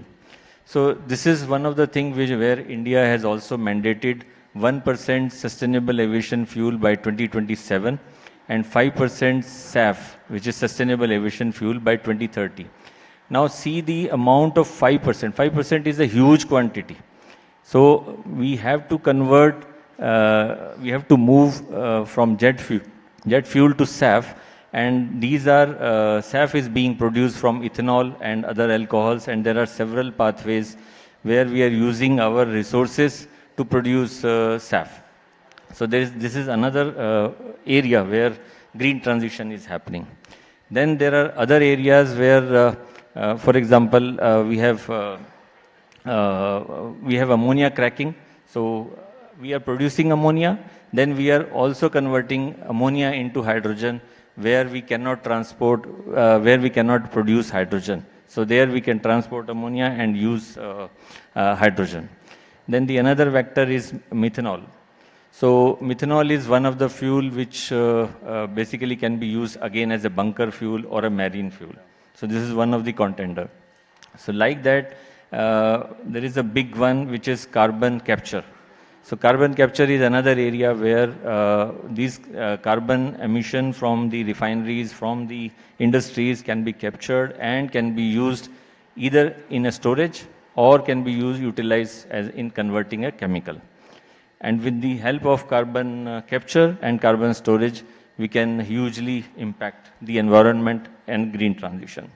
One more point in green transition is decarbonization. So we have existing assets where we are emitting carbon emission in terms of fuel burning. So those furnaces where we are using fuel with the burners, we are trying to electrify those furnaces and trying to reduce carbon or the fossil fuel in using in those furnaces. So I think these are 6-7 areas where we are greatly moving towards green transition. Now coming to the ESG role in green transition, so eventually if you see the environment, social governance, all three are actually mandated or having a crucial mandate for this green transition. So they are defining the boundaries, they are defining the financial model, they are defining the financial incentives to have this green transition. Thank you. Yeah. Thank you. Very well said. And you captured most of the transitions which we are going through, and some of them will become the main energy sources in future. Mukul, I'll come to you. And you have been specializing in funds, and that too in infrastructure sector, road, which is one of the most important sectors for India. Quite a visible story, actually. If we say roads, roads is a visible story. You put your funds there, you come from Singapore as a fund. Singapore is very, very organized, and they believe in India's story. That's why you are spreading your wings in India. And unbelievable work has happened on the toll-based roads. You can reach Lucknow. Mukesh Singh sir is here. He can reach Lucknow in 6 hours from here now. So that's because of the kind of roads you are investing in. What is the climate part of it? And are your boards concerned that it is helping in saving the fuel? The women workers who are working on these roads, in Bihar it was a story, it was also reflected in the elections. What are your thoughts on this? No, thanks. Thanks, Mr. Mishra, and thanks, IA, Indo-US Economic Summit, for having me. As you rightly said, so we are a Singapore-based fund investing into toll roads, and most of the tolls that we are paying in and around India would be coming to us. So in India, infrastructure is a big story, and in coming times, it is even going to be bigger. So far as the ESG is concerned, now ESG is something which is no more just a compliance. It is a strategic tool, and it is something which can give you access to capital. If you are doing things right, believe me, even the access to capital is available if you are on ESG compliant thing. So things have changed completely now and drastically, especially after the BRSR, Business Responsibility and Sustainability Reporting, which has been made mandated by SEBI. And after that, the BRSR core for the large infrastructure or large industries, now you have to focus on BRSR core. So those things have really made it mandated for the companies like us and other companies also to really focus on this. And when I say strategy and access to finance, and explain both these things, as you rightly said, like empowering women, because most of the laborers now in places like in Bihar, etc., are women laborers who are working on our toll roads. Now, empowering them has its own advantages. Obviously, we are playing on the S part of it, but also we have more capable people who are doing work, who are more loyal to the work there. So it has an economic angle also to it, in addition to the compliance angle. When I come to the financing part of it, the second part, so strategy is you can really employ good people by leveraging your ESG score and thereby economically beneficial. Otherwise, they will always say that ESG is just a compliance which is anti-money or it is you are going to lose money, which is not the case. But now coming to green financing, which is a big thing now, and we have done that in Cube also. Very recently, we have raised 850 crores based on sustainability linked bond, and that is what has really helped us in bringing our finances further down. So green financing is a very big thing, and in India in 2025, almost $25 billion were raised in green bonds. In next 4 years, by 2030, it is expected to grow by 4x, 4 times, so $100 billion to be raised through green bonds. So investing in ESG is giving you access to capital. Interestingly, as our topic says about net zero future, India has a commitment by 2070, we want to be net zero in our carbon emission. Right now, our carbon emission is approximately 3.22 billion CO2 units. Now, if we have to become net zero, the investment that has been estimated is 10 trillion rupees, $10 trillion, which is 3 times the Indian GDP. That is the kind of investment that is required if you want to be a net zero by 2070. So to see the focus on those things of government, the focus on corporate, and the focus on investment climate which is available right now. So great time for ESG professionals, great time for lawyers to be at the right stage. Very rightly you said, Mr. Mishra, that this is the time in India, in the next 25, 30, 35 years, this is really the Amrit Kal, where if you are having the right skill set, believe me, you can make fortune also, and you can contribute to the India's growth story and to the world's growth story. Very well. Vanita, I'll come to you and ask you that he said lawyers will have a lot of work, so that's good music for us. What do you think, how much the courts have played a part in the climate transition and climate-related judgments which have been coming from the courts? It's India's case that for last 40 years at least, and 25 years we have been practicing, climate has been priority for the Supreme Court and other high courts. What are your thoughts? Thank you, Sudeep. So since, like you said, since the last 40 years, basically in the 1980s, so in the last 4 decades, especially with the advent of public interest litigation, where any aggrieved person could come to the Supreme Court and, ask redressal of environmental concerns. Supreme Court has played a path-breaking role in firstly recognizing right to clean environment as right to life, and it has pushed legislation, it has pushed enforcement. Some people call it judicial activism, but it has played a big role in sort of monitoring and ensuring that environmental concerns are addressed. In 2010, even the National Green Tribunal, which was constituted especially for dealing with environmental disputes, that push came from the Supreme Court. And the Supreme Court, by elevating the right to clean and healthy environment and elevating right against adverse effects of climate change as a fundamental right, is providing a strong constitutional basis for promoting green energy and environmental protection. So having said that, I'll just briefly discuss about few landmark Supreme Court judgments which basically focus on green energy and focus on how to tackle climate change. So one judgment of Hindustan Zinc Limited versus Rajasthan Electricity Regulatory Commission.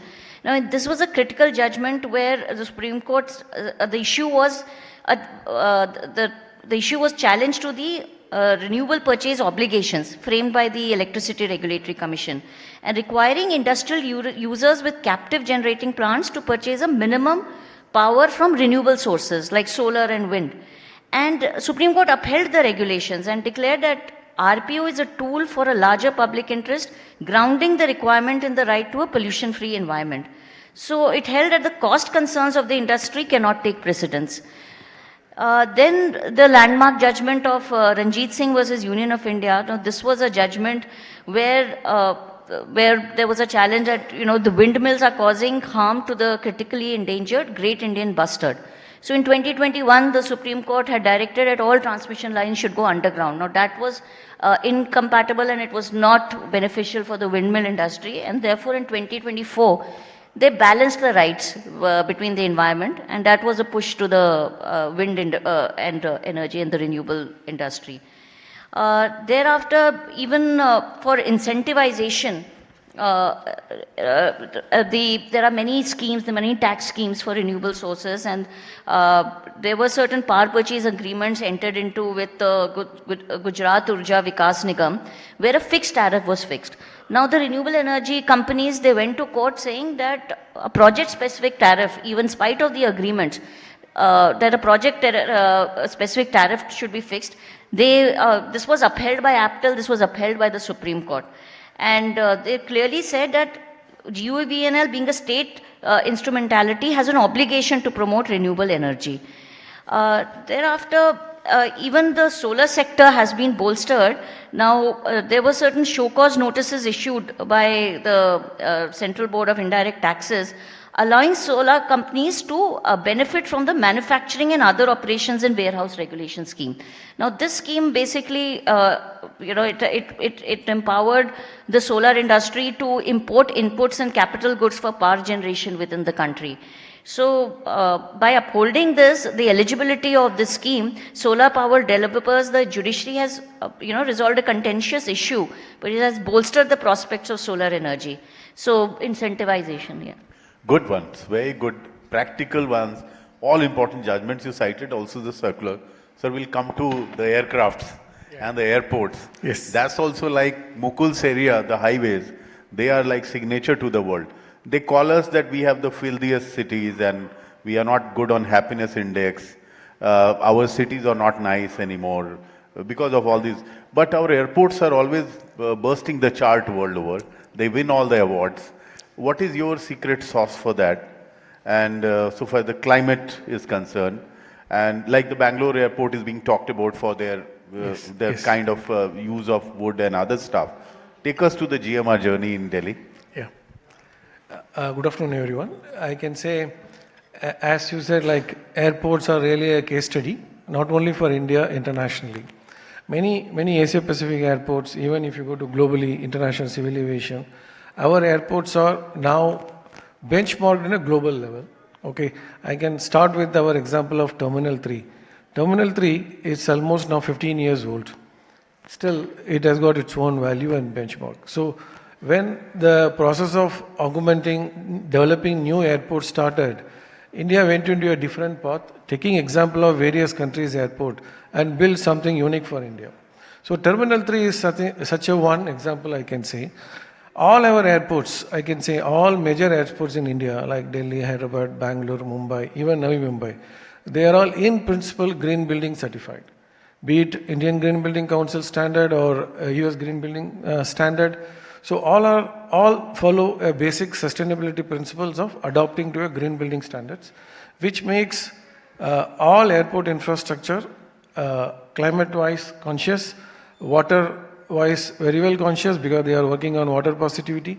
Energy, you see all energy factors like daylighting, energy efficient infrastructure and fixtures and fittings. So that makes more or less all the building almost 35% less as compared to other buildings. And uniqueness in terms of landscaping, you can see Delhi, Hyderabad, Bangalore. The landscaping factor also makes a green good footprint around the airport. So if you ask me what are the green initiative by Indian airports, adopt to green building standards, incorporate renewable energy, that's what the next topic is. Like all our airports, more or less more carbon conscious. Almost these airports are I can say carbon neutral airports. Yeah, I'll just, one thought which is going every time when I see going to Indigo, I love the fact that they don't have any hot thing now because they save the energy and they serve the cold sandwiches also. It saves them money and everything. But when the plane is closed, at that time the chart is taken, a printout is taken on those old printers. Why that can't be stopped and iPad can't be used? It is possible. They are still exploring. I can't speak about Indigo's factor here. But as an airport infrastructure, it is all possible. It is all there. Only thing they have to practice. But since world over, I have not seen that. Only in India, we are still continuing the chart. It's like the railways have stopped those charts. But the aircraft, which is very environmental friendly also now, they still have the chart. Okay. I will give this feedback. I have given you a point on that. But since you mentioned about Indigo, I'll tell you, Indigo is highly conscious, better performing, and I can say highly conscious in terms of noise and air emission aircraft fleet operator. I agree. As compared to anybody. Their on-time performance, I'll tell you, we call it as landing and takeoff cycle. If you delay 1 minute, it caters to maybe X amount of CO2 emission. because they make sure that all their on-time performance very well achieved, their scope 3 emission, which is nothing but, for me, a scope 3 emission, which is relatively contained. Absolutely. So though they may practice, as a paper, it's a kind of No, all of them safety are check sheet. practicing, not only them. All of them are practicing. But as a safety precaution, see, DGCA still need to evolve new procedures. Yes. But as an aircraft operator, they are very well efficient aircraft Yeah, operators. I agree. Sir, we have 30 seconds each for all the speakers. So Pradeep sir, what are your thoughts? What do you want to give us? What should we do? No, I have identified what are the issues, what are the impediments in solid waste disposal. So we have to overcome them. First is our quantum is very, very large. We create about 58 million tons of municipal solid waste, whereas our capacity to handle this is not even 30 to 40%. So we need technology. So technology is required, and for the technology, we need funds. We cannot expect the urban local bodies in India that they can avail all these technology at their cost. So they have to be funded accordingly as per their requirement, and wherever they could exceed their revenue sources, they are successful. Like Surat, Indore, they have done on their own with the minimum of the assistance, financial assistance from Government of India. But other cities are also getting that, but they are not able to do as much as those have done. Sir, this is such a great suggestion, and I tell you why this is important. Ajay, I will draw your attention. You remember that solid waste matter in Supreme Court. What sir is saying, and it's for everybody, like for Delhi, the capacity to process the waste is 40%. 60% machinery is not there. And he's hit the nail that Indore and Surat can do it, and Delhi can't do it. It's a capital city. So your basic problem you have to solve before you plan about bigger things, something as simple as this he means suggested. Anurag, I want your thoughts. What are your wish list for the corporate world? You have done great job. We understood on the climate resilience. Your parting shot. I think it's all about taking small steps. Big steps can be taken at policy level, etc. But for example, we remove the tissue papers from the entire company, right? So that helps. So these are small step, and we encourage people to keep a handkerchief instead. On the Environment Day, we distributed cotton roti wraps, right? The foil, which is used and thrown away in the basket, is another good idea that we. So these are simple things, but let's not ignore the importance of simple things which we all can take in our daily lives. So I think that's my suggestion.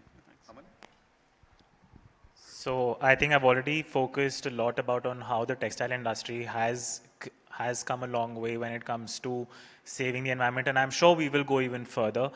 However, I would like to really highlight on the point that as of now, what India needs with a population of 1.4 billion people is to focus on skill development.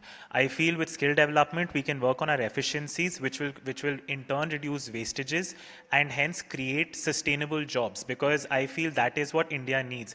We may save the environment, but if we save the environment but we don't have jobs, does that create our ESG goals? Yeah, Anuj.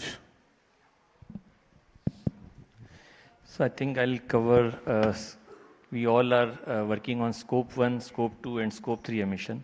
So scope 1 is direct emission, which is in our control, like we are running our car. So we have to try how we can reduce emission. Scope 2 is indirect emission, which are like electricity. So if we can use renewable electricity, like we have a rooftop solar scheme, by doing that we can cover scope 2. And then scope 3 is the emissions which are beyond our control, like we are flying from an aircraft, and we are using cabs or other things. So there also we can find a ways how to reduce emissions. So this is what I Brilliant. can tell. Mukul? So just two things. One is for the corporates and one is for the lawyers maybe. For corporates, I feel now we do talk about a lot of BRSR core, but things are going to change much worse or from compliance point of view in coming a couple of years. You can see some brown exposure provisioning by RBI, whereby the banks have to make some provisions for brown exposure. There can be a green asset ratio that you have to maintain that banks are going to check. Your BRSR core assurance is going to come that you have to get it audited by this stuff, by an independent agency. So what we are seeing is that in coming 2-3 years, there's a lot of focus on ESG even from the regulator. And whether corporates are aligned to it or not, I'm not very sure. Whether we are just doing still the simple things and not focusing on it as a process, which is one. And second is from the professional side, on the legal side or advisors, I have not seen hardcore ESG professionals who can deliver those services. Even the law firms, etc., I have not seen right ESG professionals who can really help me and walk me through. Because I'm in an environment, especially infrastructure, where ESG is a big thing. And as I said, it helps me even in accessing better finances. So I really need those professionals who can handhold, which I'm seeing is not there. Agree. Vanita?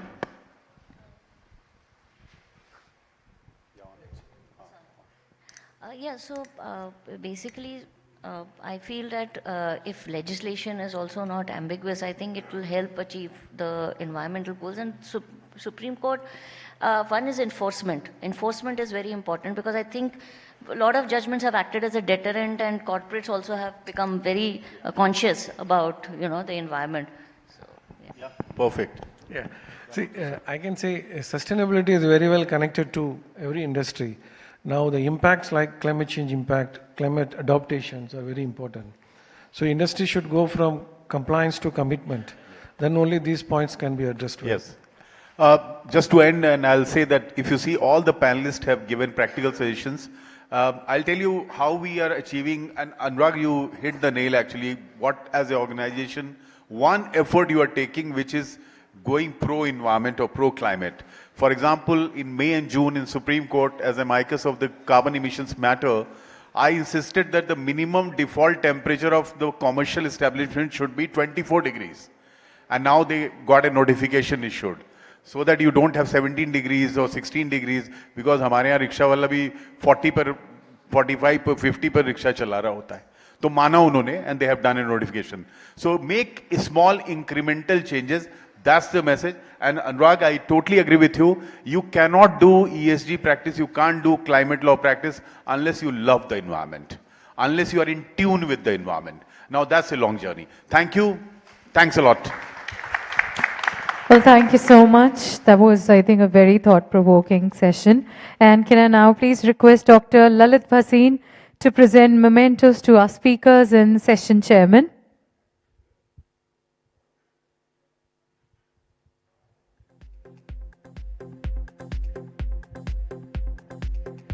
Mr. Sudhir Mishra.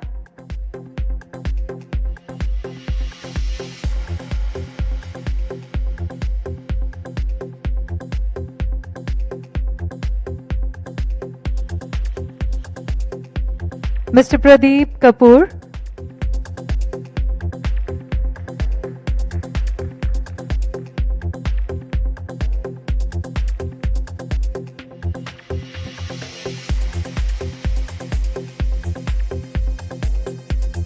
Mr. Anurag Chauhan.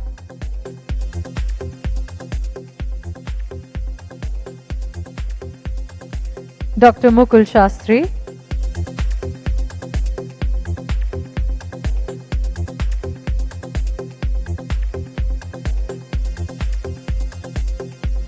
Mr. Aman Peshwari.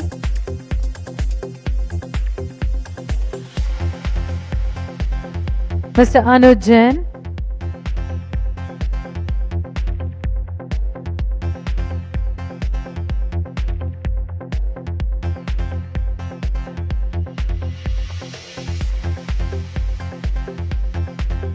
Mr. Muthu Krishnan.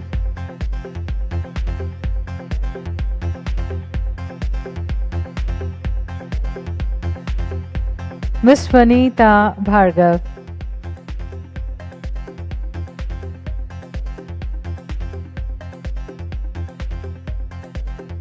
And our session chairman, Mr. Sudhir Mishra.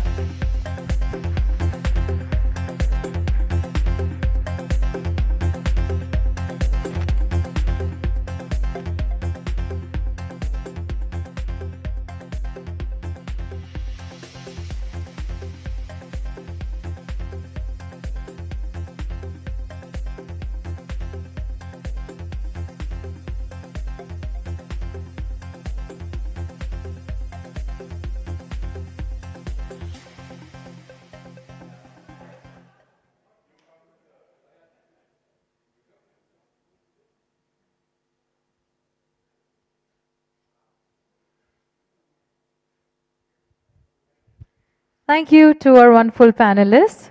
Please take your seats now.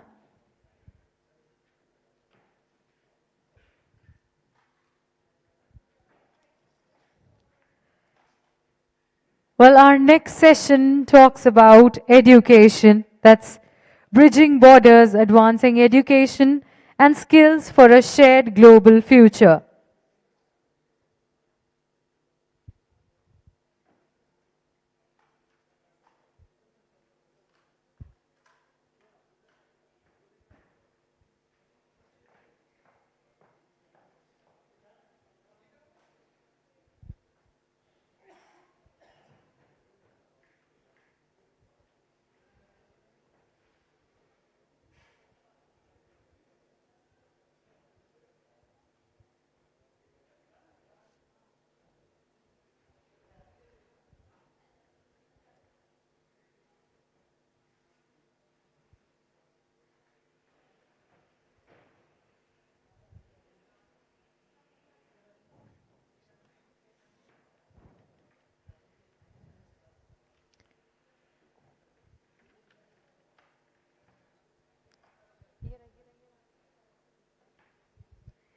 Can I request our session chairman and our speakers to please join us on stage. Our session chairman, Dr. W. Silvamurthy, President, Amity University. Can we acknowledge sir's presence? Our speakers for the session, Dr. Pankaj Mittal, Secretary General Association of Indian Universities. Professor Dr. T.G. Sitharam, Chairman AICTE.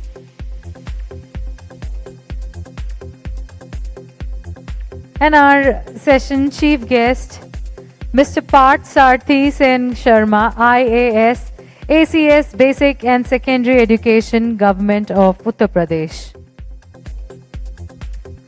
A very warm welcome. Over to our session chairman.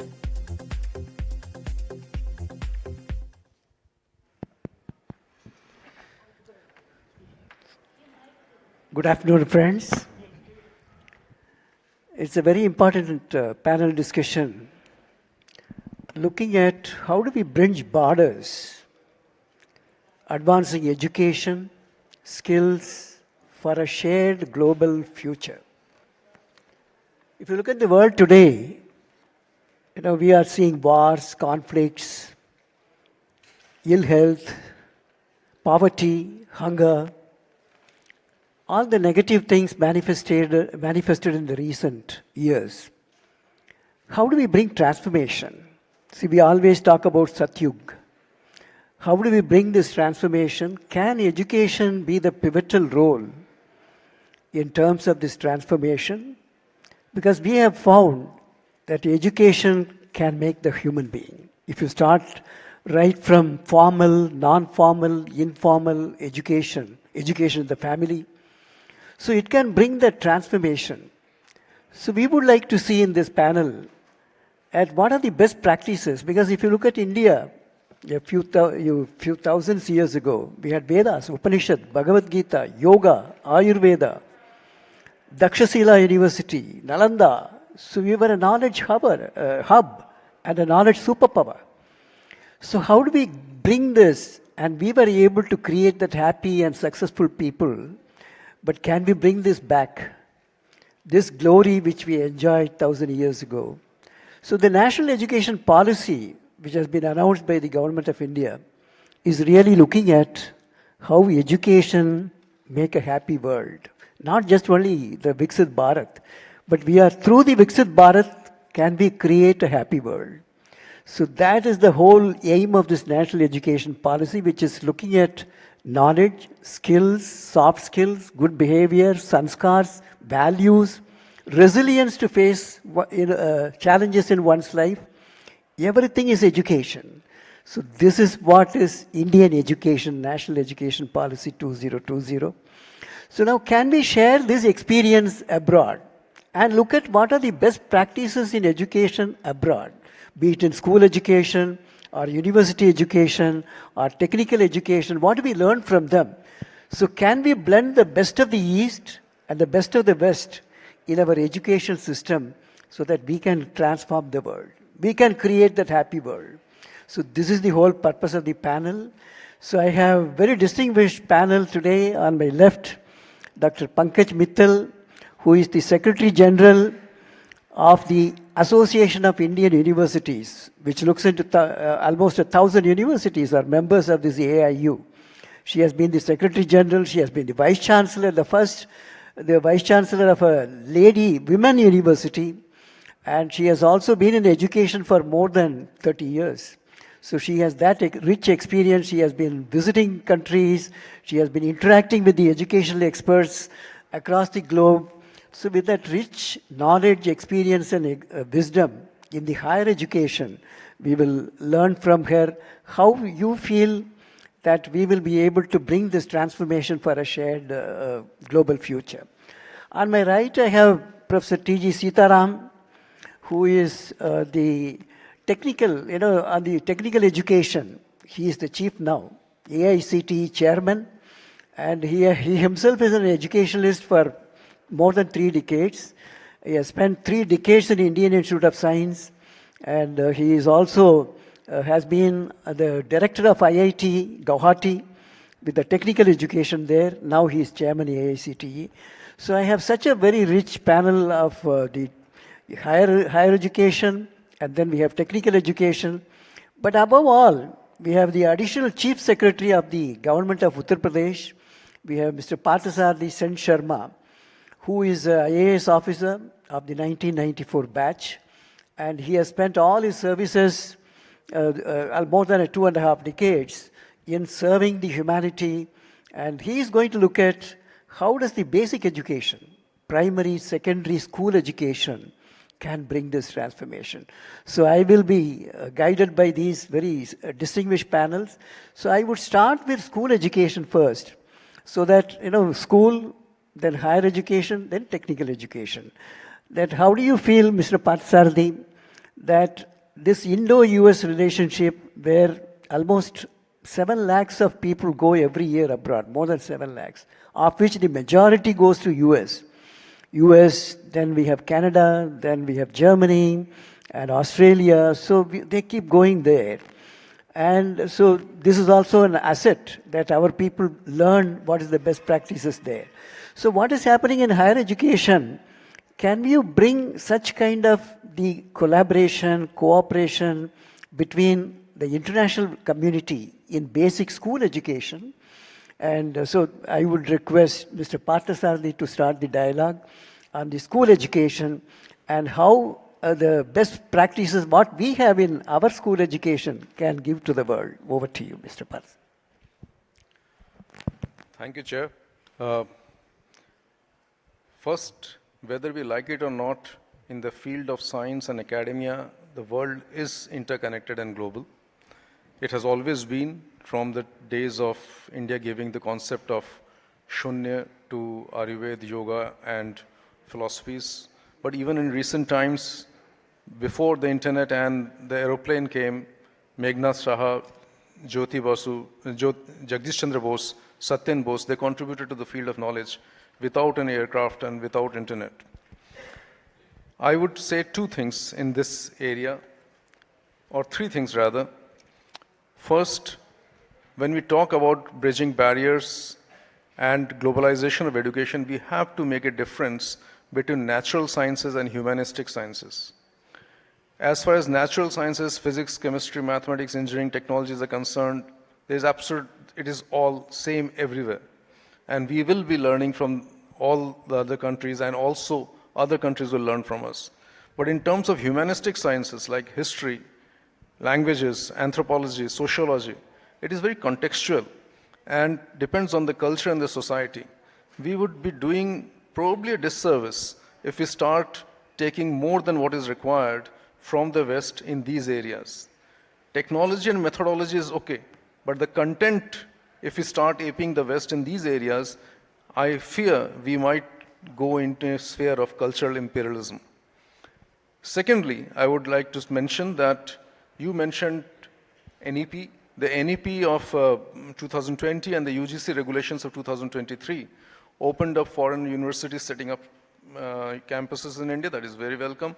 But I would also say that India has a potential of becoming a hub of education export in the global south.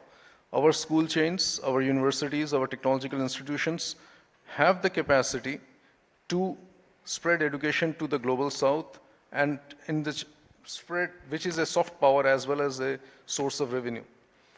In terms of school education, I think we have two things to do. One is to deepen the quality of education. Apart from the global barriers, there are barriers within the country. There are barriers within because of socio-economic classes, and we have to make sure that this all globalization of education is not only limited to the elite part of the society. So we have to deepen the education and break the barriers within the country also. Also, because of the digital platform, we have certain resources now which can easily be used by other countries of the global south like SWAYAM, Diksha, ePathshala, NDLI, National Digital Library of India.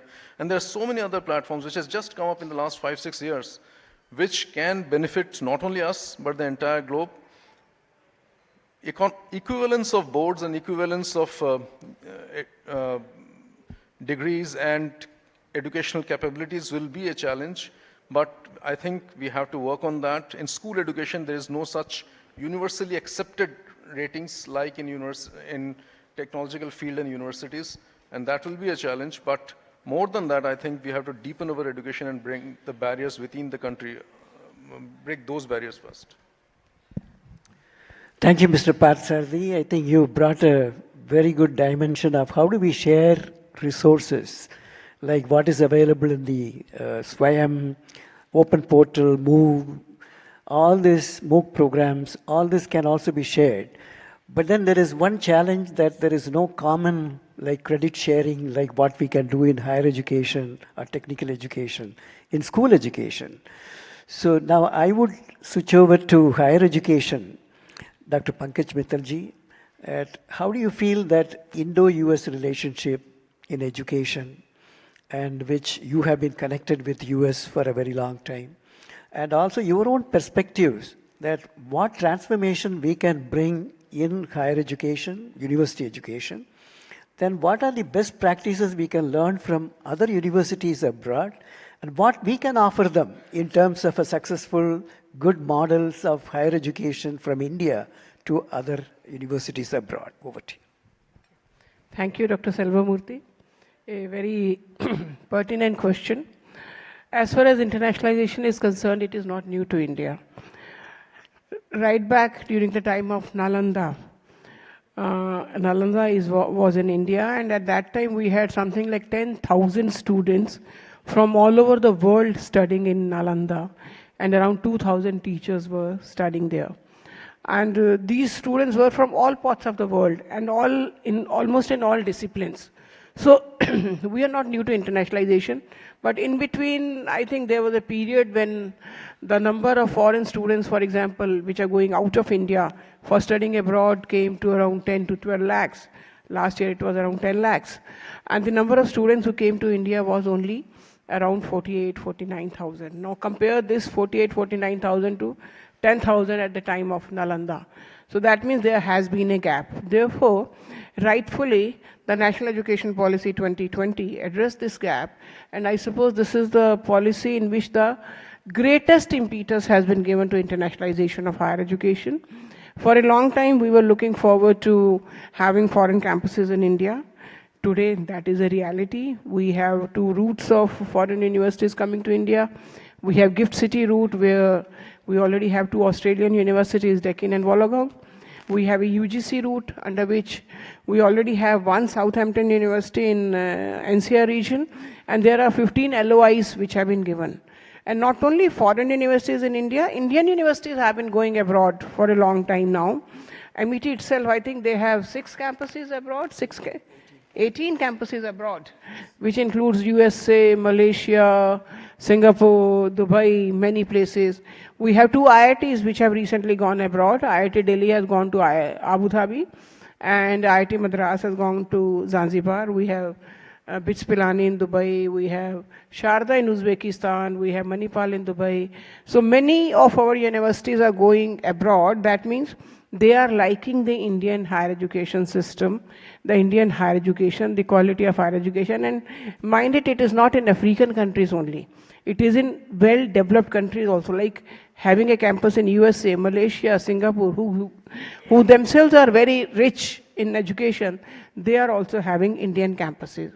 Then second thing, which again was a demand for a long time, was the dual degrees, joint degrees, and twinning programs. Again, earlier they were allowed to a certain extent, but there were too much of, I should say, red tapeism, and the approval was a very, very big issue. Now, the National Education Policy and subsequently the UGC regulations, they have just laid down the eligibility conditions on both the paths, like what Indian university should satisfy and what the foreign university should satisfy. And then they can enter into a collaboration, and the students can go in for a dual degree, joint degree, which again is a very, very welcome step. But the only hitch which I am seeing, like we are looking after 1,200 universities and we are very good in internationalization. We have made a network for internationalization of higher education. We call it Indian Network for Internationalization of Higher Education, INHI, under which we are helping our universities to build these partnerships, because many a times our universities, India is a large country, so very few universities have the capacity to do the partnerships, but many of them, they have an intent to do the partnerships, but they don't know how to do it, whom to approach, how to enter into a partnership, and then how to sustain a partnership. So this, our network, INHI, helps the universities to sustain that partnership. So the worry which I was having was that in most of the dual degrees, joint degree programs, the partnership is one-sided. One-sided means Indian students are going abroad, but those students are not coming to India. So what we are insisting now is on equal partnership. So if we have to learn from them, they also have a lot to learn from them. So we have to create a shared ecosystem where we learn from each other. And when we have foreign students on our campuses, of course, it's a core learning space is created, and they also learn from us and we also learn from them. And lastly, like for example, the policy even went to the nitty-gritty saying that every university should have a international students office. Now, international students office, it is easier said than done, because many of the universities who are our member universities, they come to us and they say, ये international student office काम क्या करेगा, कितना बड़ा होगा, क्या objective होगा, कैसे कैसे काम करेंगे, कैसे वो partner ढूंढेंगे. So they really don't know. So what to do is told to them, but how to do is to be told. So that is what AIU does, that we fill that gap. So we do workshops for the directors of international studies and tell them how to establish an international student office, what type of activities they should undertake, what should be the size, what should be the staff, what should be the qualification, how they should look for the partners. So these type of things we keep on doing, but internationalization has a very good scope, and it is a process by which our universities will learn a lot. For example, he was saying what we have to learn from them. Many things, including how to teach. Because the way we teach and the way they teach is totally different. We are relying more on rote learning, they are relying more on application-oriented studies. We are relying on, say, classroom studies, they are relying on what we call as flipped classroom model, in which in the class they don't teach, in advance the course content, maybe it is in the form of audio, video, or text is given to them, and in the class what happens? Discussion, problem solving, reasoning, rationalization, so that the understanding is better.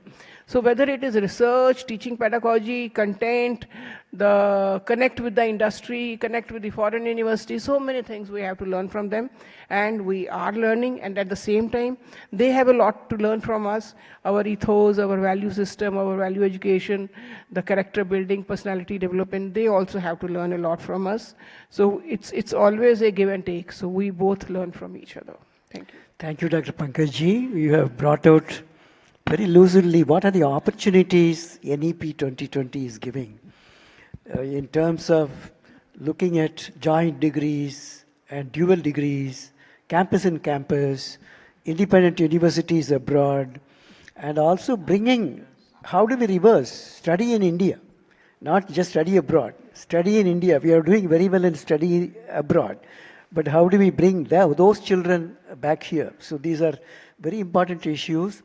And you also mentioned about Amity model, where I have been serving for almost 1.5 decades now.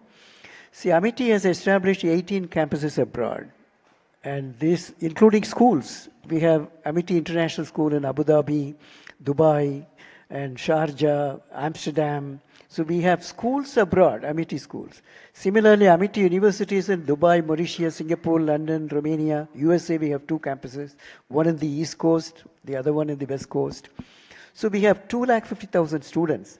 But the whole education system is a good model, because I have seen this, that we are creating the future global citizens who are endowed with knowledge, including spiritual knowledge, skills, including soft skills, good behavior, sanskars, values, resilience to face challenges in one's life.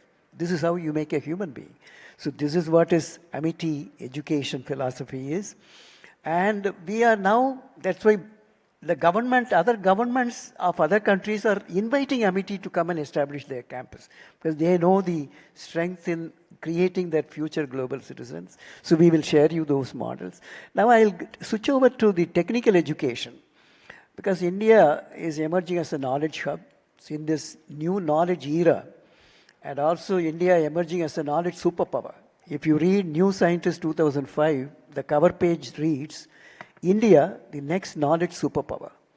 So that means we have to create new knowledge, secure the knowledge through the IPR, and then also apply the knowledge for wealth generation and solving the problems. So this is what is the purpose with which this system is now working. Now I'll switch over to Professor T.G. Sitaram, who is looking at the technical education. That, if you look at German model, that we have skills. There are skilled workers and knowledge workers, but both are respected. People who work on the shop floor or in the workshops are given the equal prestige and as well as honor, like a person who will design a system sitting in the computer and the design softwares. So how do we bring this kind of culture of education and skilling in the technical education, and what is that we can learn from others and what we can give from our experience to the world? Over to you, Professor Sitaram. Thank you, Dr. Salumurthy, and also distinguished panel on the dais, and all the distinguished members who are hearing to us today. And also thanks to Indo-American Chamber of Commerce. So, first of all, I would like to say, India and the United States share a deep strategic partnership grounded in education, innovation, and talent leadership. We have seen time and again a lot of activities are happening. And with India emerging as the world's largest source of STEM talent, and particularly I would like to highlight, today All India Council for Technical Education is a facilitator, not a regulator, hosts about 14,000 institutions. And we are the largest producers of engineering graduates in the world. How many? 1.5 million engineers graduate every year. And large number of them are actually also immigrating to America. And there is a lot of talent, which has gone to US and set up corporation. And today, more than 500 top tech companies are headed by Indian diaspora. And similarly, not only just even in the numbers also. So where did all these people, graduate from? Majority of them from Indian education. Our technical education is quite engraved in not only the curriculum, skilling, and also in emerging areas. So large number of our students actually study in areas of cyber security, data science, artificial intelligence, very early, started in 2017, 2018 itself. So these are the people who are actually being sought after. So if the world, particularly US, is so much worried about India, is Indian talent. So you are already hearing that this talent has created a buzz, not just in the US and across the world. So even we have also got benefited from US. Majority of our, for example, IITs, our premier institutions. So I asked most of my faculty there, I was the director of an IIT, 95% or 90 to 95% faculty, if you ask them, ask the professors, where did you graduate? They will start with, I did my MTech from IIT Madras, PhD from Carnegie Mellon, postdoc from Harvard. Okay, but they never tell you where did they graduate from, because they will be graduated from one of those engineering colleges. 95% of the faculty in IITs are, this is the story. Okay, so that means lot of our faculty who have come back from US educated, majority of them are US educated. Only nowadays we are seeing people going to United Kingdom and also in engineering and technology and Australia and other countries. So I think there is a greater synergy already because curriculum is not that much different. I have taught in US, I have taught in Canada, I myself seen, and it is curriculum wise we are almost on par with what US teaches in technical education. Okay, maybe I can say maybe 1 inch we are ahead of them in curriculum, but maybe not in the teacher's quality. Okay, teacher's quality we have a problem because we have too many students, too many institutions, but we don't have enough teachers, particularly in the emerging areas. That's where we need to do some more work actually. So coming back to the talent part itself, if you see large global capability centers, almost 3,500 and above, have set up shops in India to hire our talent. So that very clearly shows that the whole world is looking at India for the talent. We are the youngest nation in the world demographically, and I think there is a great potential in educating in STEM. One thing I would like to highlight to you that through the efforts of All India Council for Technical Education, what has happened in the last 35 to 40 years is we have made engineering education and management education completely democratized. And it is accessible to everybody. We have an engineering college in Andaman and Nicobar, a polytechnic in Lakshadweep Island, and you name the district, we have an engineering college. That clearly shows that anybody who dream to do an engineering program, he is able to do that. So coming to we might say we are not skilled, we are not good. So I have already given you enough facts that with all the deficiency, Indian engineers and managers are sought after in the whole world. So this is the golden time actually for us to actually increase the collaboration. We need to get the students from US to India. So that's where we need to work on more and more. Our premier institution in science and technology, particularly in the ranking, and our institutions are also rising. Large number of institutions are coming up in the QS and the ranking, even though there are a lot of issues in the way we rank the institutions. So in nutshell, I think there is a greater synergy between India and US, particularly in technical education. And greater benefit is actually America and American companies having because of our talent. And we need to reverse that, maybe bring them also here to study. And it's good that I see you already know that 2 of the IITs have gone abroad. Not just, US we have not touched yet.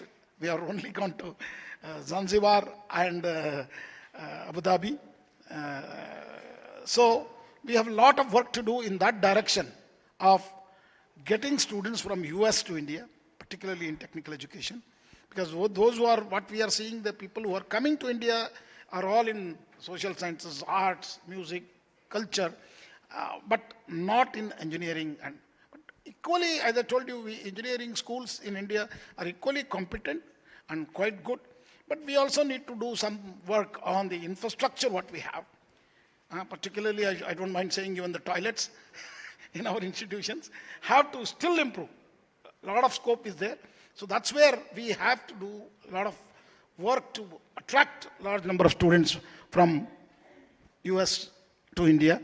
And I think there is a greater synergy, whether it is space, defense, atomic energy. In all these areas, we can do a lot of collaboration. And digital public infrastructure, I think we can teach them, because the scale at which we have done is mind-boggling, and there is a greater potential. This can go to across the world. With this, I will maybe stop at this moment and maybe wait to hear other members. Thank you. Thank you, Professor Sitaram. You have brought a very important issue, that the material produced from Indian soil, Indian educational portals of Indian educational system, are doing very well abroad. That means the foundation you have laid in terms of school education, higher education, technical education is proven in terms of you have produced those number of engineers, technologists, scientists who are doing very well in abroad. And so now the next part will be how do we bring this study in India?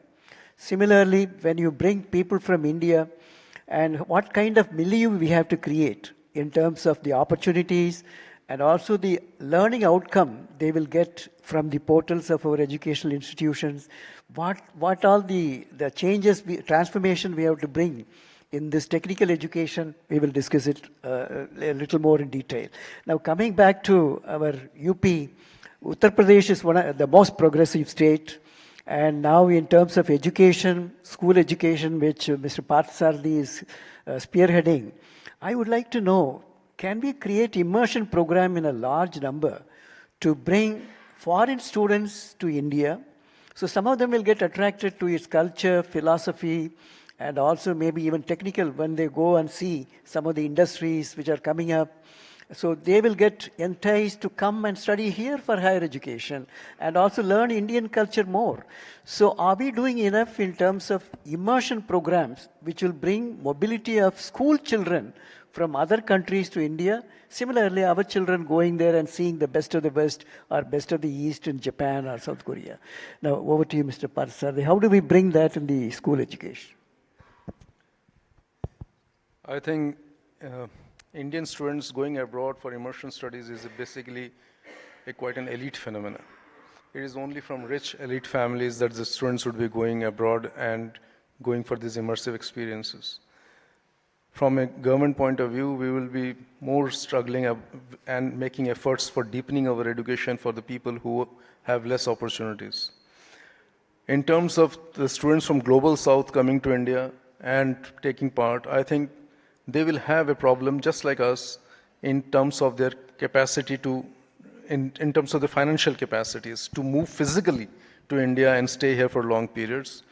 I think in today's global and digitally connected world, I think the index should be how many people from Global South students use our digital platforms of, as I mentioned, the LDLIs, SWAYAM, Dikshas, and the MOOCs. That, I think, should be the index. I don't really think that too many students from the Global South can afford to come to India and stay for long. That is my short take. Thank you. See, inclusivity in education is the foremost philosophy with which India is now trying to achieve a total literacy level at school level. And I'm sure that the initiatives taken by state governments and also the central government will move towards that direction of right to education. Now coming to higher education, Professor Pankaj, that I would like to see how do we reverse the trend of flow from students, because most of 7 lakh to 8 lakh students every year, they go abroad, most of them to US. And also the total economy, if you look at $4 billion is the fees every year we give as a foreign exchange from our country. So if we have to reverse this, what are the opportunities we have to create within the country and also to bring students from abroad to study in our universities? So what are those changes, policy changes, ecosystem, and also the facilities to be created, and also the right pedagogy which will motivate students to come to promote creativity, innovation, problem-solving abilities in our education. So how do we bring this transformation in our higher education? Thank you. I suppose what Dr. Sharma was saying that only the rich people can go abroad and study. What we need also is democratization of internationalization. Means even if you do not have means, you should be able to study abroad, and that should be supported by a lot of fellowships, scholarships by our student. You would be aware of Fulbright scholarship, Fulbright fellowship. I am also a Fulbrighter. So the US government gives Fulbright grant to many students or scholars or researchers all over the world. They come to India, see the higher education system of India, and then they become the brand ambassadors of India, US higher education system. So right now there must be something like I think something like 7 to 8 lakh US brand ambassadors in terms of the Fulbrighters who are there. You must be knowing about Erasmus Mundus. So in that also, the European Union is having the fellowship in which the students from all over the world are coming to Europe and studying. So they also become a European Union brand ambassadors for their higher education system. India has some scholarships, something like 4,000 scholarships through ICCR. There were earlier some scholarships through Study in India program, but now I think scholarships are not there. ICCR scholarships are there, but they are too small, 4,000 scholarships. So can we start any fellowship program or a scholarship program which brings talented students from all over the world to study in India, and that will and then they will become the brand ambassadors of Indian higher education abroad. So why can't we do this? That is one step which we can take. Second, the infrastructure in Indian higher education institutions. Infrastructure not only in terms of classrooms, but also in terms of international students' hostels, in terms of food facility, in terms of the ambience or the ecosystem which is created in the university, which should be palatable to the foreigners, the way our students treat the foreign students. So all that has to be created forcefully, means the universities have to make extra efforts to create an ecosystem which is foreign friendly, foreign student friendly. Third, the visa. Visa becomes a very big issue. So the students have to run from pillar and post, and then visa is a very big issue. I do remember that in Malaysia, there's a, what is that, Education Malaysia. So what they do have is that in the airport in Malaysia, their Education Malaysia, there's a special kiosk which is there, and any student coming to Malaysia for studying in Malaysia, they bring such a big help to, I mean, they are such a big help to them that right from landing till the student reaches the university, he or she is taken care of. We don't have any such system in India. So we have to deliberately create a system, even fooding. Sometimes our toilets are not clean. So students come and then they go back because they don't find it hygienic. The mess, the food is very spicy, so they feel they are not able to eat the food, let them go back. So everything, very small thing, whether it is toilet or hostels or mess or visa or infrastructure, and again the way we teach. The way we teach has to change. We have to adopt flipped classroom model so that they are comfortable in the manner in which we teach. Language, of course, is an issue, but most of our courses are in English, so language doesn't become that big an issue. But language of conversation becomes an issue, because in the university, students normally speak in the local language, so they feel a bit excluded. So inclusion is very, very important. So if we really want foreign students, we have to improve the quality of education, we have to improve the infrastructure, we have to create a foreign student friendly ecosystem in the universities, and then lastly the marketing of Indian higher education. Our higher education institutions are not known much in the world because we don't market ourselves. Sometimes we see a foreign university collaborating with not so good Indian university, and when we ask them, why did you collaborate with them? They say their pamphlets were so good, they projected themselves very well. So they marketed themselves, so they got into it. But in general, especially the government institutions, especially the IITs, they don't market themselves. So marketing is also very, very important. Thank you, Dr. Pankaj. I think Dr. Basin, the summit chair, would like to make a few remarks.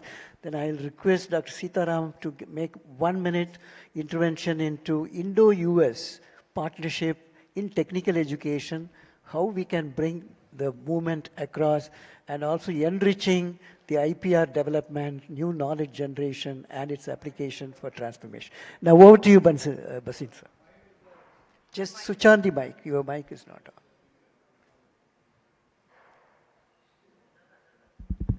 Yes, now it's on.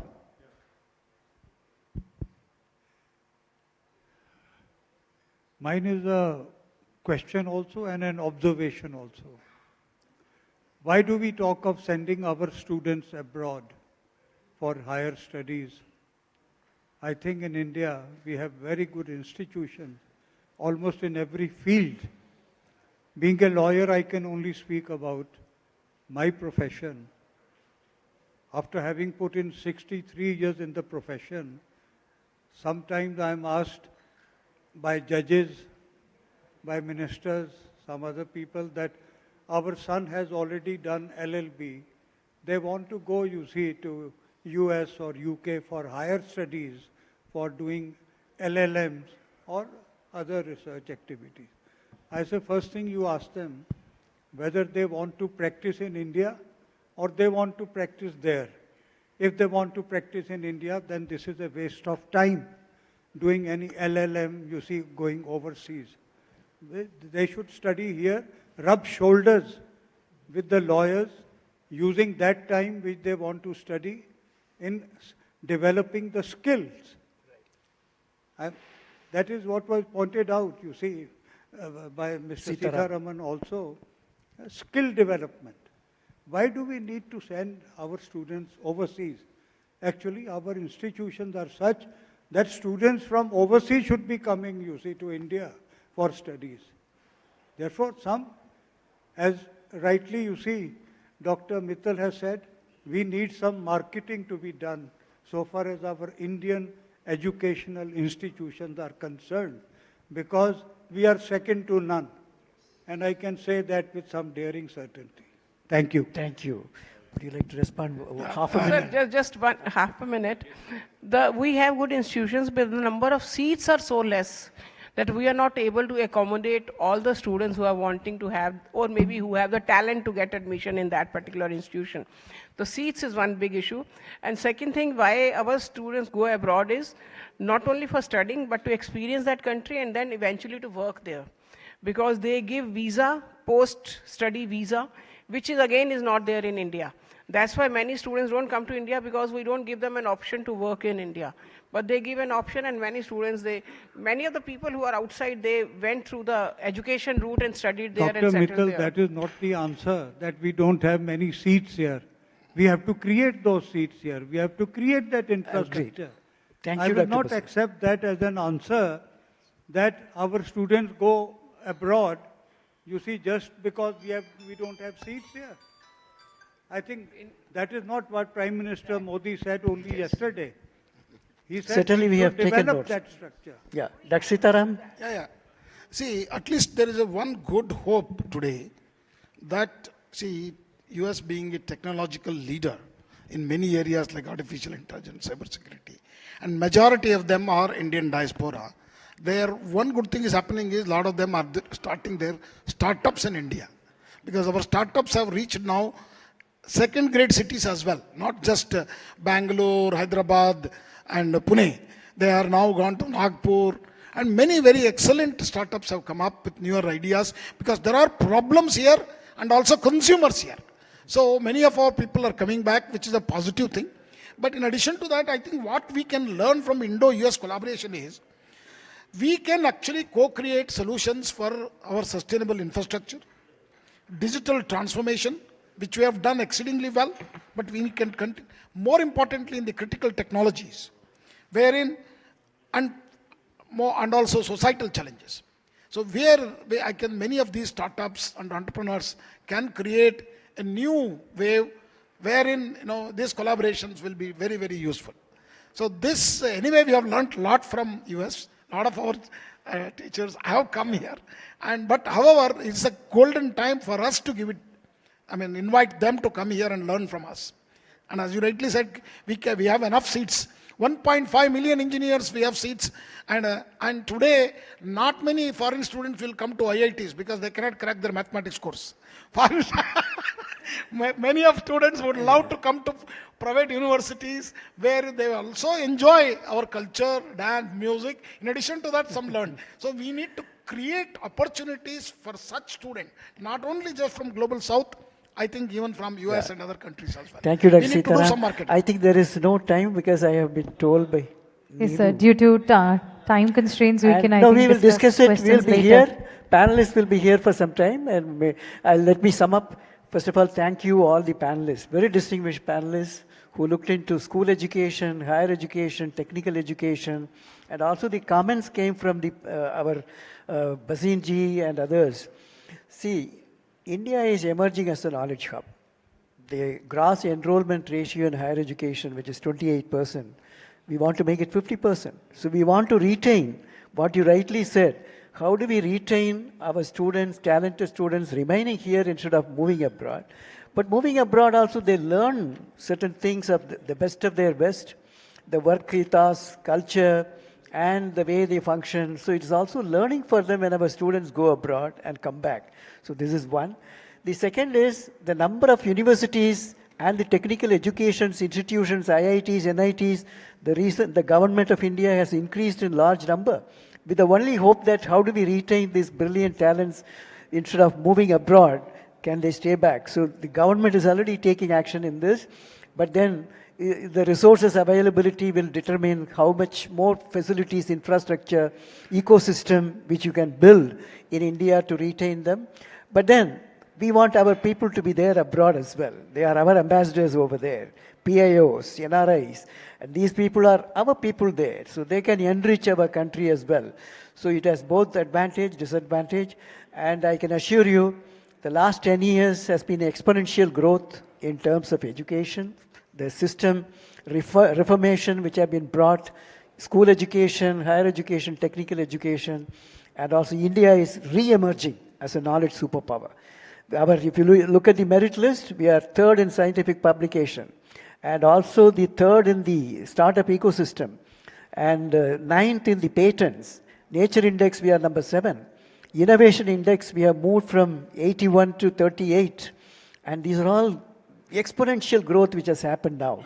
So I'm sure I can assure all the panelists who are also having that urge, how do we transform India as a Viksit Bharat as well as a knowledge superpower. Thank you so much for the panelists. Let's give a big clap to panelists who deliberated on this subject so efficiently, and thank you so much. And also thanks for this opportunity, Neeru ji and Basin ji and also Dr. Atul ji for this opportunity to chair this panel. Thank you. Thank you so much for this wonderful session. Request Dr. Lalit Bhasin to kindly present mementos to speakers and our session chairman.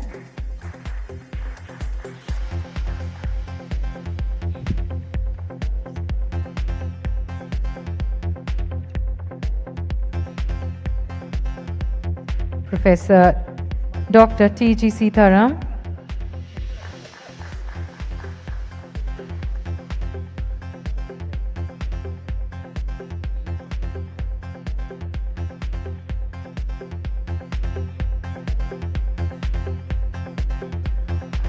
Mr. Parth Sarthi Sen Sar Sharma, IAS.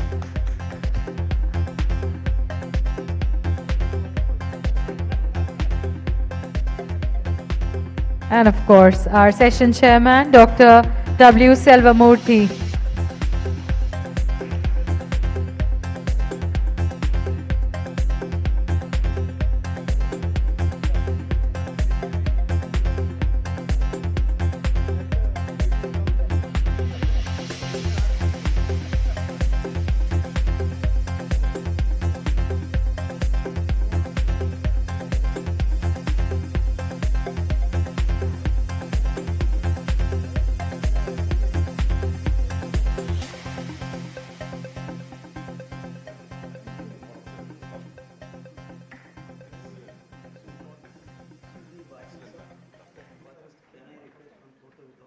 Thank you, panelists.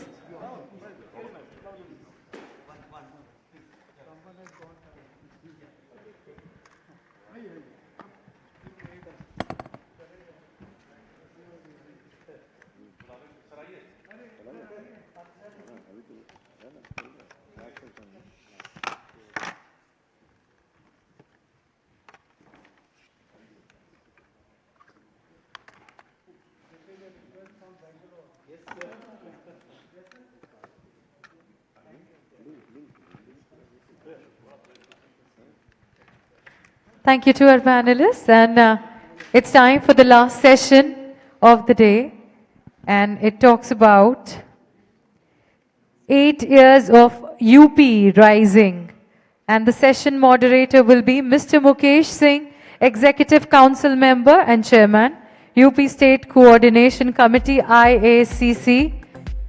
Let's welcome him with a round of applause. Ms. Shipra Shukla, Chairperson UPID, Department of MSME, Government of Uttar Pradesh. A very warm welcome, ma'am. Mr. Manoj Singh, IAS, retired, former Additional Chief Secretary, Government of Uttar Pradesh.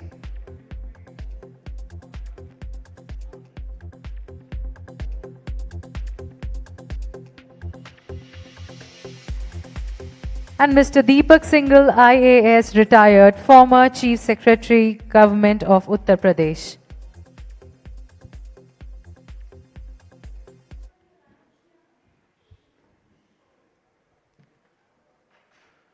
Over to our moderator.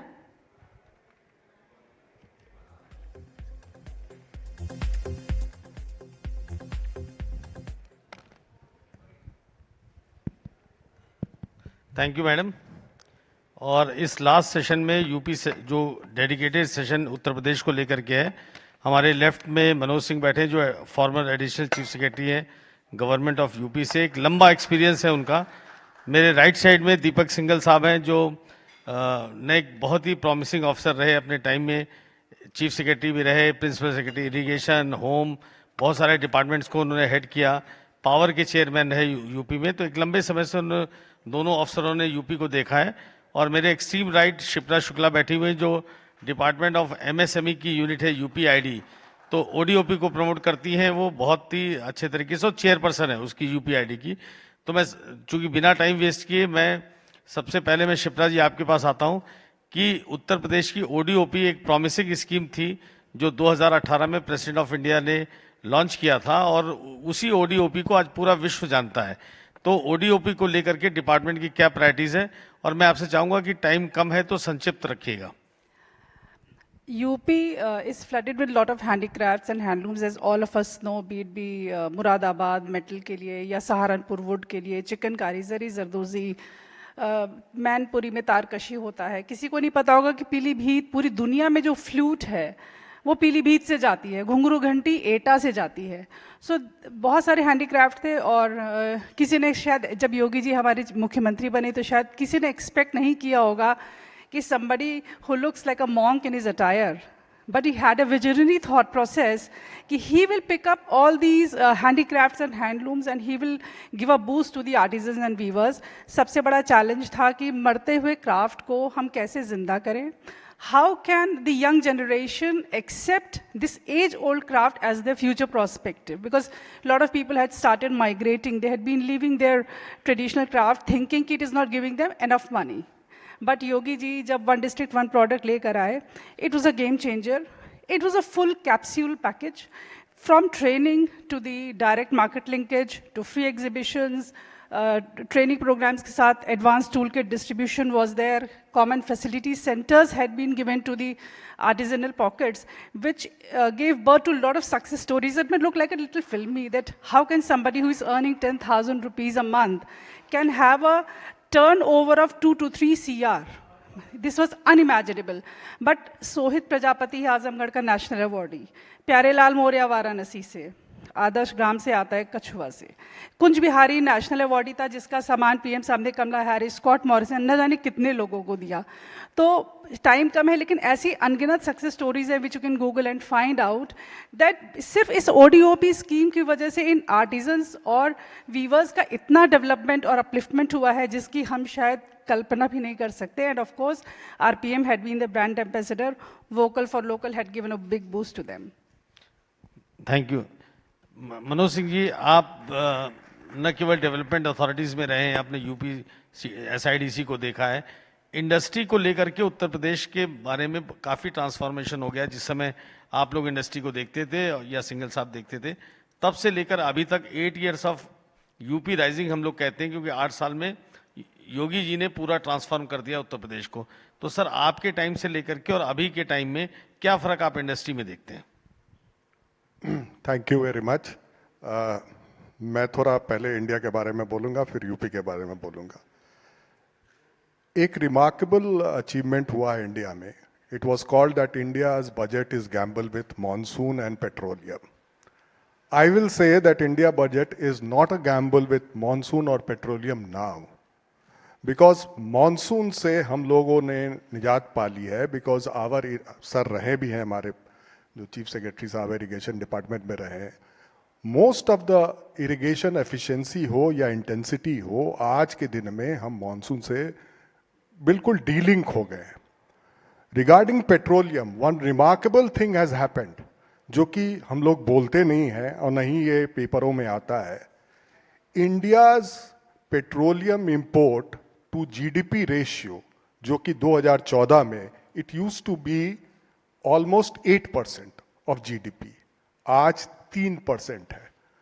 No more petroleum dependency of our budget is there, we are now in a take off stage. So I will speak about UP with great aplomb, alacrity and veneration, because मैं मानता हूं कि 8 साल में जो transformation हुआ है वो एक बहुत आदर्श का विषय है और इसको अन्य प्रदेशों में भी अपनाना चाहिए। आप इंफ्रास्ट्रक्चर को ले लीजिए, आज जो हमारे पास एक्सप्रेसवे है, जिसकी शुरुआत मारवा साहब जानते होंगे, नोएडा और आगरा एक्सप्रेसवे से शुरू हुआ था। जब मैं डीएम होता था नोएडा का, उस समय से ये प्रारंभ हुआ था। Now we have Agra to Lucknow, Lucknow to Ballia, then we have 2 expressway being made, one from Delhi to Saharanpur to Dehradun, one from Lucknow to Kanpur, and a huge expressway of 584 kilometers is the Ganga Expressway, which is connecting Meerut to Prayagraj. In spite of all the efforts that has happened, we are very much future ready now for another phase of expressway and roadways. UP में 50,000 kilometre की road connectivity हुई है आज तक, आज हर village road से connected है। Talking about industry, defence corridor is a sea change. हमारी जो जेवर एयरपोर्ट आ रहा है, there is lots of multiplier effect of that airport which is accruing to the region, जिसके कारण हमारे इंडस्ट्रीज वहां पर आएंगे। इसके अलावा यूपी सीडा के ट्रांसगंगा सिटी कानपुर में huge industrial area, world class industrial area, हमारे सरस्वती हाईटेक प्रयागराज में ह्यूज इंडस्ट्रियल एरिया, और हमारा जो गोरखपुर का बीडा है, our honorable chief minister has taken lots of interest in it, and industrial land availability is not a problem in UP, and that's why you are seeing lots of food processing industries coming up in UP. We used to have a deficit of, there were 28 districts which were potato growing, which didn't had any cold storage. Now it is all saturated. Similarly, we have lots of investment accruing in other sectors like data centers, electronic manufacturing, and UP is SME giant, and you know ODUP, as madam told you. This all cumulatively has given lots of industrial employment and lots of potentialities there. In future, it will be AI driven, and we are future ready for that also. बिल्कुल सही sir. मैं दीपक sir आपके पास आता हूं। आप principal secretary home भी रहे उत्तर प्रदेश के लंबे समय तक, चीफ सेक्रेटरी बनने से पहले। सबसे पहली समस्या जब किसी स्टेट को ड्यू डिलिजेंस करता है इंडस्ट्रीज, सबसे पहले वो लॉ एंड ऑर्डर देखता है। तब के समय में और अब के समय में क्या अंतर पाते हैं, और फिर उसके बाद हम और बात करेंगे।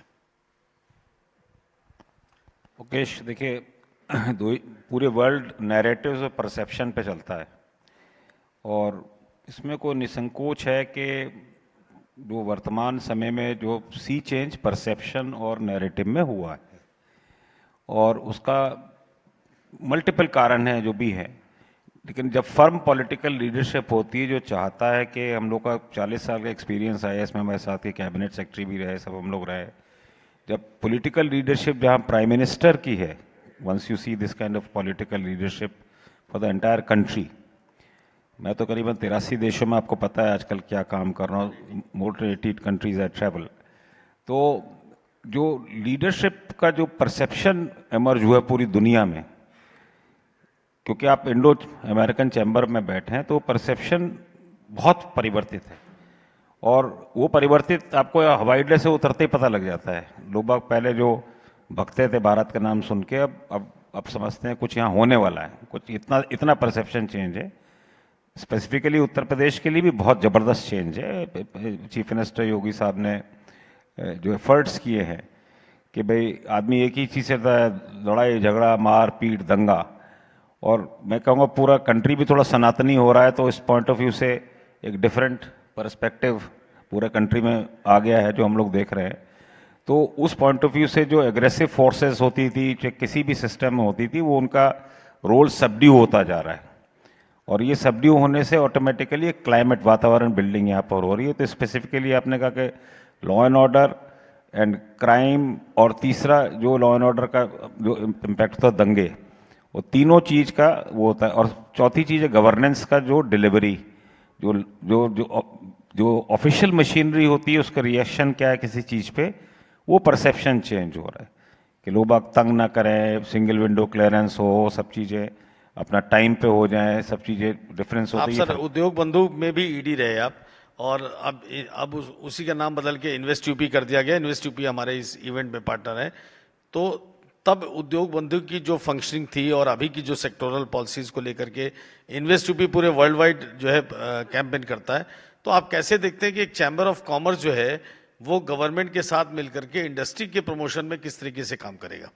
देखिए, मैं आपको एक चीज़ कहूँगा कि हम तो उसमें भी रहे थे जो जो काउंसिल थी जिसमें अमिताभ बच्चन था, मैं was the secretary industries that time, that was a unique experience of my life, जिसमें कि 5 मिनट में फैसले होते थे। ये एमिटी यूनिवर्सिटी हम लोगों ने 5 मिनट में करा दी, तो वो एक अलग फेज़ था। अब ये क्या होता है, फेज़ ऑफ लाइफ है। उस समय डिसीजन मेकिंग वहीं 10 लोगों के बीच में हो गई, कुमार मंगलम बिरला बैठ गए, हम बैठ गए, XYZ बैठ गए, और बहुत से लोग थे उस काउंसिल के। तो that was very high powered council. तो उसके एडवांटेज भी थे, उसके डिसएडवांटेज भी थे। तो हर चीज़ के यहाँ सबसे बड़ी गवर्नेंस होती है डिसीजन मेकिंग, तो वो डिसीजन मेकिंग बहुत फास्ट था। जो काउंसिल कर देगी तय, वो तुरंत कैबिनेट करती थी आधे घंटे के अंदर। बेंच पे बैठे बैठे यूनिवर्सिटीज़ पास हो गई, 10 यूनिवर्सिटी आ गई। हमारे एक मित्र कह रहे थे अभी 15 लाख इंजीनियर्स बन रहे हैं, बट माफ़ कीजिएगा, 15 लाख में से, हाँ 15 लाख इंजीनियर्स में 14,90,000 को अगर वो हाई स्कूल के भी नंबर ले लें तो मेरा नाम पलट दीजिए। मैंने अपने चीफ मिनिस्टर से एक बार कहा कि मुझे शर्म आती है ऐसे स्टेट का चीफ सेक्रेटरी जहाँ 24 करोड़ जनता में एक भी IAS ऑफिसर और नेता का बच्चा यूपी में नहीं पढ़ता। सब दिल्ली जाते हैं और दिल्ली से आगे US निकल जाते हैं। मनोज सिंह जी भी यही कह रहे थे कि क्वालिटी कि बिहार में आफ्टर 12th लोग सीधे सिविल्स की तैयारी करना शुरू सीधे यहाँ जाते हैं दिल्ली। तो मेरा पॉइंट ये ना कि आपको बस वो कह रहा है now the current scenario, I must appreciate Mukesh you, I have seen you earlier also. मैं अभी बसीन साहब से भी कह रहा था, लास्ट 5-6 वर्षों में आपने जो अमेरिकन इंडो अमेरिकन, बिकॉज मैं यूरोपियन चैम्बर्स में भी जाता हूँ, कभी बहुत कम जाता हूँ, कल तुमने रात फ़ोन किया मैं आ गया इसलिए मेरा और काम था। लेकिन एक सी चेंज थिंकिंग में मुकेश आपकी टीम ने करा है उत्तर प्रदेश में, एक बहुत बड़ा काम हुआ है। बट मेरा आपसे एक रिक्वेस्ट है बसीन साहब कि ये सब चीज़ें, सेमिनार्स और कॉन्फ्रेंसेस हम लोग सारी उम्र 40 साल में बहुत अटेंड किया। एक सब कमेटीज़ छोटी छोटी बनाइए जिसमें जिनको स्टेक होल्डर्स जिनका इंटरेस्ट ग्रुप है, मान लीजिए 3-4 क्वालिटी में आप अपने को स्प्लिट कर लीजिए। एक ट्रेडिंग है, एक्सपोर्ट इम्पोर्ट हो गया, उसका काम है कॉमर्स सेक्रेटरी से। Rajesh Agarwal is the commerce secretary today, he was my director also for 5 years. He's a very efficient officer, I can tell you, the current commerce secretary, very good officer. Fortunately, the Prime Minister picked up very brilliant officers at this stage which are working and they have long tenures. सबके पास 6-6, 5-5 साल secretaries के पास, which is a good thing. दूसरा, investment climate के लिए। अब आपको छोटा सा एग्जाम्पल दूँ, जैसे अभी एक हेरिटेज सिटी आ रही है वृंदावन के पास। If you have a Disney world of the west, Sandeep Marwa को इस बारे में बहुत इंटरेस्ट है, तो why can't be Disney world of the east? With the current government is quite doable, because अब सनातन कल्चर है। तो और सर फिल्म को प्रमोट भी कर रहे हैं, फिल्म सिटी नोएडा में सिटी आ रही है, but Disney world of the east is investment. So मेरा कहता है 3-4 कैटेगरीज के अलग अलग आदमी, 10-12 स्टेक होल्डर्स को चुन लीजिए, एक समिति बुला के, और फिर पृथक से बैठ के बात करेंगे। अभी तो हम लोग आपसी चर्चा कर रहे हैं, तो आपको हॉल में तो कोई ज्यादा लोग दिख नहीं रहे हैं, तो आपसी चर्चा में लास्ट सेशन है सर, तो लोग कम हो गए। शिप्रा जी, तो इसलिए मुझे इससे ज्यादा कुछ नहीं कहना, बट मैं ये कहूँगा कि एक फोकस्ड टॉक होनी चाहिए हमेशा। 10-12 लोग चुनिए, 10-12 लोग को बैठाइए, एक सब कमेटी बनाइए, उसका कोई नतीजा निकले उसको इम्प्लीमेंट करिए। एक इन्वेस्टमेंट भी आएगा कामयाब, एक एक्सपोर्ट इम्पोर्ट बढ़ेगा कामयाब। And last thing I want to say is there is uncertainty between India and America in terms of trading atmosphere. There is uncertainty and there is a long term में training को day to day basis पे नहीं चलती, तो वो सारी चीज perceptions को देख करके, but yes what Shipra has said, lot of change in the handicraft, handloom sectors, local sectors, there is imminent change. Expo mart में दुनिया भर के एग्जीबिशन हम भी गए थे, उसमें दिखाया था, राकेश ने दिखाया था, तो ये एक बहुत अच्छा हो रहा है जिसमें फोकस छोटे आदमी कारीगर को काम मिल रहा है। That's all I want to say. बिल्कुल सर। शिप्रा जी, आपको याद हो कि 2018 में जब हम लोगों ने लॉन्च किया था ओडीओपी को, मैं कन्वीनर था उसका, और आप भी उसकी पार्ट थी उसके। अब मेरी फोकस बात आपसे मुझे ये जानना है कि मेरे बनारस के लोग भी यहाँ बैठे हैं, जॉन साहब और दुबे जी बनारस के चेयरमैन और वाइस प्रेसिडेंट हैं। आर्टिफिशियल इंटेलिजेंस को लेकर के अभी हमने एक सेमिनार बनारस में किया था। एमएसएमई में आप आती हैं, डिपार्टमेंट ऑफ एमएसएमई से। ईस्टर्न यूपी में, नॉर्थ इस तरफ तो काफ़ी एमएसएमई काम कर रही है, कानपुर ऑनवर्ड जो है। ईस्टर्न यूपी में एमएसएमई को स्ट्रेंथन करने के लिए, आर्टिफिशियल इंटेलिजेंस को इंड्यूस करने के लिए, कैसे वो इकोनॉमी को स्ट्रेंथन करें, कैसे अपनी प्रॉफिट, इन अ शॉर्ट में आपसे जानना था कैसे जो है एमएसएमई को स्ट्रेंथन ईस्टर्न यूपी में करेंगे। मेरे ख्याल से आर्टिफिशियल इंटेलिजेंस है, सॉफ्टवेयर सेक्टर है या बाकी सेक्टर्स हैं, उनको इम्पैक्ट पड़ सकता है। आई थिंक हैंडीक्राफ्ट और हैंडलूम का जो सेक्टर है वो इससे थोड़ा अछूता रहेगा, बिकॉज हैंडलूम और हैंडीक्राफ्ट का अपना फोकस और फोर्टे ही यही है कि उसकी इंडिविजुअलिटी है, एक पीस दूसरे से डिफरेंट होता है, they are not identical. If I wear a handloom, I love handloom saris और any handicraft item I wear and I do adore, तो हम खरीदते ही उसकी पिक्यूलियरिटी की वजह से हैं कि वो एक का कॉपी दूसरा नहीं होता। तो आई थिंक एआई का सबसे बड़ा एडवांटेज है कि कम से कम हैंडीक्राफ्ट सेक्टर को नहीं छुएगा। और एमएसएमई में भी पहले जो आर्टिजन वीवर थे वो नई डिज़ाइन को अपनाने से थोड़ा सा डरते थे, but now they have become very open minded. वो लोग पगमिल यूज़ करने लगे हैं या वो लोग इलेक्ट्रिक चाक यूज़ करने लगे हैं, एडवांस टेक्नोलॉजी को इस्तेमाल कर रहे हैं, लेकिन अपनी जो उनकी ऑथेंटिसिटी है प्रोडक्ट की बिना उसको टच किए, like they are not changing the technique, they're maintaining the authenticity of the product, but they are trying to make them contemporary as per the demand of the market. So we are doing that backward and market linkage both. Backward, पहले क्या था, सामान बनाया market में बेच दिया, अब वो देखते हैं, हम लोग उनको बताते हैं आप यूएस जा रहे हो, अच्छा ये सामान है, ऐसे बनाना है। If you are going to Europe they have a different colour scheme, if you are going to a Gulf country they have a different story to be followed. तो अब इस तरीके के प्रोडक्ट वो धीरे धीरे बनाने लगे हैं। Thank you Shipra ji. Manoj sir आपके पास आते हैं, और यूपी में डेवलपमेंट बहुत हुआ है पिछले 8 सालों में। डॉक्टर वसीन, आप कुछ पूछना चाहते हैं, कहना चाहते हैं? एक जो Mr. Deepak Singhal, he raised a point that in these conferences and all that we meet and all that, and therefore no logical conclusions come. That is my interpretation of what you said. And being a lawyer, I'll always give a correct interpretation. So, I want to share this information with you, that this is the 22nd Indo-US Economic Summit. We have deliberations on very important topics. Very useful suggestions come out of these discussions. As you see now with what is emerging, MSMEs, what should be done and all that. So these are all recorded.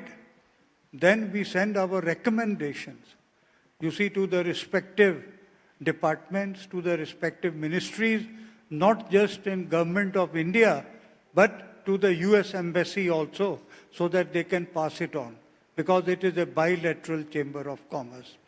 And then I know it for certainty that some decisions are taken recognizing the recommendations which are made in these summits. Therefore, these summits do serve a very useful purpose so far as our bilateral relationship is concerned. Given Modi Saab, our Honorable Prime Minister, he started मन की बात कि हर महीने आखिरी Sunday को आता है, सब लोग कहते हैं लो जी फिर आ गया, वन साइडेड अप्रोच है, कहेंगे और चले जाएंगे. But you know, it has brought such a big change कि he's talking about somebody who जिसके बेटा 1.5 साल का था, चंडीगढ़ में ही बच्चा मर गया और उनके पेरेंट्स ने ऑर्गन डोनेशन किया. He is talking about banana fibre, somebody who is talking about in Manipur. Then he is talking about इतने छोटे छोटे दूर दराज के ऐसे अनएक्नॉलेज्ड लोगों को उन्होंने टच किया. फिर लोग उसको सुनने लगे. कई बार लोग अपनी स्टोरीज भेजने लगे कि अगली बार शायद मन की बात में हमारा भी इनकॉर्पोरेशन हो जाए. तो यस, डिस्कशन चाहे 4 लोगों में हो, चाहे 10 में, चाहे 20 या 200, सबका मेंटालिटी को कुछ ना कुछ तो टच करता है, चेंज करता है. तो इस मामले में मैं आपसे इत्तेफाक रखती हूँ. Thank you Shipra ji. Yes. I know Mr. Bhasin is a lawyer, I know, but we have also learned sufficient law in our life. First of all, I never said this conference doesn't meet to any purpose. I never said that. And probably if you interpret it that way, I think it is the other side of the lawyer what is learning. What I meant to say is in one line is that... Sir, lawyers other side ही देखते हैं, इस side पे तो... नहीं, मैं कह रहा हूँ, as a chamber person. Okay. So what I want to say is that in a very short one-liner, even if 5 people in a room sit, it makes a difference. And you are a great opinion maker for the government and governance and other stakeholders, ambassadors. These are part of the governance, your opinion maker. What I want to say is that the umbrella will become wider and more focused. I totally agree, sir. When it will be more wider, and like for example, I'll tell you a small example. The friend who's sitting next to you, Marwa, I know, I am seen him as a commissioner merit 20 years back. Now there's Pankaj was speaking about the scholarships. Now he sponsors scholarships for 196 countries. I know about this. In media communication, am I correct, Sandeep? But in spite of that, no one comes to him.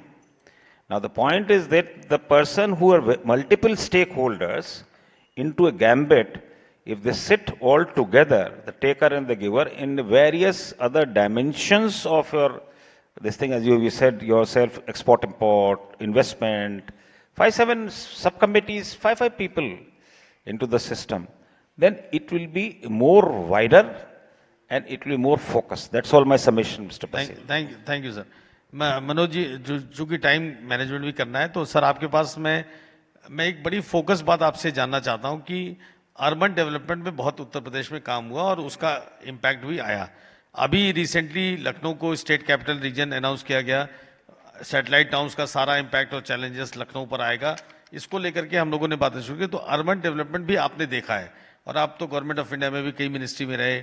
UP में अभी environment का session चल रहा था, तो मैं आपकी बात, तो वो सारी जो सर्कुलर इकोनॉमी, सस्टेनेबल जो है, वो सारे के लिए आपने करीब 2-3 साल काम किया. तो अर्बन डेवलपमेंट में उत्तर प्रदेश में आपके क्या ओपिनियन है?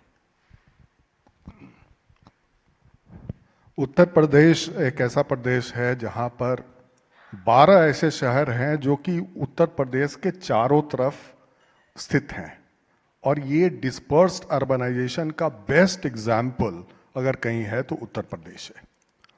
और उत्तर प्रदेश में इंस्टीट्यूशनलाइजेशन ऑफ अर्बन गवर्नेंस सबसे बेहतरीन हुआ है इन टर्म्स ऑफ डेवलपमेंट अथॉरिटीज. सभी डेवलपमेंट अथॉरिटीज लैंड एक्वायर करती हैं, उसमें प्लानिंग करती हैं और प्लान करके नई स्कीम लाती हैं. It is not a very haphazard और अदर काइंड ऑफ ग्रोथ. ये जो नए एरिया आ रहे हैं, they have all amenities and they are well planned. अभी जो उत्तर प्रदेश में जो FAR पॉलिसी आई है उसके बारे में बताना चाहूँगा. It's a very radical and very future looking policy. Lucknow में एक 1.7.5 FAR से अब 4 FAR कर दिया गया. अब आप नोएडा में there is no restriction of height.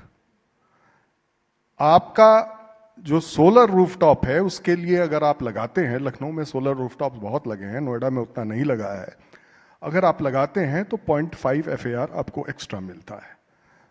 There is urban densification की पॉलिसी आई है और स्लम्स में प्लानिंग की और ग्रोथ की पॉलिसी आई है. अगर हम अपने अर्बन एरियाज को सही तरीके से प्लान विकसित करते हैं और इनफॉर्मल सेक्टर जो ठेला वाले और हमारे रेवड़ी वाले जो इधर उधर रहते हैं उनके लिए हम year mark area embedded urban planning में अपने मास्टर प्लान में कर देते हैं, तो निश्चित रूप में फ्यूचर की शहरें वैसी नहीं होंगी जैसे कि आज दिखती हैं। ये बहुत बड़ा अपॉर्चुनिटी है।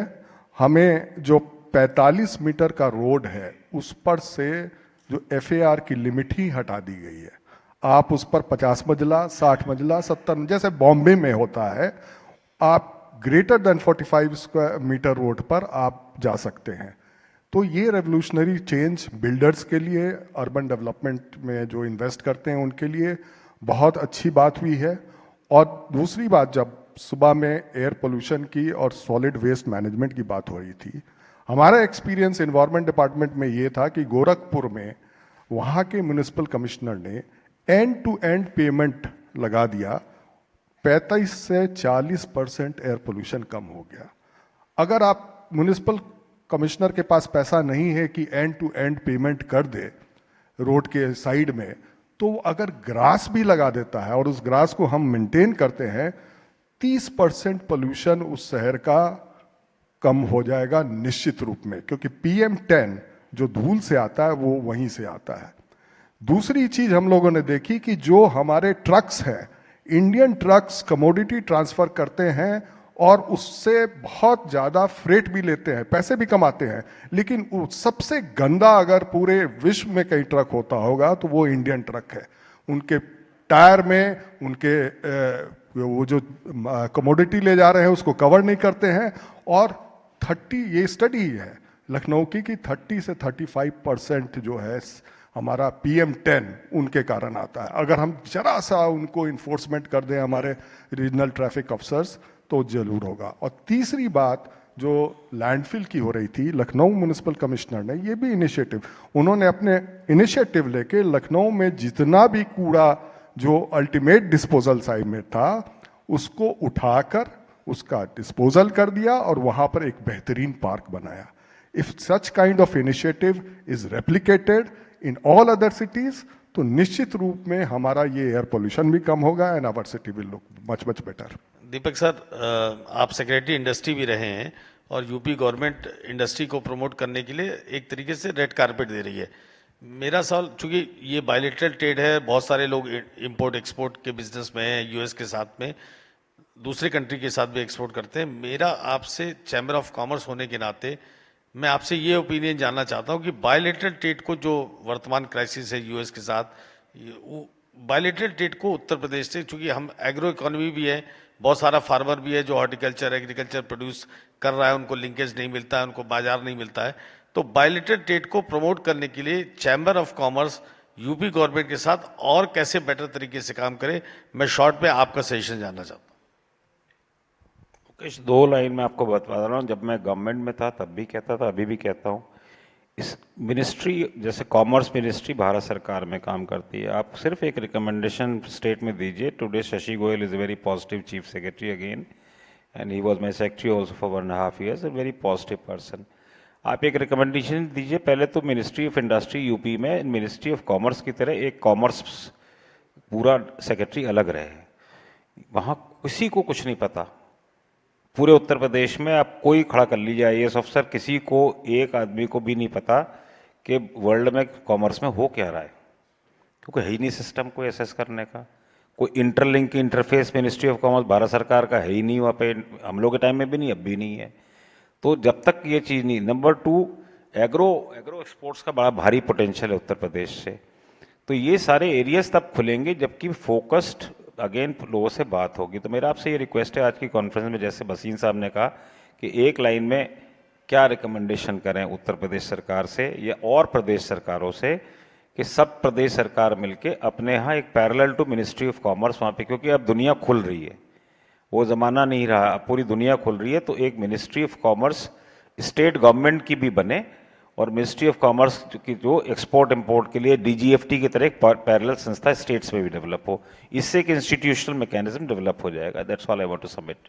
शिप्रा जी, अब हम कंक्लूड करेंगे इस सेशन में। मैं आपसे लास्ट में ये जानना चाहता हूँ कि इंडस्ट्री जो है, आप MSME डिपार्टमेंट से हैं, MSME को ही प्रमोट करना है, क्योंकि उत्तर प्रदेश में 1 लाख के लगभग MSME इंडस्ट्री है, तो पूरे भारत में सबसे ज़्यादा एमएसएमई हम लोग के स्टेट में है।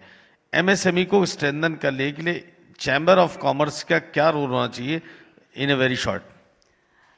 एक्सपोर्ट सेक्टर से मैं 15 साल जुड़ी रही।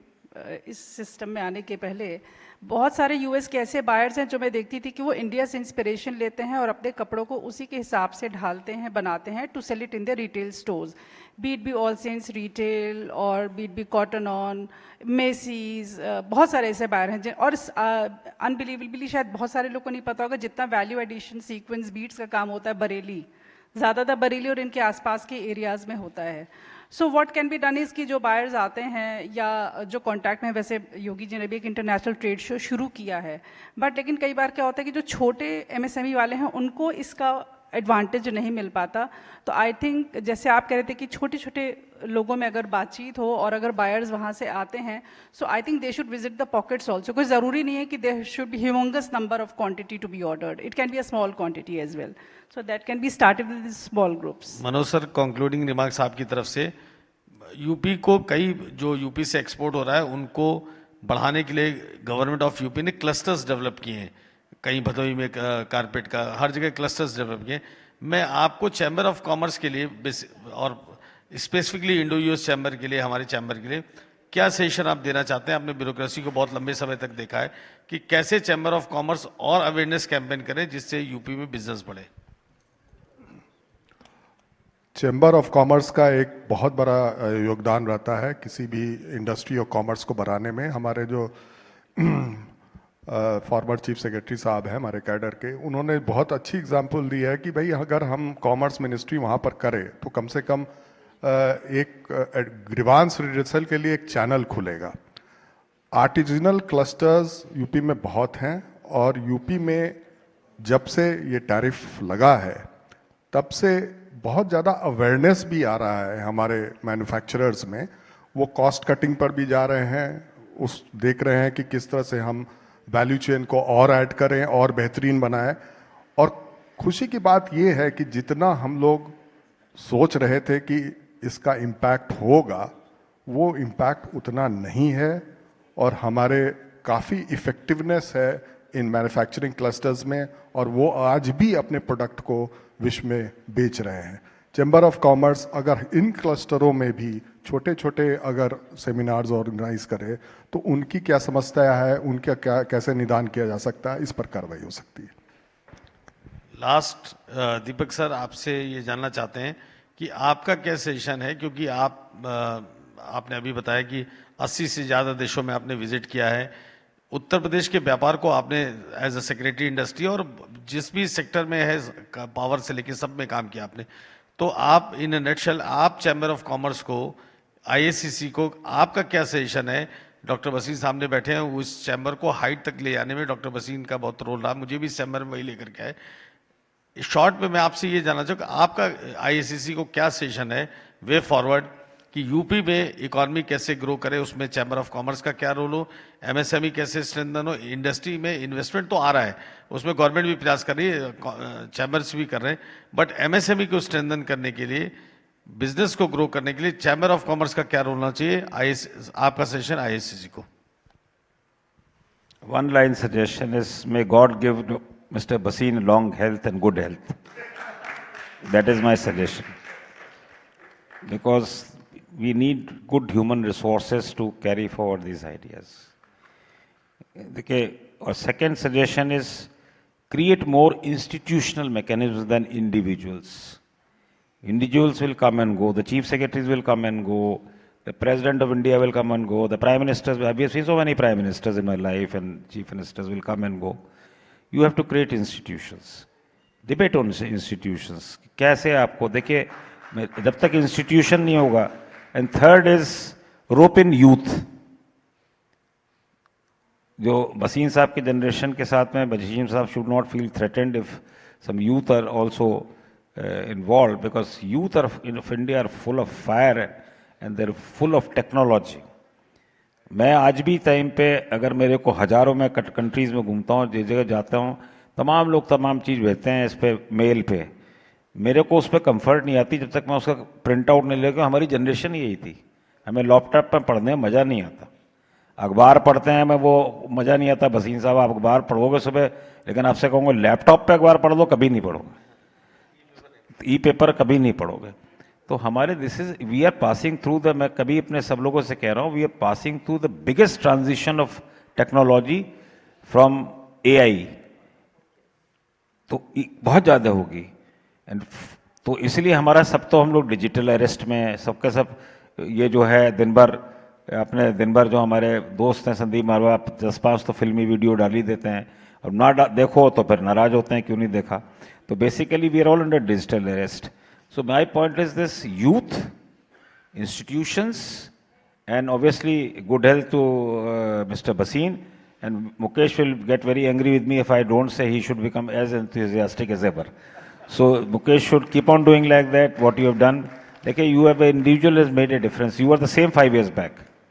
Yes, you had more open environment to perform, to deliver.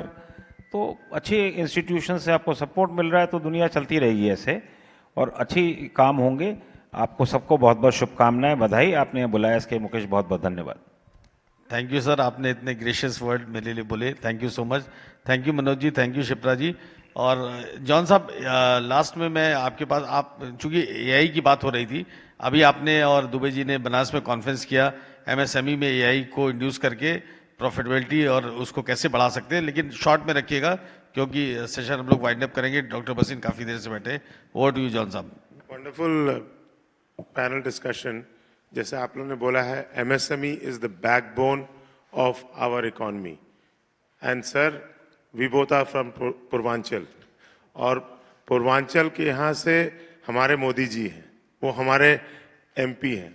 हम यही चाहेंगे, 1 डिस्ट्रिक्ट 1 प्रोडक्ट, AI, MSME सब मिला के एक वहां पे एक बढ़िया, अभी यही बात हुआ। शिप्रा जी को ले जाइए, वो डिपार्टमेंट ऑफ MSME से ही है। जो समिट्स होते हैं ना, उससे जो प्रोवोक होता है थिंकिंग, वो थिंकिंग स्टिमुलेट होके हमारे यंग पीपल आएंगे सामने एंड बढ़ेगा।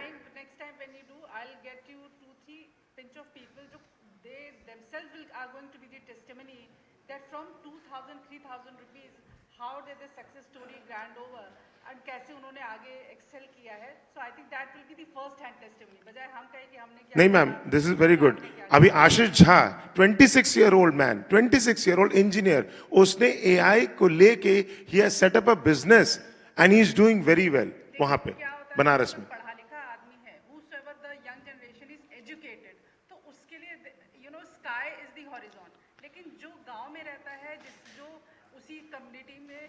उसी सर्कल में रहता है, छोटी जगहों पे रहता है, उसके लिए राइज करना बहुत मुश्किल काम है। बहुत सारे हिकअप्स हैं। शाम का खाना कैसे बनेगा, वाइफ की तबीयत खराब है, बच्चे को देखना है, माँ बाप को देखना है, पढ़े लिखे हम है नहीं। तो उन जो लोग गांव में रह रहे हैं या जो लोग ऐसी जगह पे रह रहे हैं जो एक्सेल कर सकते हैं, उनको निकालना जरूरी। ठीक है जॉन साहब, थैंक यू सो मच। अब मैं डॉक्टर भसीन सर आपको इन्वाइट करना चाहता हूँ ऊपर फर्दर सारी फॉर्मेलिटीज के लिए। मंच पर इधर मंच पे।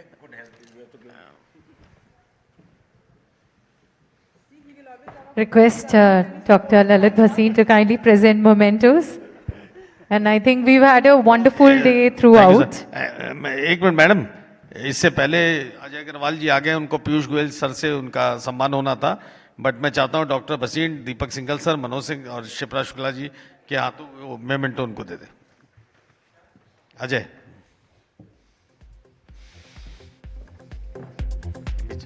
अजय सर बहुत बड़े एजुकेशनिस्ट हैं, इनका लॉ कॉलेज है लखनऊ में, बहुत सारे माँ वैष्णो यूपी का, लखनऊ का सबसे बड़ा कॉलेज है इनका, उधर है Ajay.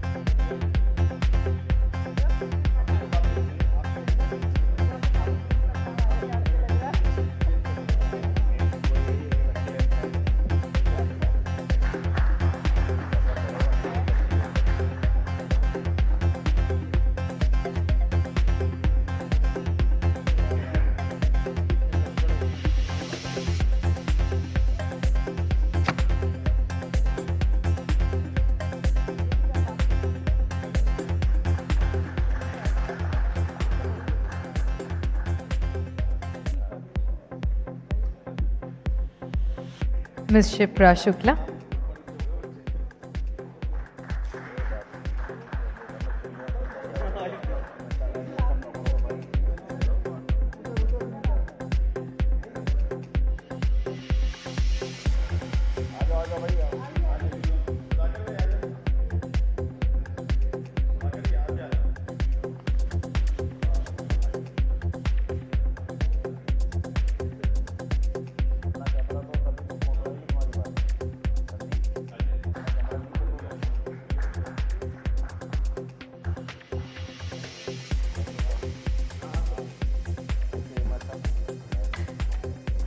Thank you so much, everyone.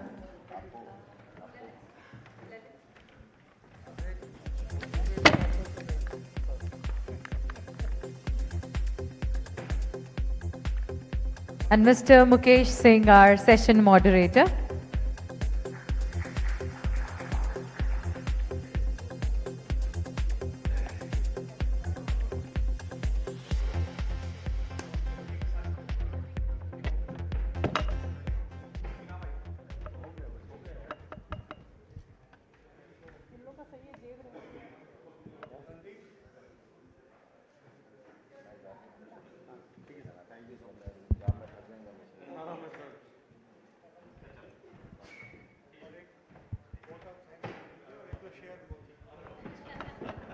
Thank you, Dr. Bhasin. Thank you very much, all the panelists. Let me take this wonderful opportunity to extend my heartiest thanks to all the panelists, everyone present here who have given so much time to this beautiful conference. The 22nd Indo-US Economic Summit has come to the end. And let's give a big hand to our chief, Dr. Bhasin.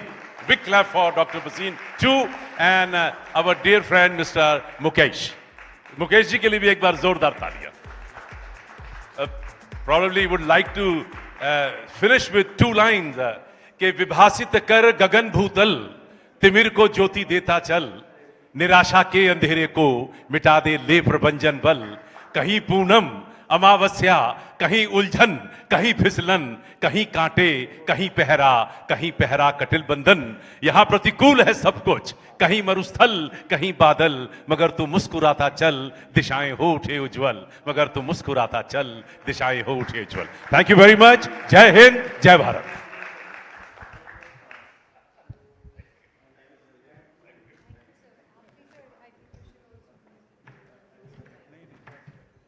Thank you so much, everyone, and please have a great evening ahead. Jai Hind. Thank you so much. Thank you. Thank you. Take care, everyone. Please have a nice evening ahead. Jai Hind.